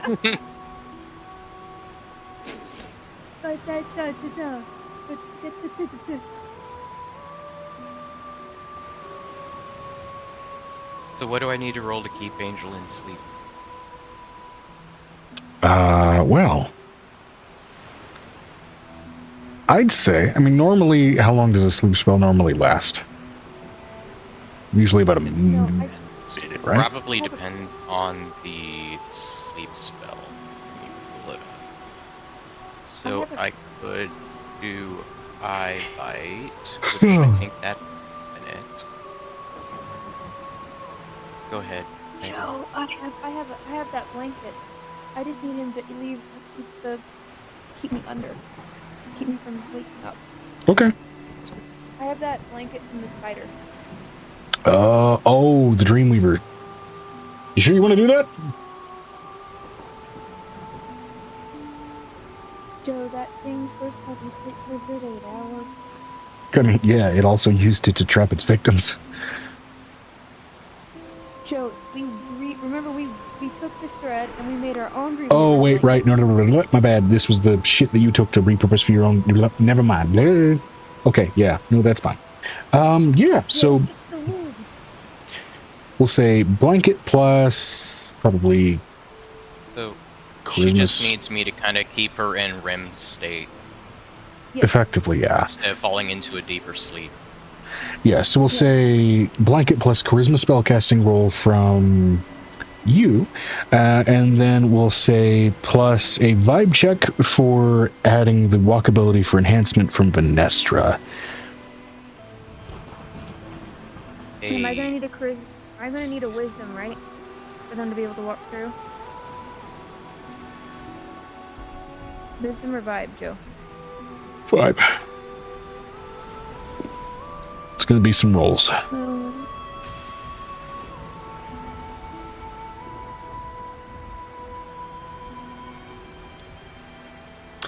Man, here I was all prepped for survive the hurricane skills challenge, and then you're like, fuck 20. that. Natural 20. Fantastic. Let's roll 1. Now.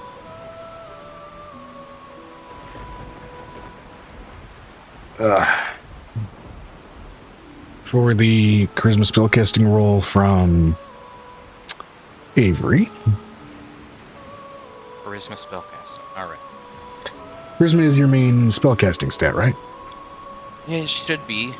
I think so. Yeah, it is. Okay. Rolled 14 and my... So, is it my save DC? My... It'll be plus your charisma modifier plus proficiency. So, effectively like an attack roll, yeah. Like a spell attack roll. Charisma is plus 6, plus proficiency is 8. 6 plus 8. 14. 14 plus 14 is 28. Okay, great. 28, natural 20. Both of those are fantastic. Then we need Venestra's vibe check.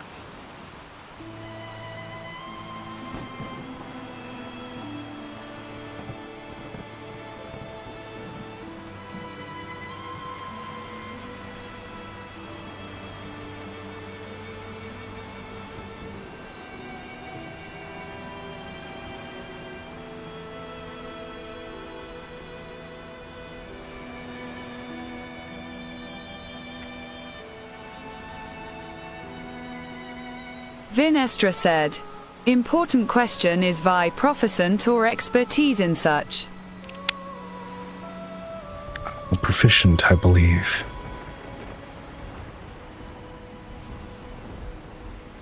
Oh my god. Oh my god. What did I just watch? What? Oh my god, what did I just watch? Oh my god, what did I just watch?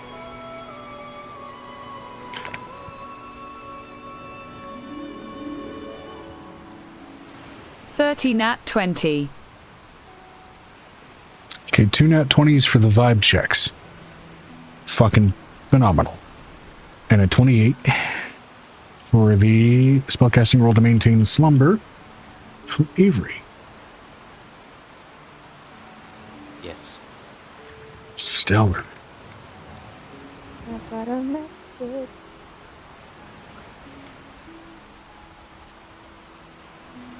Man, did not expect this session to end kind of with like bittersweet vibes. Cool. All right, let's get into it. So, Do we really need to get into it, or can we leave that as a cliffhanger? I mean, we're gonna end with the sweet end of the bittersweet. So, let's get through the bitter, shall we? Please. I love bitter. It's not great all the time. Good coffee, you know? No! No, I don't like bitter coffee. Blah. I like coffee like I like my soul, black, with 2 sugars. Bless. Like a bless.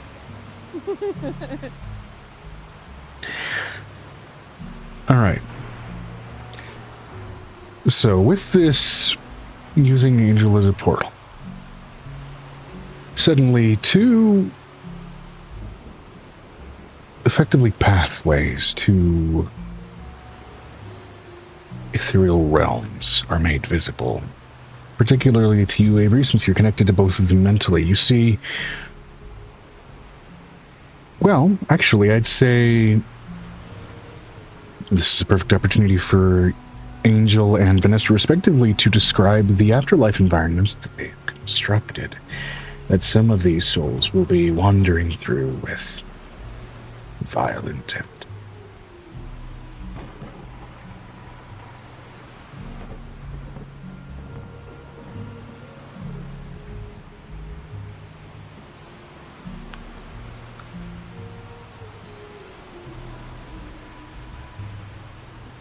I put something in the memes chat when everybody gets a minute, so they,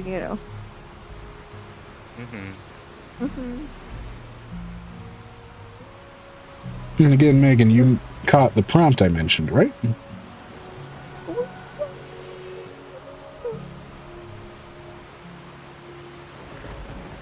This is your opportunity.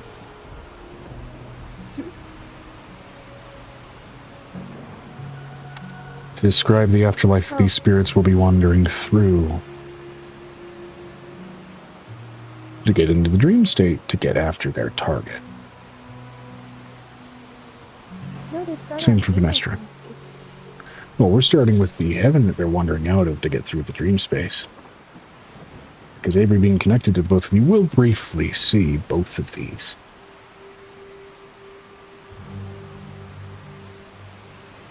I guess heaven is like a house. Each person gets their own house that they would want to, what they think is home. Each room is home. Each space is home. The door that they all gather at is a door to Angel's dream space. And then through that, because Nicodemus also has kind of the same entrance, with 2 sides of an entrance. Because she met Nicodemus through her own dream state. So they would end up in her dream space. Just that big flowered, open, aired space with a tree. That would be the center point. Angers.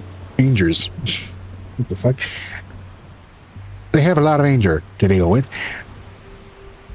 Angel's Heaven seems very much like a familial neighborhood.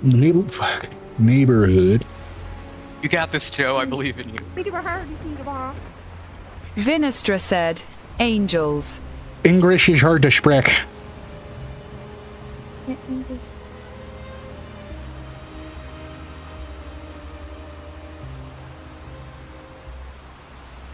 Angel's Heaven seems very much like a familial neighborhood, from what I'm seeing, or from what I'm hearing. Well, there's the columns and the clouds and the prettiness. It's not like that's the only difference. Not a bunch of cherubs in the sky with harps pooping rainbows. There are cherubs, but like that'd be like the palace part. Where they That's can fair. see angel and talk to them. Question. What is Angel's Heaven?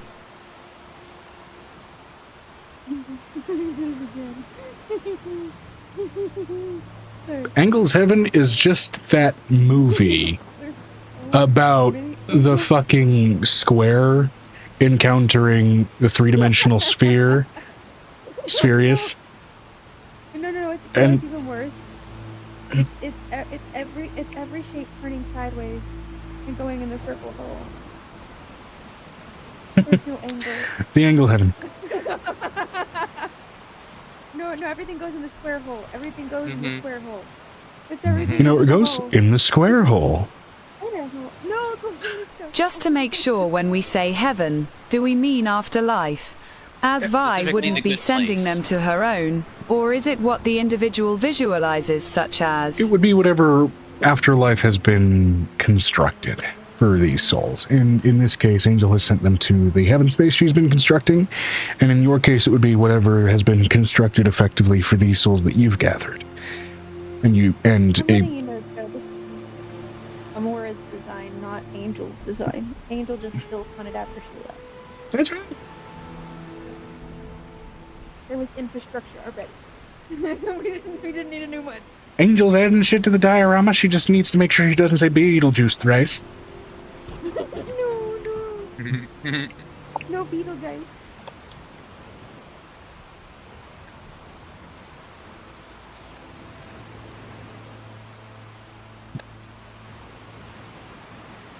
Vi's would take the shape of being remembered and not forgotten. So basically like this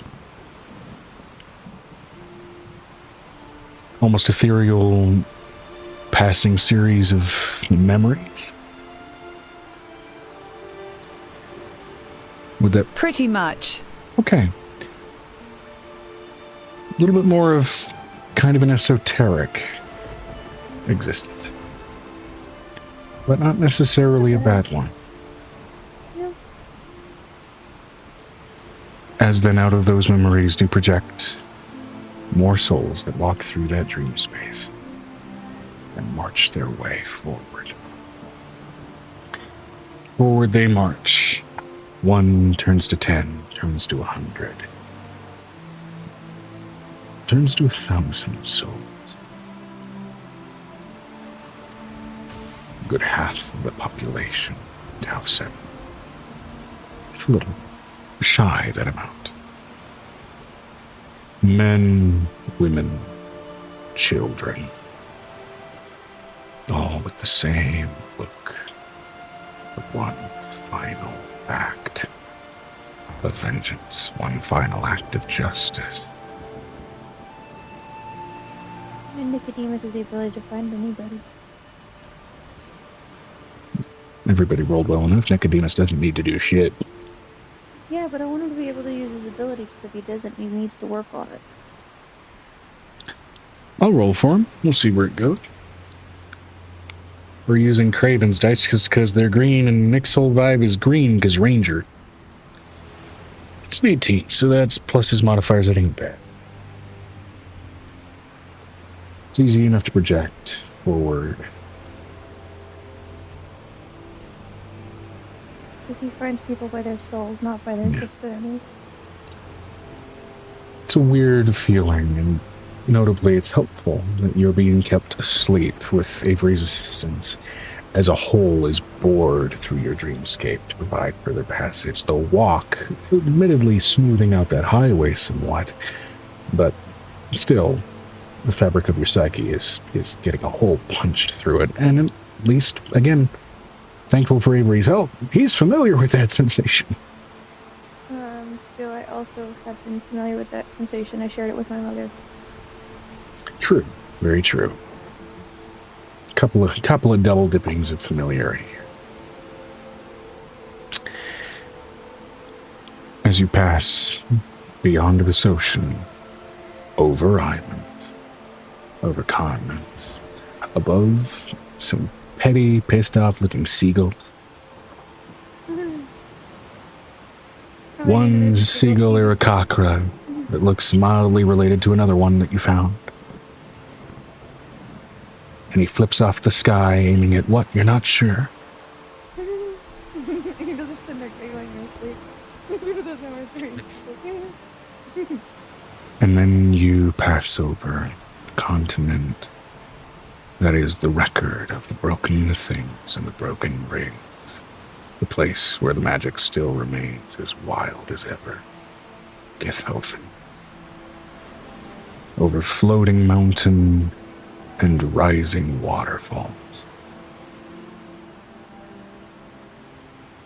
You find your way into a skybound cavern, going further up and further up, not dissimilar to where you would probably go deeper normally in a cave, and yet you can see it ascending like well-carved stairs into an internal, cavernous little manor. Still plated and bound and carefully built out with old, ancient, human, modern amenities, each and every single one of them now powered by small arcane crystals to supplement electricity that will no longer process through their mechanisms. I'm letting you know, Avery, you hear through your head. We're going to this place and I'm taking all of this. I'm sending Griff into this place and he's gonna take all this bullshit. And there's 6. Well, good luck with that. This might succeed and then we're gonna put it inside of Aegis because those arcane crystals are blue. Watching a long run of some forgotten reality TV show on a now magically powered flat-screen TV, forgetting about the suffering in the world around him, a skag which seems to be trying to fight off his natural magical decay, with makeup so thick you can taste it.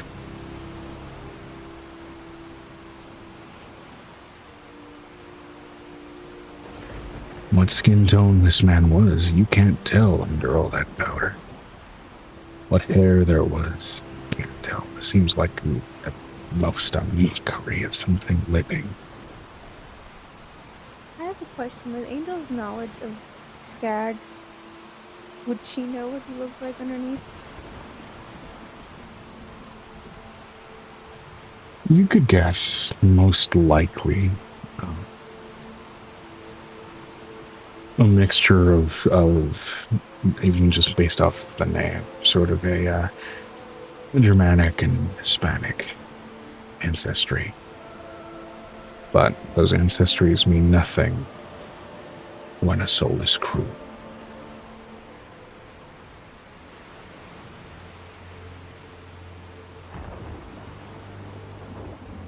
And what he lives in would be a bachelor pad, envious even in our current day and age, covered wall to wall with modern technologies that are running out of spite and magic. And yet the shadows flee from every light as you witness each and every spirit finally arrive. Yeah? Yeah, I have a question. Since I've seen the way into this building, can I send this entire mental memory over to my brother after we're done with this? Easy enough. because I want those crystals for ages. And if you have trouble remembering it, a number of different figures, including Venestra and Avery, are both also seeing this, so they'll be able to fill in gaps you miss. Project modern technology. And you can even tell just from each of you having some semblance of being able to sense just magical intensity. Every single bit of technology here is in some respect powered by magic to allow it to function. How many bodies did he have? Vinestra said, important question, is this skag or evil person? Oh yeah, both. Well, the TTS said Why did it as say or? I don't know. I don't fucking know. Is the skag a evil person? And I mean, maybe it fucked up with the grammar because it's A-E. Is the skag an evil person? Yes.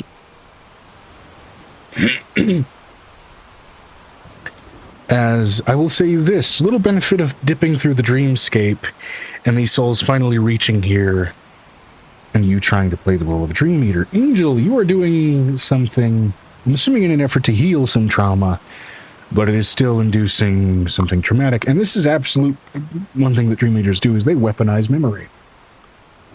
I need you to go ahead and roll me an intelligence save. I'm going to go ahead and roll an intelligence save for Javier here as well. He gets disadvantage. Oh, no.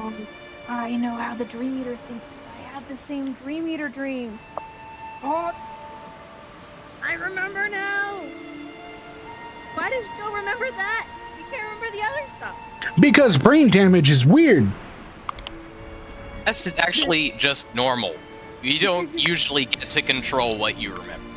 A natural 20. Okay. You got a natural 14. Now, intelligence saves are usually pretty good for wizards. What's your total? Because again, crits don't apply to saving throws. For which? For wisdom? Intelligence saving throw.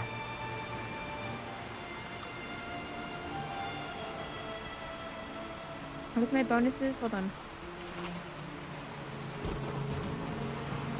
16 plus 16 to 20, so it's 36. Okay. With his modifiers, he got a 30. You still beat him.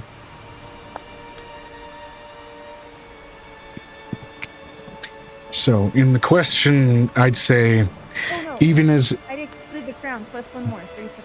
Okay, 37. Either way, you beat him. Now, in the question, Venestra, is this an evil person? It's a thought. Thoughts get vocalized in spaces like this. You can hear Venestra thinking it.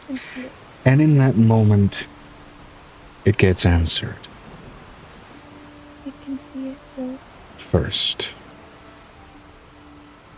you see memories of this Javier.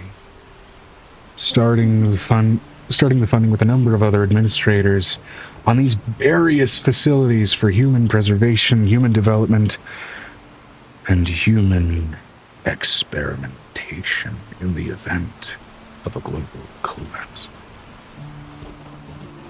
One such facility was Tau 7.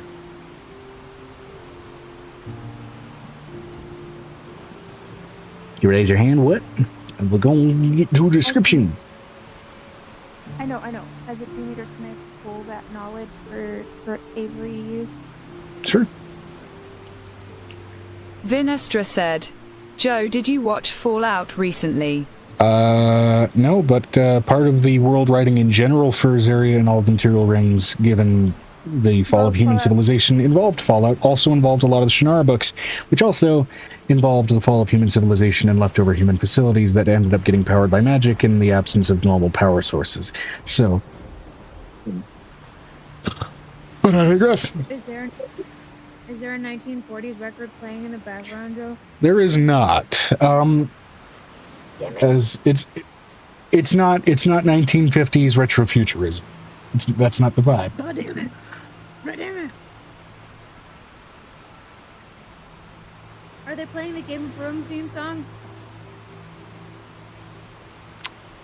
I'll say no for now, but getting into the description.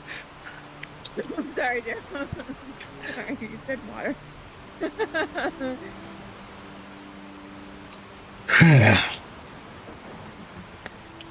He was among a group of a number of high administrators, which at this state of his life, seems even his memory was fallible enough that he doesn't remember their faces, or perhaps never cared to remember. Little more than silhouettes discussing various experiments to be placed on the different facilities for different human groups, some benign, some benevolent, some decidedly malevolent. Exposure to radiation in the event of nuclear collapse. Exposure to disease in the event of chemical collapse or a world sickness. And especially once the portals and the dragons began to be discovered. Across a number of facilities, experimentation with radiation in conjunction with magic, and you instinctively feel that flash to the very thing that's around your neck. Another core that you discovered in a subway station. That was another facility. No, it broke up.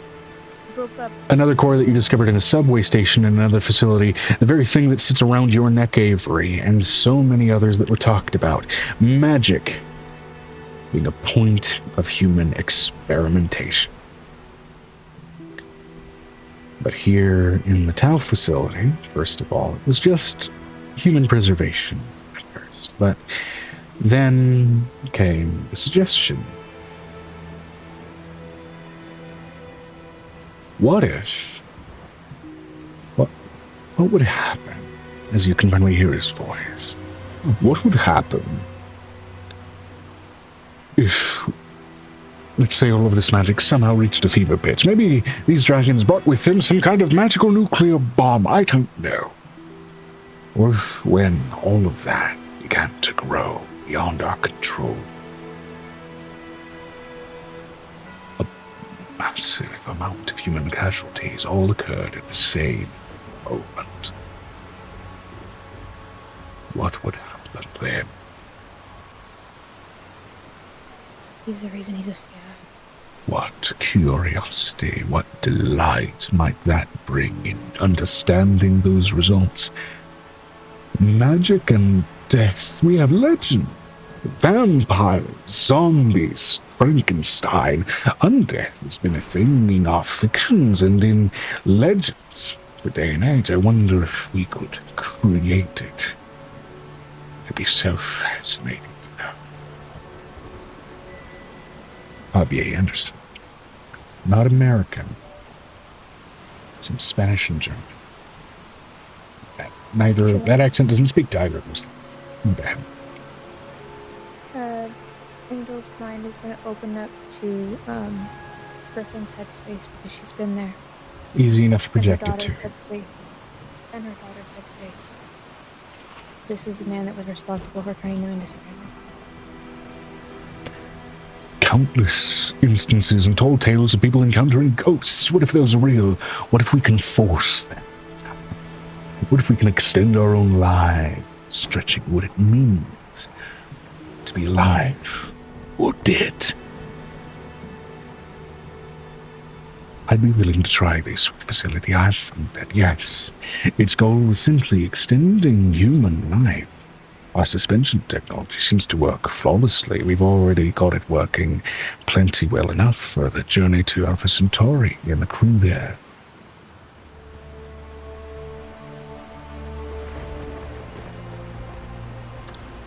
But I'd like to see what happens. Trigger myself, lose connection to the service.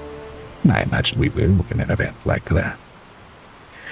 And it flashes for, yes, a localized manual override as the world began to shake, crack, and break. With a delighted, giddy, childish smile. Override life support. Disconnect.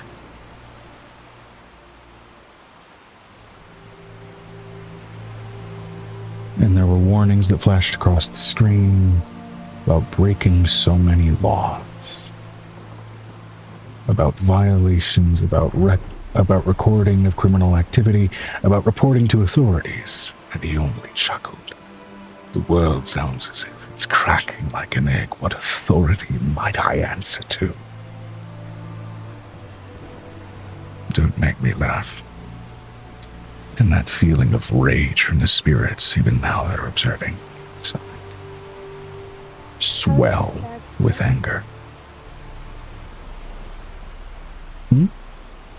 How does Angel's mind open to the people that she does know that are skags? The skag problem was more so from Hanzo and his dad, where that occurred. I understand that, but the problem is that Griffin always wondered where it came from. It seems various different experiments from other administrators that spawned from the sharing of that idea. It's the one who made the idea. He's the one who at least started the thought process that spiraled out into what eventually created the skag. That's why she's literally opened it for Griffin, because he is a time walker. Which some see being a skag as a curse, others a blessing. It is, at this point, what it is. Yeah, but I want to know how Griffin will react. This would be something that's important to him. It's not important. He goes to his daughter. uncharacteristically quiet, and usually that means I'm going to bite somebody's throat out in his context. But She's also going to share where the space is.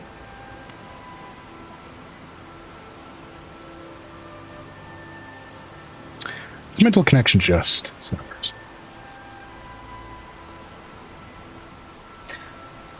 No. Especially with that answer, and in answering your question, is this skag an evil person? Absolutely.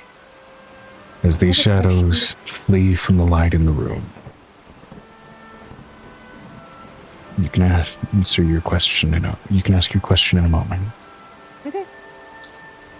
The shadows flee from the light in the room, and the light seems to grow until every light bulb. Beautiful technology, but unfortunately, for not, they shatter. And the room goes dark. Shadows crawl and grow. What's going on? Who's in me? Who's gone snooping about? And then suddenly, a shadowed hand reaches around his throat, and he gets lifted up to the ceiling. Another around his shoulder, the other shoulder, part of his arm, another arm, another arm. Over his legs, and they get pulled to the side and continue to pull. Ligaments stretch, joints disconnect. Pulling and pulling, pulling, and even as he opens his mouth to scream, to call, something on his throat lights up with arcane runes. Even that gets silenced as shadows still reach down his throat, clawing in. And he gets quite literally ripped apart by every spirit that has passed through. I want to know what he said. Is that soul still up here? As the spirit begins to float, trying to find its way to an afterlife above or below, even Enderman eagerly reaching up to claim it. Nick instead pushes his hand around it and simply begins to squeeze. And then the shadows wrap their hands around it and begin to pull once again. I'm just gonna reach into the brain and squeeze. So he starts to choke like they did when they died.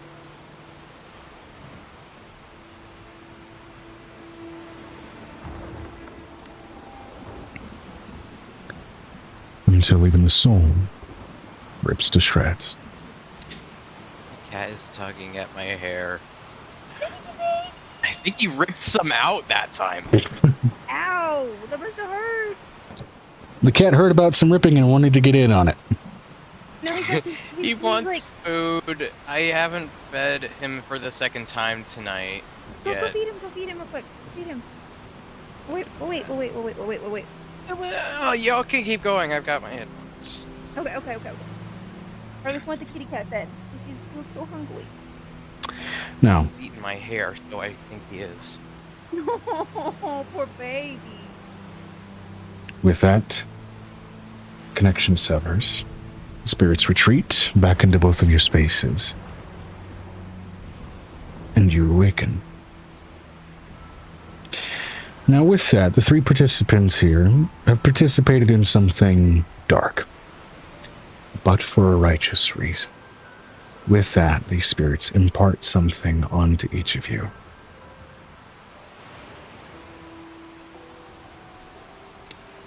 It's a one-time use ability.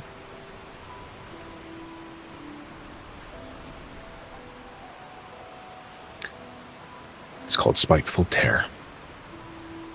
Which one? It is called Spiteful Tear. It's a one-time use ability. Spiteful Tear. On a target of your choice, you may simply remove a limb. Literally? Just one-time use. It's fun. Very powerful. They do have to be... Vinestra said, no dick bone ripping. I didn't say it wasn't an option. You can do that if you want to, but you have to be able to see it. There is no limit on the range except for being able to see what you are trying to rip off. You can rip off a dick if you want to, but your target would have to be nude. You could also technically rip off a tit. No. That's not what I'm saying. The question I had was... not asking him it, because it isn't asking him. You said rip off a limb. I could see the argument for a dick being a limb, but a tit? If they're old enough, it'll hang low enough to be arguably a limb. Jesus, okay. Do your boobs hang low? Do they wobble to and fro? Can you tie 'em in a knot? Can you tie 'em in a bow? Third leg Johnson. Vengeful Tear. One-time use ability. For Angel.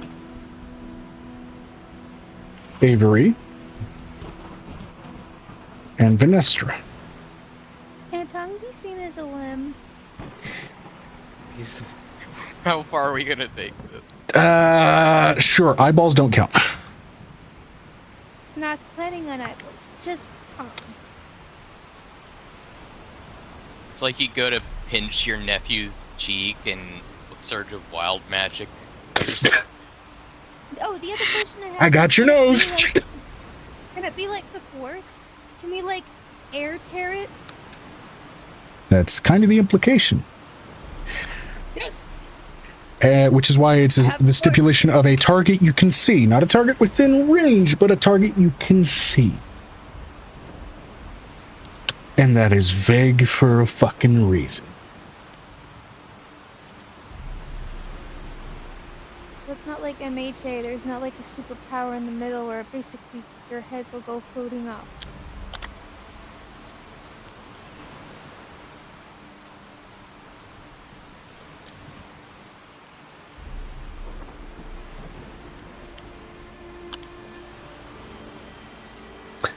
A target you can see may have a limb of your choice as long as it's visible. It's funny. I should go to the map. Now, one thing that doesn't count is the head attached to the neck. I would not say that counts as a limb.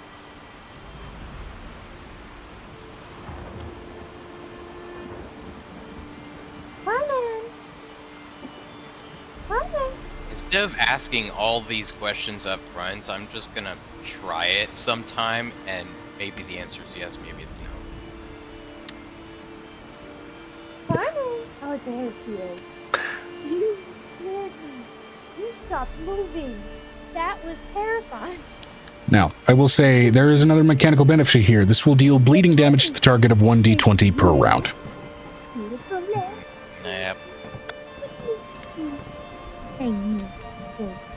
You know what? Actually, we'll make this more specific. This will deal bleeding damage to the target of 1d20 per round per size level of medium or higher, which means if you go from medium to huge, it's 2d20, medium to large, it's 2d20, large to huge, 3d20, etc. Make sense? Oh, good job. So 1d20 for medium. Yeah. What about small? Then we'll be decreasing by die size. So it'll go down to 1d12, and then for tiny 1d10. It's still a massive amount of damage for any of those size categories.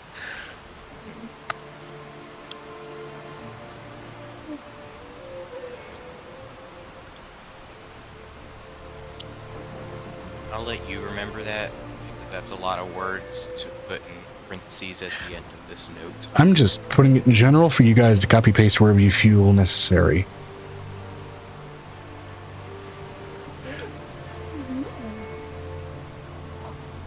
What's that book?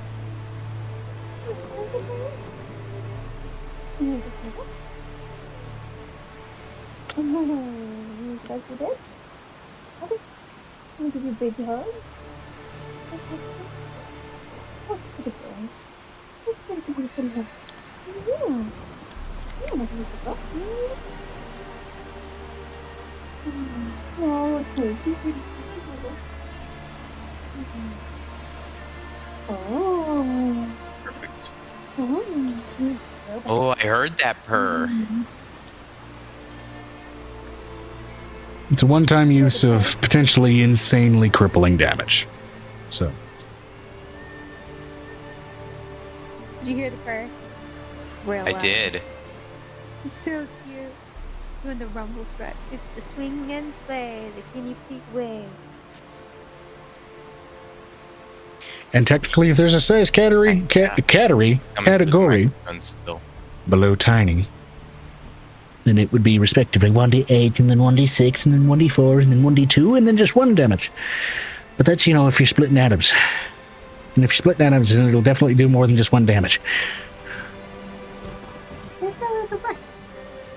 Don't you have to split them in a real precise way to cause that chain reaction?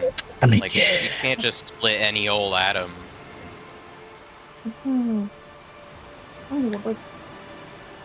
splitting atom will be the job of his boyfriend. No, I'm kidding. Vinestra said, a category smaller than tiny? Ain't that an acute angel? That's fair. Now, that was the bitter. The rest of those souls retreat back to their respective afterlives as you all do arrive back upon the ship of, and I can't believe I didn't double check this fucking name, but it's canon at this point, the Fildo's Scream.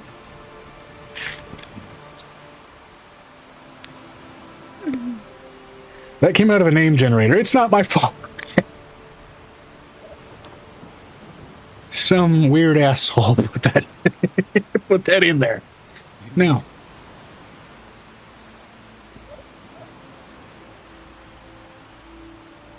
You talking to me? as that crests in the storm now reaches a much calmer state, the maelstrom ceases. You all find yourselves back on board the ship for a gently drifts to 5. And then 5:30. As the sunrise at sea of Atticus 25th greets you. And that's where we're going to end the session.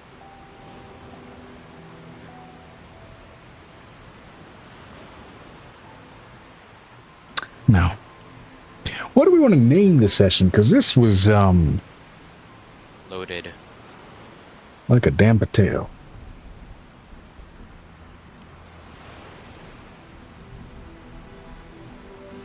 Emotionally deep session. Outside of a session, there was some emotional panic. It's fantastic.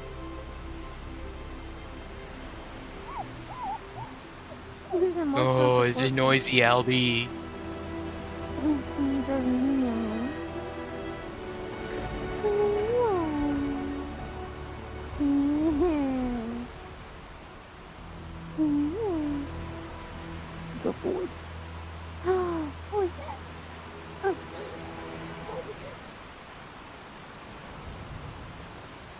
You're so warm. Why are you so warm? You okay?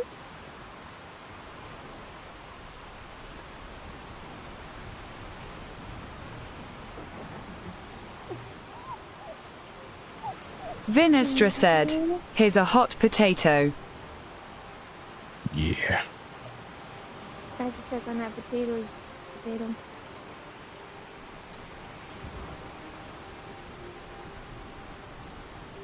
I'm doing Joe.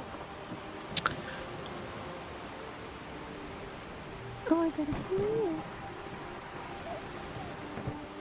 I got a kiss. Storm of emotions? Storm of souls for a title. That also works.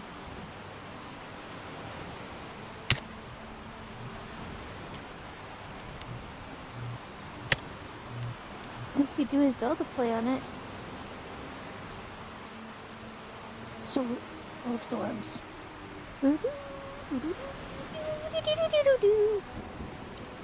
Soul of the Storm?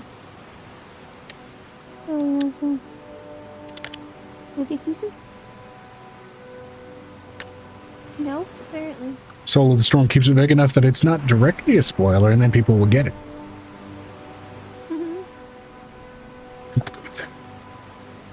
Now, I think If we beat Fuska to it, we might be able to raid Fuska before Fuska raids us. So let's do it.